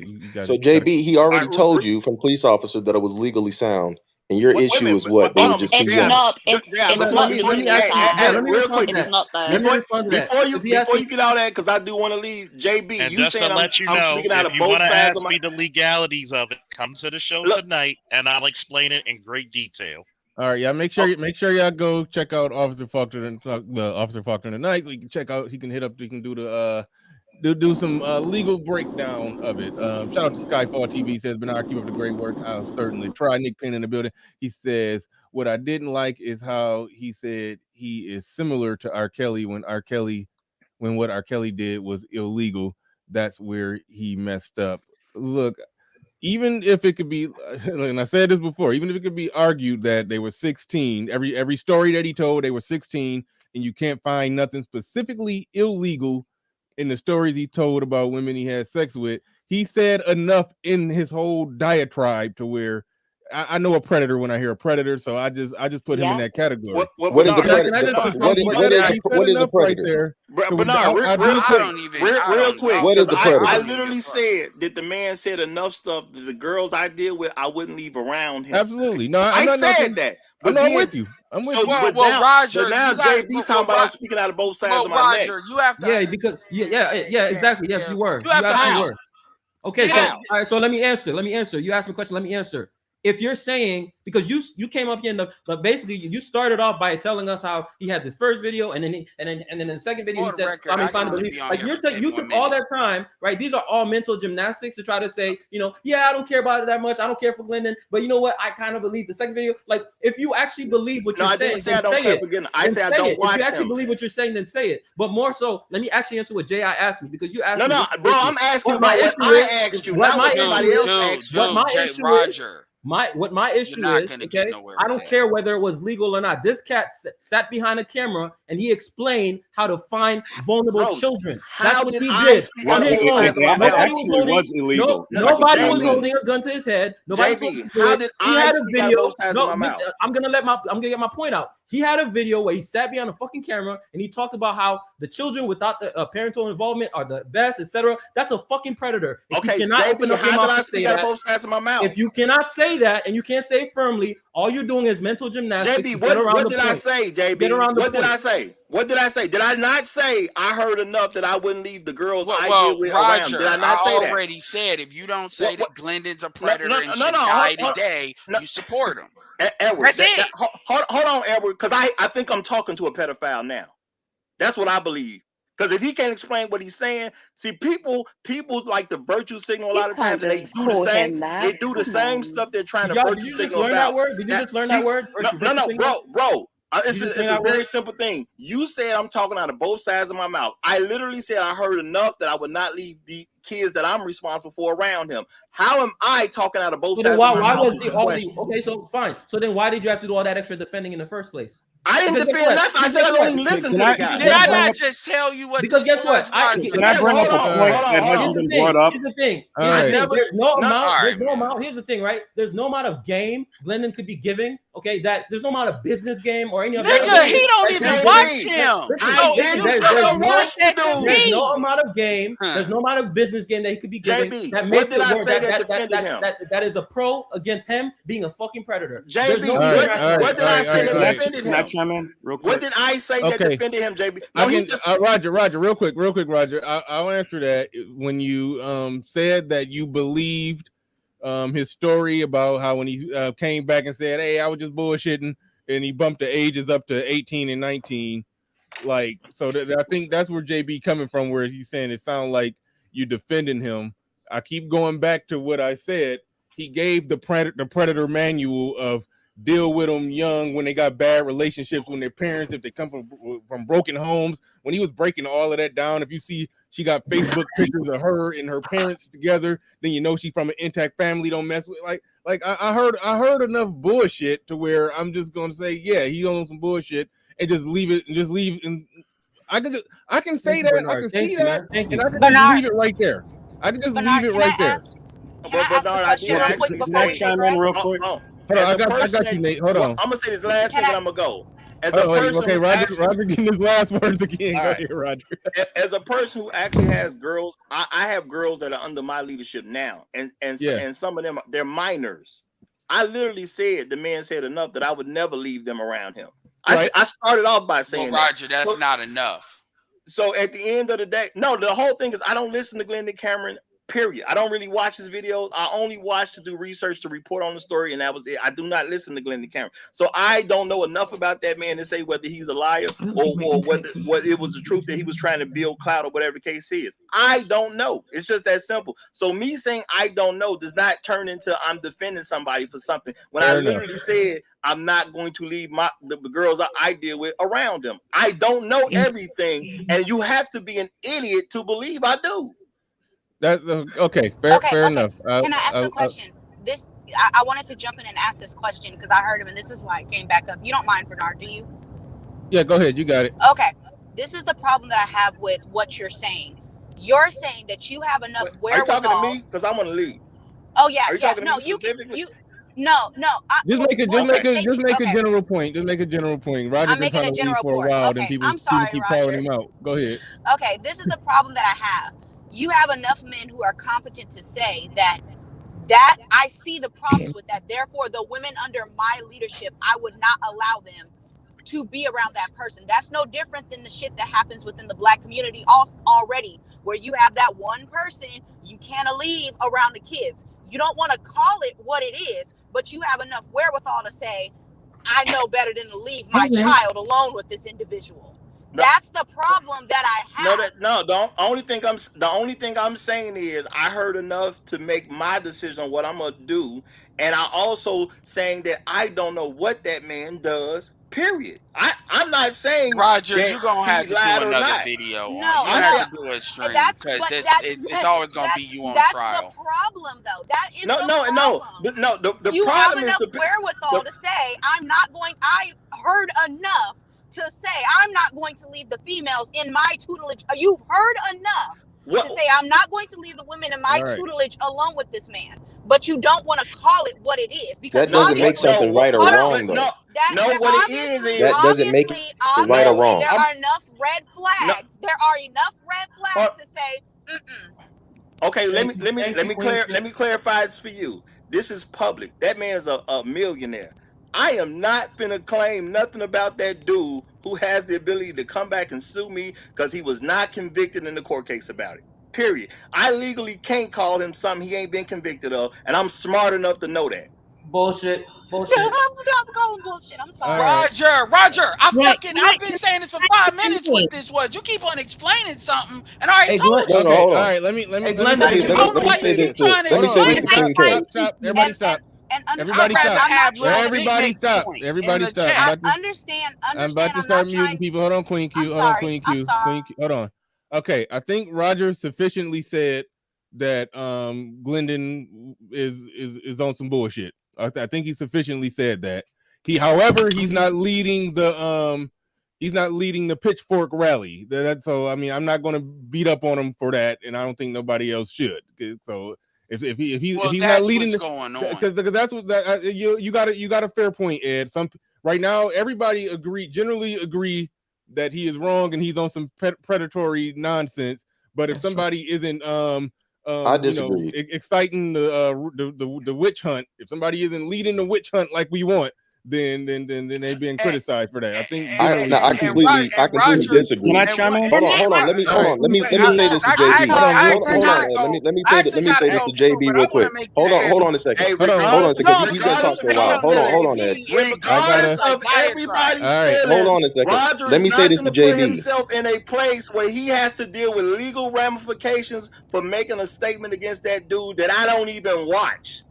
That's stupid on my part. Let me say this to JB because JB made this point. Hold on. JB made this point about something being predator. What the dude did was he first off, everything he did was legal, and he's talking about he posted whatever. Hold on, he's talking about it is true. We already had that debate. Everything he did was legal. You're debating the morality of it. Hold on a second. Hold on a second. Hold on a second. Let me say this. The man posted a post or whatever, no different than a job application or whatever, and he dealt with the people that were legally eligible. That's it. If you see something online, that's not what he did. If you post a job post or whatever, and somebody applies to it, hold on. Can I if you speak, post a job please? post, Yes, if you when I post a call job on post, you. But I hold on don't a know second. how to speak over If people. you need to stop talking. hold on a second, let me finish this. If you post a job post and they have requirements or whatever, and you're legally eligible, you get a chance. If you're not legally eligible, then you didn't. That's all he did. He posted, people applied to it. He dealt with That's not all he did. with the people not that all were he did. legally eligible, and there's Sir. nothing wrong with that. Okay, We now let further me know address this it. because y'all want to call him things that don't fit. Hold on, they want to lie and say things that don't fit to try to prove a point. Nate, and then after we get through with that, we're going to go to I don't know who the hell this is. Naked Truth, Annette's World Views. Yeah, okay, we're going to go. You got next. So, all right, go ahead, little big Nate. All right, appreciate it, Bernard. Thank you. Great conversation, panel. Glendon Cameron broke the law. Yes, he did. He involved himself. Let me finish. He involved himself in an incestuous. He involved himself in an incestuous event. Incest is illegal. He said out of his mouth that the mother instructed her daughters that white women are supposed to be black BBC whores. And she instructed them to have sex with him. And then they all, according to him, had sex with him at the same time. That is an incestuous event. It is illegal. What he did was illegal, sir. Incest in America is illegal. I'm not going to argue the morality of sleeping with a 16-year-old. That's a completely different thing for me to do, and I might do it. But what he did was illegal. Period. Let me you ask you this cannot question. involve yourself in a crime being committed. That's exactly what he not did. incest. Wait. Time out. Let me ask an important question. I got a very important question to ask. Yes, he was involved in an incestuous event, and I'm asking which is illegal. Hold on, I'm asking purely a legal question here. If none of the people were related to you in that event, did you actually commit a crime, or only the people who were related committed a crime? Now that's for example.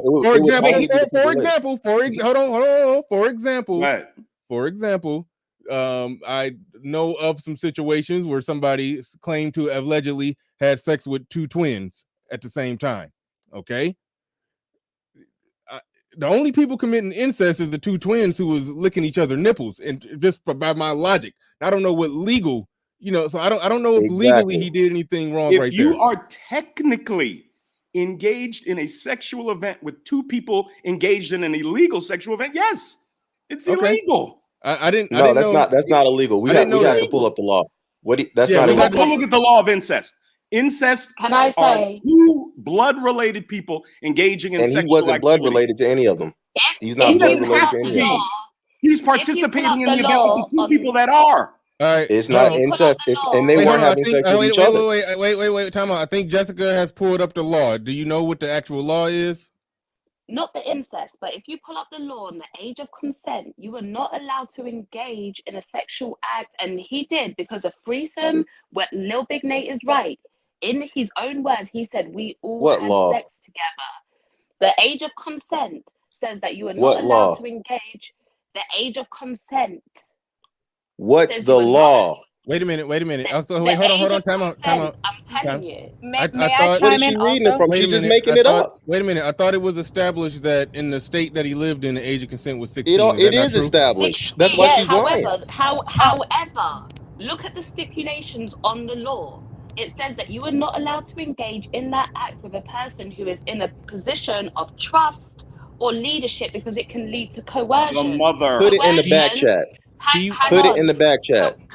All right, but hold on. But even then, wait, real quick. Jessica, do you see the slippery slope of the law with that? Because he was technically not the person legally in that position. The mother was. Exactly. So, However, the mother hit him up and said, I want you to sleep with my daughters. He was well aware that there was a mother and two daughters, and he knowingly engaged in that situation. So when people were saying that it's legal, it's okay. It is legal. This is actually a legal gray area. Those girls can actually. No, it is legal, and at most, the mother will be liable for something. At worst, it will be the mother that will be liable for something. Can I please chime in real quick? Interrupting, just quickly. And I live in the state that he lives in.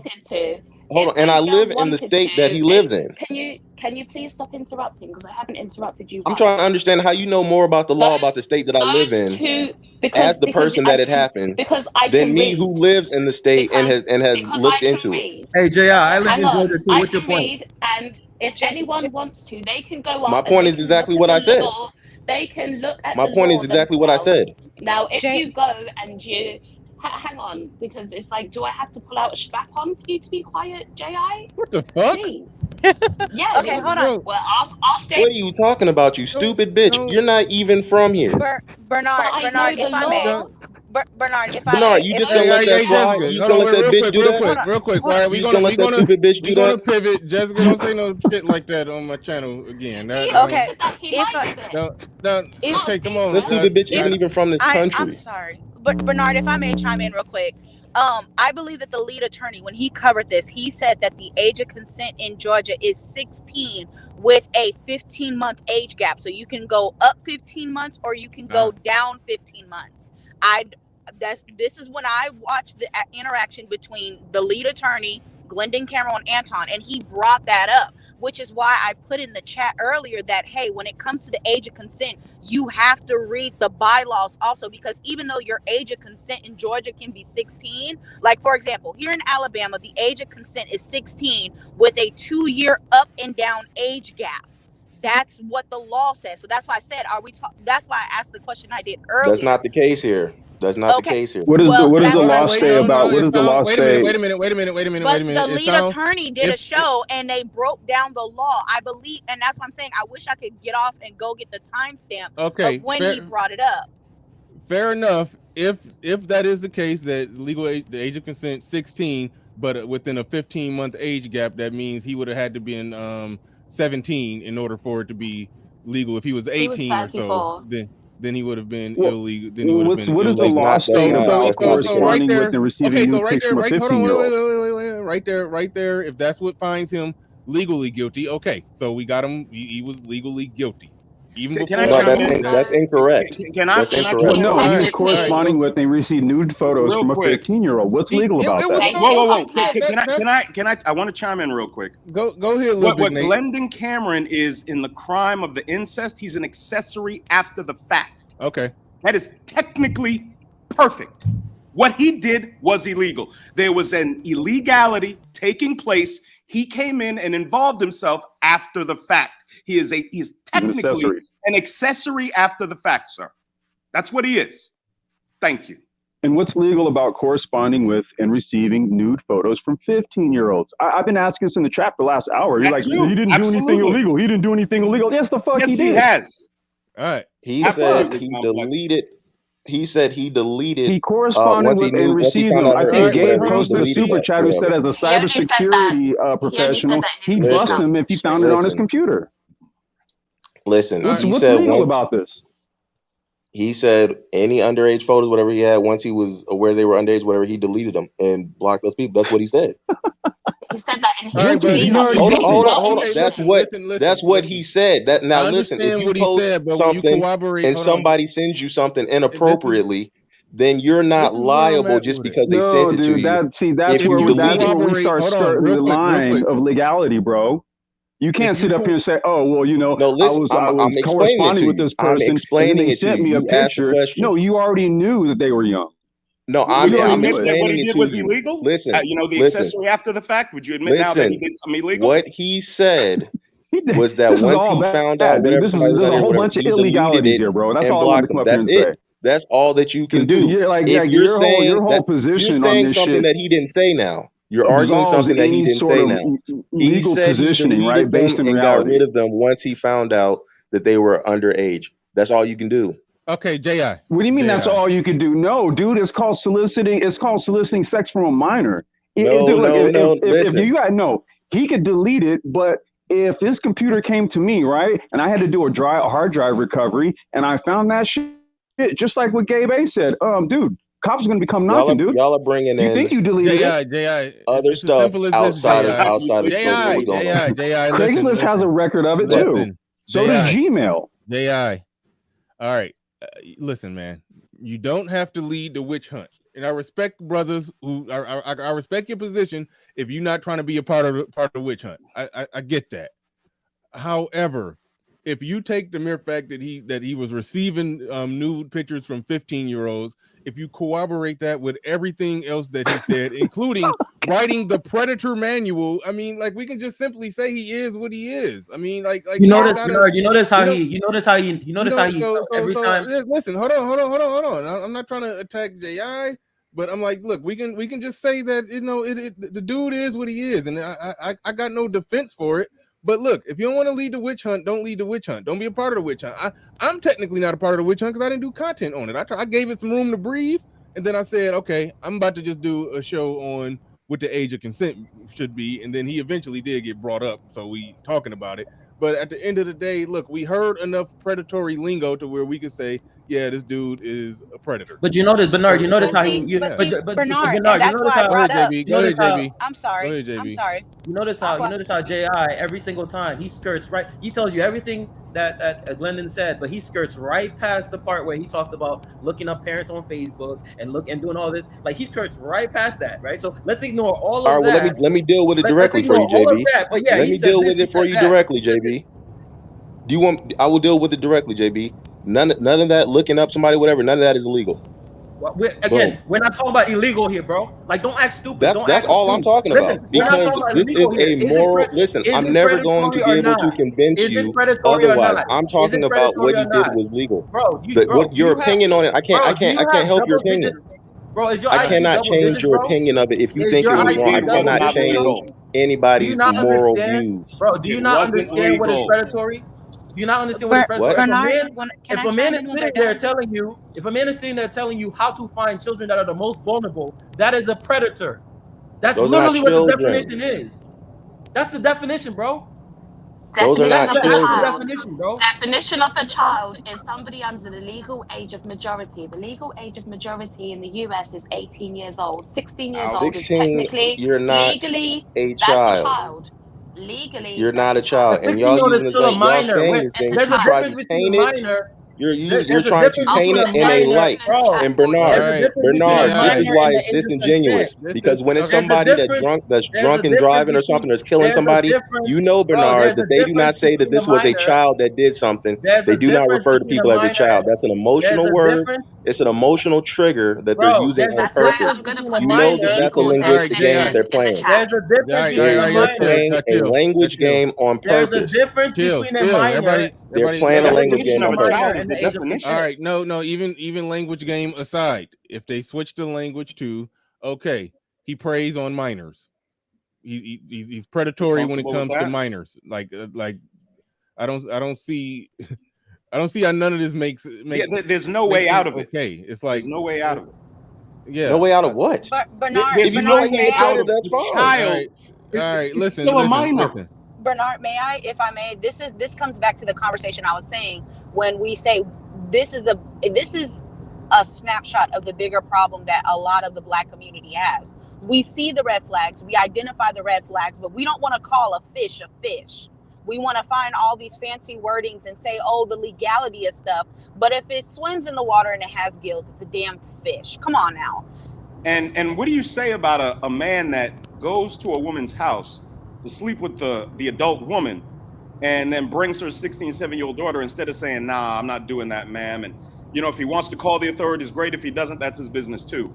But then participating in the crime that happened. Stop, man. Stop. It's legal. It's legal, Big Nate. You forgot it's legal. No, it's not legal. I know, Big Nate. I'm trolling. No, I know, JB. I that's know. his response to But everything. it is the fact of the matter is he's an accessory after the fact. This is not legal. And this guy's a millionaire. He has all this money and investments at risk. And you come on the internet to do what with this? This is insane. I can't respect his business acumen. He's a fucking lunatic. He put everything at risk. Sorry, man.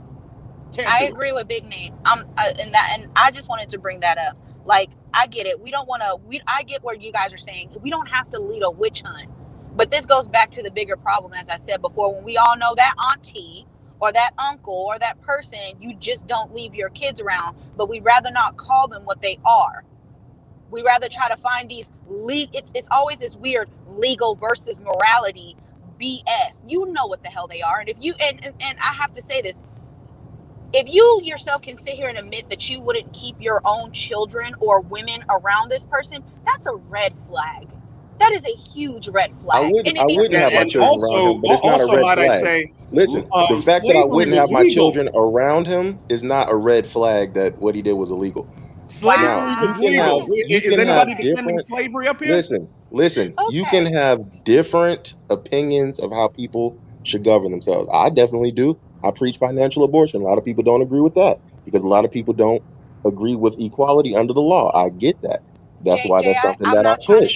People, the point is, hold on. The point is, people have different opinions of morality and right and wrong. And legality has nothing to do with right or wrong. Has nothing to do with moral or immoral. Period. Those are two different things. It absolutely does. They're completely different things. The laws they have nothing to do with each other. Judeo-Christian beliefs. J.I.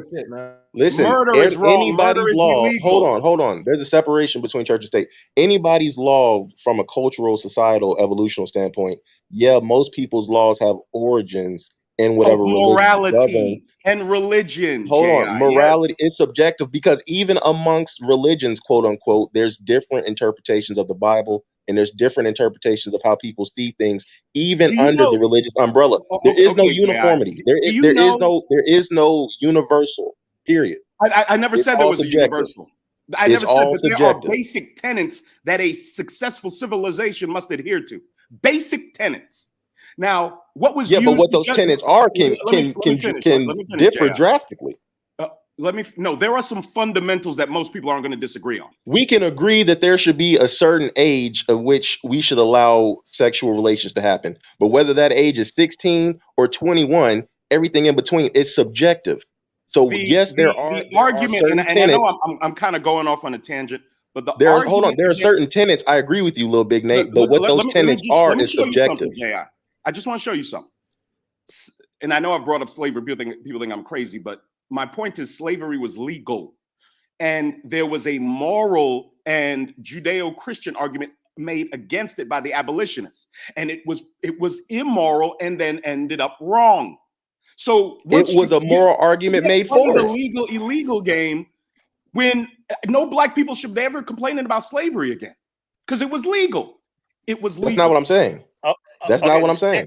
Yeah, can I have one moment? Listen, please? hold on. No, hold on. Let me push back to Lil Big Nate, because me and Lil Big Nate have an understanding. We respect each other. Now Yes, listen, I do respect. I completely understand what you're saying, but just as there was a moral argument made using the Bible, there's a justification for it. Slavery's in the Bible. So you can use anything. Yes, it is. You can use anything to justify anything. And that is my point. This is always going to be a point of contention, and whoever wins at the end of the day is going to kind of win. But there is no universal, this is right, this is wrong. It's just whatever the people feel at that time, and you're going to argue it. If you're successful, then you get to call yourself right. And so until somebody else comes along, and once they're successful, they get to call themselves right. It's the same thing with abortion, with any type of human issue. That's just what it's going to be. That's moral relativism. It's very murky. There are things that are right and wrong. There just are. That's your opinion. Okay, again, that's my that's your opinion, though. That's an opinion. It is my personal. It's the opinion of the majority of human beings on the earth. Real quickly, outside of the morality, I only came back to say this because at some point in time, people just go into I'm going to be stupid no matter what. What I said was, I heard enough to not put people I'm in charge of under him. I said that already. So to say that I'm not going to call him something, I can't call anybody anything from a legal standpoint on a public platform and leave it available for the world to hear unless they've been convicted of it. When people have called other people on things on my platform, if you are not convicted of it, I can't call you that, or there is legal ramification for it. The problem is people don't respect the fact at the end of the day, I already said, as from a person who's thinking, I see enough of a problem there. I don't even let children get around the problem. That's what we need to be doing.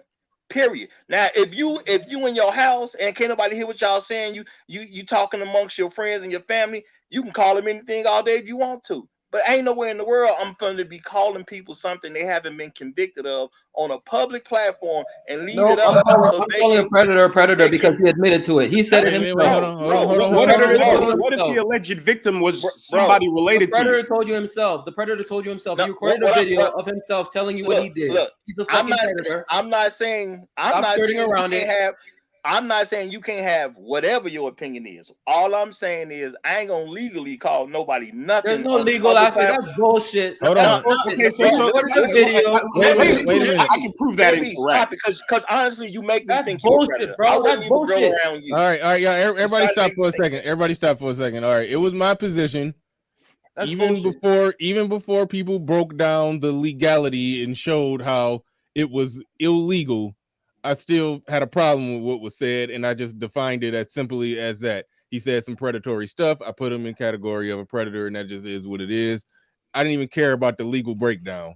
That's just where I was at with it, and I could just leave it there, and then we could just have a conversation. Aren't you afraid of him suing you, Bernard? Aren't you afraid of him suing you, Bernard, because you called him a predator? Aren't you afraid of that? You can't sue somebody for that. Exactly. That's why what about the idea that you're not going to call somebody something until they've been convicted? If I absolutely don't wish this on you, but if your daughter was 5 years old over your brother's house, her uncle, you pick her up, she's distraught, she's upset, she's bleeding from a certain area, and she says, "Uncle, whatever did something to me," you're going to refrain from doing anything or saying anything till he's convicted? That's absolutely not true.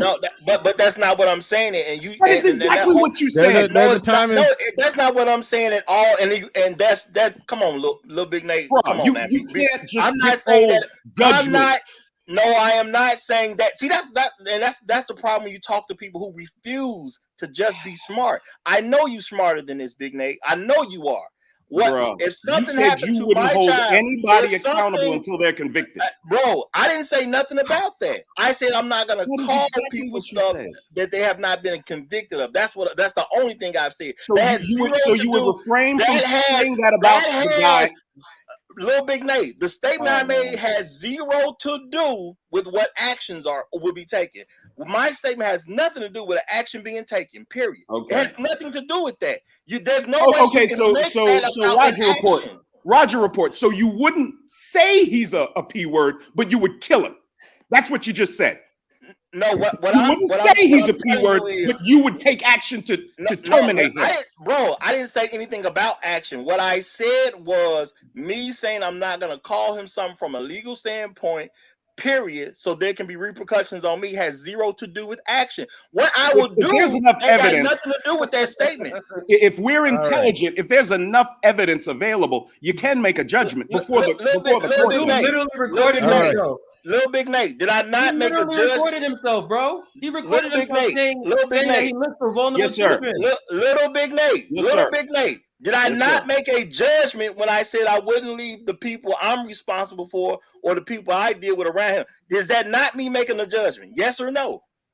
Yeah, that's making a judgment. Sure. Okay, then we know what my judgment is. But then you said you wouldn't judge anybody until the court does. Little Big Nate. Okay, Little Big Nate. I've already clarified he's problematic, and I also this is the both sides I was talking about. I've also said that I'm not going to say nothing from a legal standpoint where somebody can come back and sue me over. It ain't that serious for me to get sued. It ain't that serious for me. Okay. I don't mind you getting sued. I don't mind you losing your money. I don't mind you having a problem. It ain't serious enough for me to have a problem. But at the end of the day, I'm going to protect the protective action, which is something we all should be willing to do. And y'all are not saying y'all will take the protective action. So based on the logic you're using, I can basically hear a bunch of people who would not protect children. That's what I can get from I raised my children by myself and they're magnificent. I protected children. All right. Hey, Glendon, please sue me, Glendon. Please sue me. Please sue me. Because everybody, all right, everybody. These niggas know what he's talking about. You can express your opinion about somebody without being sued.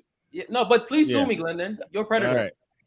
All right. This one's shit. All right, go ahead. Well, first, shout out to O'Shea Duke Jackson says, I'm so glad I don't do panels anymore, but great show. No, hashtag bring back the Sunday Rumble. Hashtag bring back the Sunday Rumble. All right. Naked. I missed the Sunday Rumble. Hi, guys. Hi, Bernard. Hi. Sorry, O'Shea. Bernard. Hi, Jessica. I'm a mom. Jessica, let me finish. No. I'm just going to say I'm going to drop down. Bernard, thank you for having me. Goodbye. Oh, Jessica, don't go yet. We can only have one woman with an accent at a time. I'm sorry. Yeah, we're fucking up the quota. Shall I carry on? Yeah, go ahead. You can go. Thank you. Okay, so I've got a 17-year-old daughter, and I remember taking her to Florida when she was 13. We went to a basketball match, and at 13, she looked like a grown-up woman. And this guy was talking to her, sitting right next to her, chat. And then she turned around and said to me, Mom, that got to do with me. And then she said, Mom, I feel really uncomfortable. And then I said, okay, just turn around and tell him your age. So she turned around and told him her age. And I kid you not, this guy literally flew away from his chair and just went away. He couldn't get away quick enough. Now, this is what I think decent men should do. Okay, when you see, because children, girls mature at different stages, and girls, you can get 12-year-old girls who look like 19-year-olds or 21-year-olds. It's the man's responsibility. If you want to be moral, think to yourself, what would you do if this was your daughter? What would you do if this was your sister? Okay, hold on. You don't have to say that, because most men will walk away from a damn 13-year-old. So you ain't about to come up here and start coaching us on what to do if we see a 13-year-old as if we're all some damn predators like that. They're not predators, is what I'm saying. I'm saying good men would walk away. Okay, that's so what you're I'm saying most men are good men, because most men they will are walk good away men. from the 13-year-old. So it becomes redundant. And that's why Glendon is a problem, because he actually shows that he's not a good man, and he didn't walk away, and he seemed proud of what he was doing. So he's different. That's what I'm saying. So nobody should be defending he does have pedophilic tendencies. But who anyone like you knows knows that it's wrong. There goes that word again. Definitely, yeah. I mean, JR is technically right. That's the It's wrong. prepubescent. See, It's it's a lie. basically before puberty. So I don't know. Somebody said what the word was for somebody who's into minor children, but older than above Matt. She puberty, said but Matt. not grown. I guess that's somewhere between the age of, I don't know, 14 and 17. I don't know what you call somebody who's into that, but yeah. But she's 17 now. Whatever that is, he's clearly that. Whatever that is, he's clearly that. Yes. Thank So, you. yeah. That's all I wanted to say. Yeah. We can't call it any other way. That is all I wanted to say. He's clearly got something wrong with his mind. Which is why people should keep kids away from them at the end of the day, which has been my whole point. And they got a problem with the fact that I'm saying keep kids away from the guy. Which tells me what? If we have a problem with me saying keep kids away from him, what does that tell me you will do? You'll put kids by him. Nobody said they had a problem with you saying that. Big Nate, he's just Ever since I said that, people had a problem. I said I would keep kids away from the dude, and people act like there's a problem. So Well, there's a problem with Roger. Okay, what it comes off as is that, okay, that when people are talking about this person is a problem, they legally wrong, they should be locked up, and then somebody takes the argument back to, well, what about the parents? The parents should be doing this or that. The parents should just keep the kids away from them. Blah blah blah. That's sort of goes back to what J.I. said. It shouldn't be no law against it. The parents just do their job. It does sound like it. I don't think. I don't. Real quick. I don't think you was in this category, but with some people. When some people make that argument that there should be no particular laws against it, the parents just do their job. It's like they're trying to, they're making an argument that ultimately leaves an out for the actual predator to get away or not. So I don't think you were doing that. It's not an out. It's putting 100% on the parents. Well, it's not an out. But JI, all right, JI, man, this is where, like, I mean. This is where you get on some bullshit. Okay, before you can't put it 100% on the parents either. Though. No, you can. Well, time out. You can put it 100% on the parents, but J.I. went as far to say that there should be no law of the legal age of consent. Basically, like if your son or daughter they get got. Well, the reason I say you can't, it's on you to either just be a better parent or go street justice it.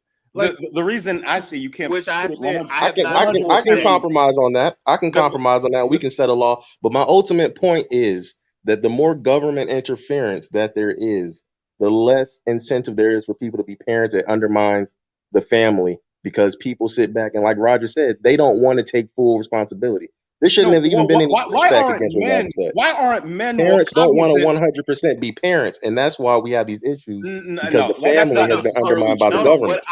What I'm saying where's is your accountability for a man who doesn't have the intelligence not to put the P word before everything he's trying to do in life? Of course, little Big Nate, but what I'm saying is this: parents still got to be parents at the end of the day. No one's debating that.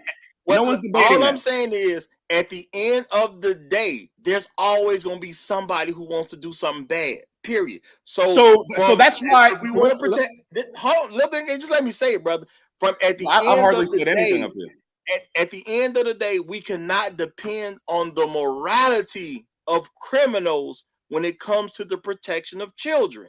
I can't depend on their morality. This isn't only about the protection of a child, because you could have a 21-year-old young man messing with a 16-year-old high school girl. If the cultural norms say this is absolutely unacceptable, the man shouldn't put his future at risk. What about the man being smart enough not to put everything at risk? To hell with the 15, 16-year-old girl that's a harlot. Fuck her. I'm talking about the man being smart for his own interests. Okay, little Big Nate, I'm not saying anything against that. What I'm saying is we cannot depend on the morality of criminals to dictate what we're going to do as a society. And so therefore, as a parent or a person who deals with children, you should be teaching them the games and the tricks that people are going to play to get a hold of them. I literally just last night sent two people a text message I got, and because it was a random number.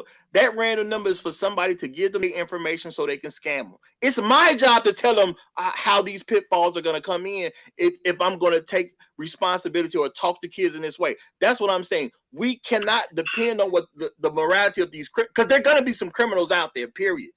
And there's also, and Roger report also, they're going to be girls. I think Roger and Little Big Nate, I don't even think y'all realize it, but y'all have gotten to the point where y'all can agree to agree. Because what Roger is just saying is just it should be more of a focus on better parenting, raising children, the parents protecting their own children. I know Roger talks a lot about the black family unit being intact, and when it's intact, that decreases all of that stuff from happening. So sure. I think y'all are on the same page now.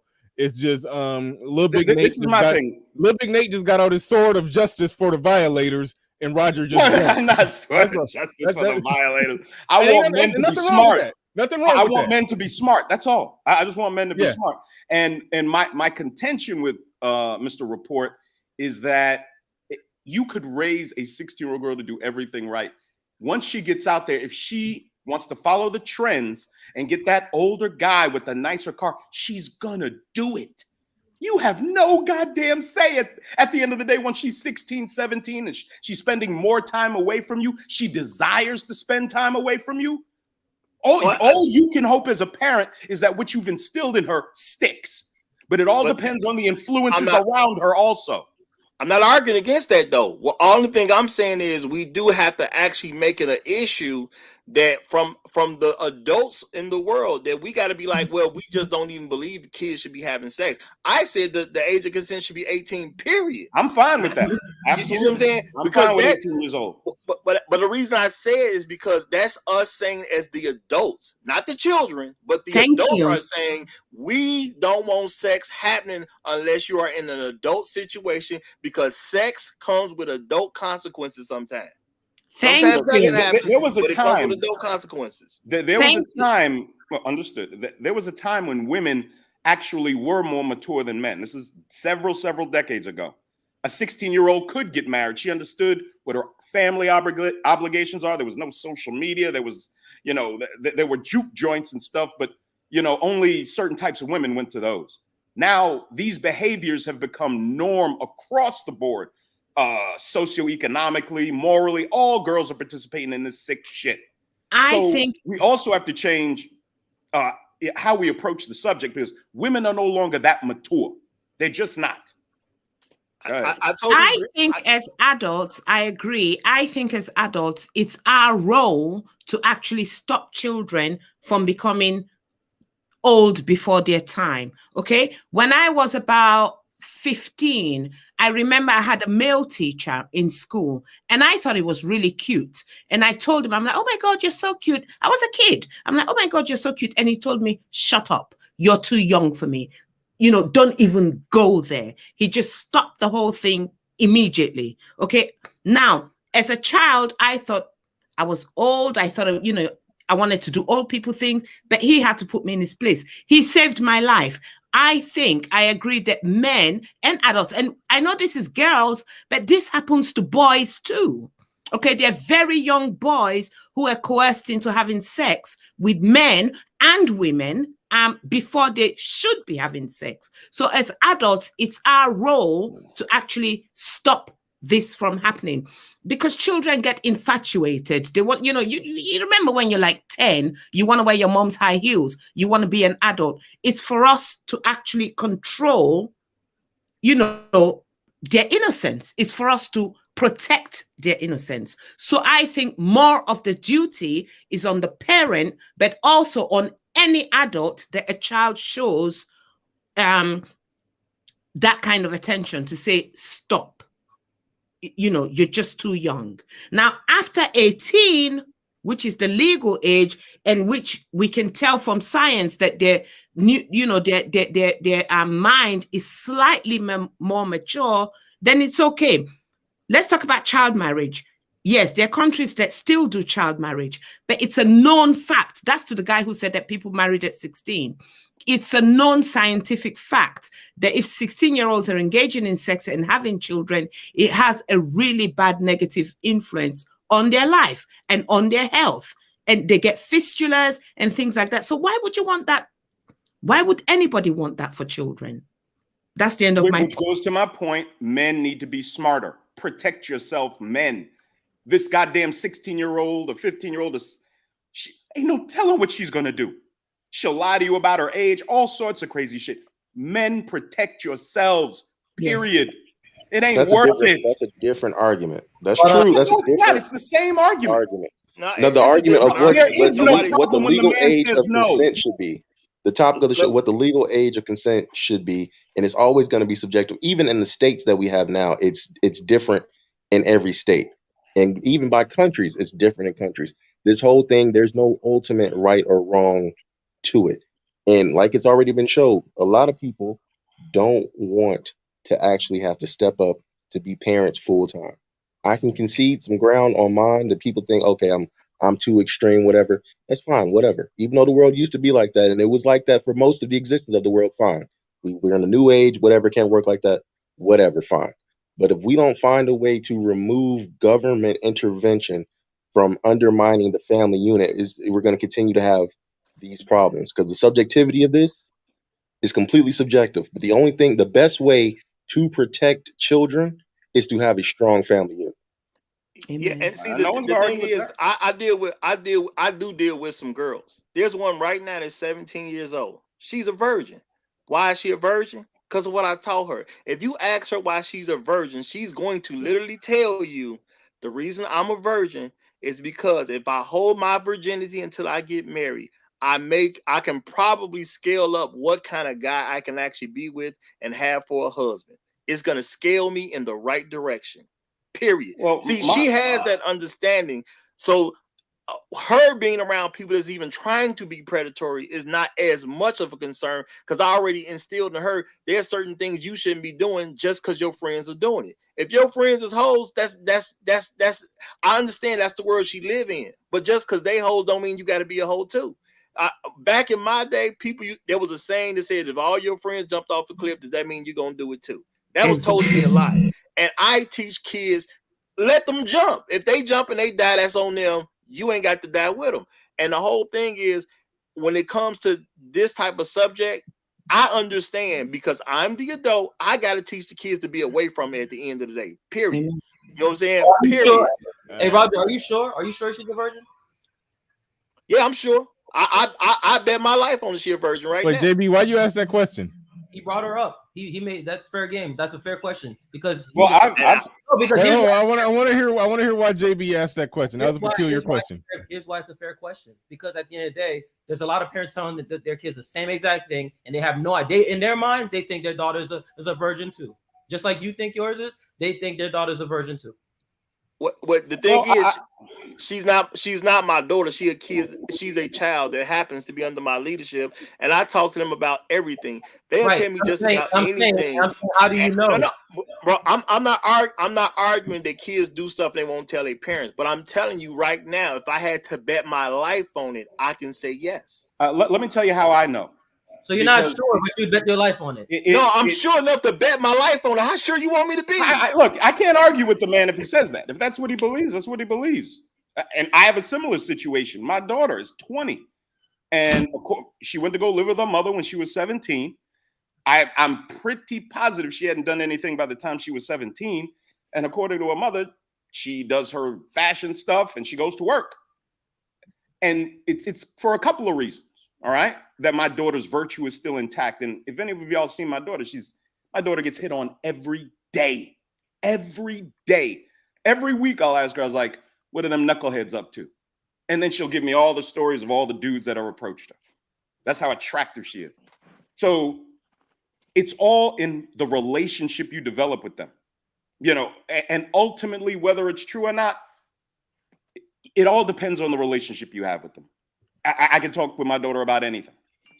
Okay. And what leads me to believe that she is because I'm the one encouraging her to start dating. She won't fucking date. And the reason she won't is not because of the things I taught her. She won't date because she sees how horrible these girls' relationships are on Snapchat and Instagram. Exactly. And it scares the shit out of her. Exactly. Scares the hell of her. She's like, I'm like, sweetheart, if you're going to be married by the time you're 23, you have got to start interacting with men. She's like, no, I don't. All I see is all this abortion and baby mama and who wants to be my new baby daddy and all this shit these lunatic girls are doing on social media. Why don't you marry her off then, little the big hell man? out of her. Why don't you find her a suitable husband? You this vet is him. the thing. This is the thing. She will not. She's not asked me to do it. She's an adult now. She's gonna have to ask me to do it. And once she does, I'll do it. If she does, she may not. She may say, well, I don't care what my daddy thinks. And let me tell you exactly what I told her before she left to go live with her mother when she was 17. She said, I said, we've talked about how we're going to handle this boy thing, right? She said, yeah. I said, you meet a young man in high school, you want to date, cool. I'll fly out to your mama's house. He'd only have to know I don't live there. He comes in, we have our conversation, and that's it. If you like him, I'll give you my opinion on him. And then as a young lady, you'll make the decision you want to. But I told her, I said, if you disregard what I've taught you and how we were supposed to handle this, don't come telling me shit. Don't come telling me a fucking thing. I'll let this world rip you to pieces if you don't follow my directives. And this is the problem. Fathers still want to come to their daughter's rescue when the daughter doesn't respect the father and utilize him as the resource he's supposed to be for her. No, the government undermines the father with Section 8 and welfare. That's what the problem is. See, she's supposed to suffer. She's supposed to suffer, but the government is stopping her from hitting the ground. That's what the problem is. All right. We've, damn it, gone long enough. I would like to thank everybody for coming in here. Shout out to the Roger Report. I appreciate Roger Report coming on through here. Lil Big Nate, JB, JI, Constructive Consultant, and Naked Truth. Lady. Truth? Naked Truth. Truth. Oh, I thought it was Naked Lady Annette. Okay. No, Naked Truth. I don't want to traumatize anybody. The Naked Truth. Naked Truth, Annette, Queen Q. Who else was up here? Edward Anderson. Shit, I forgot everybody else. Appreciate everybody. This was a great show. Shout out to everybody who super chatted. KD and Theo came through hard and heavy on the super chats. Do appreciate all of y'all. Anybody who participated in this in any way, shape, or form, who like, share, subscribe, did anything to help this show be the great one that it was. I knew this was gonna be a classic, but yeah. All right, y'all. I gotta get out of here. Long overdue. About to lay down and fall asleep watching football. All right, I'm out of here. Peace. Thank you. We out.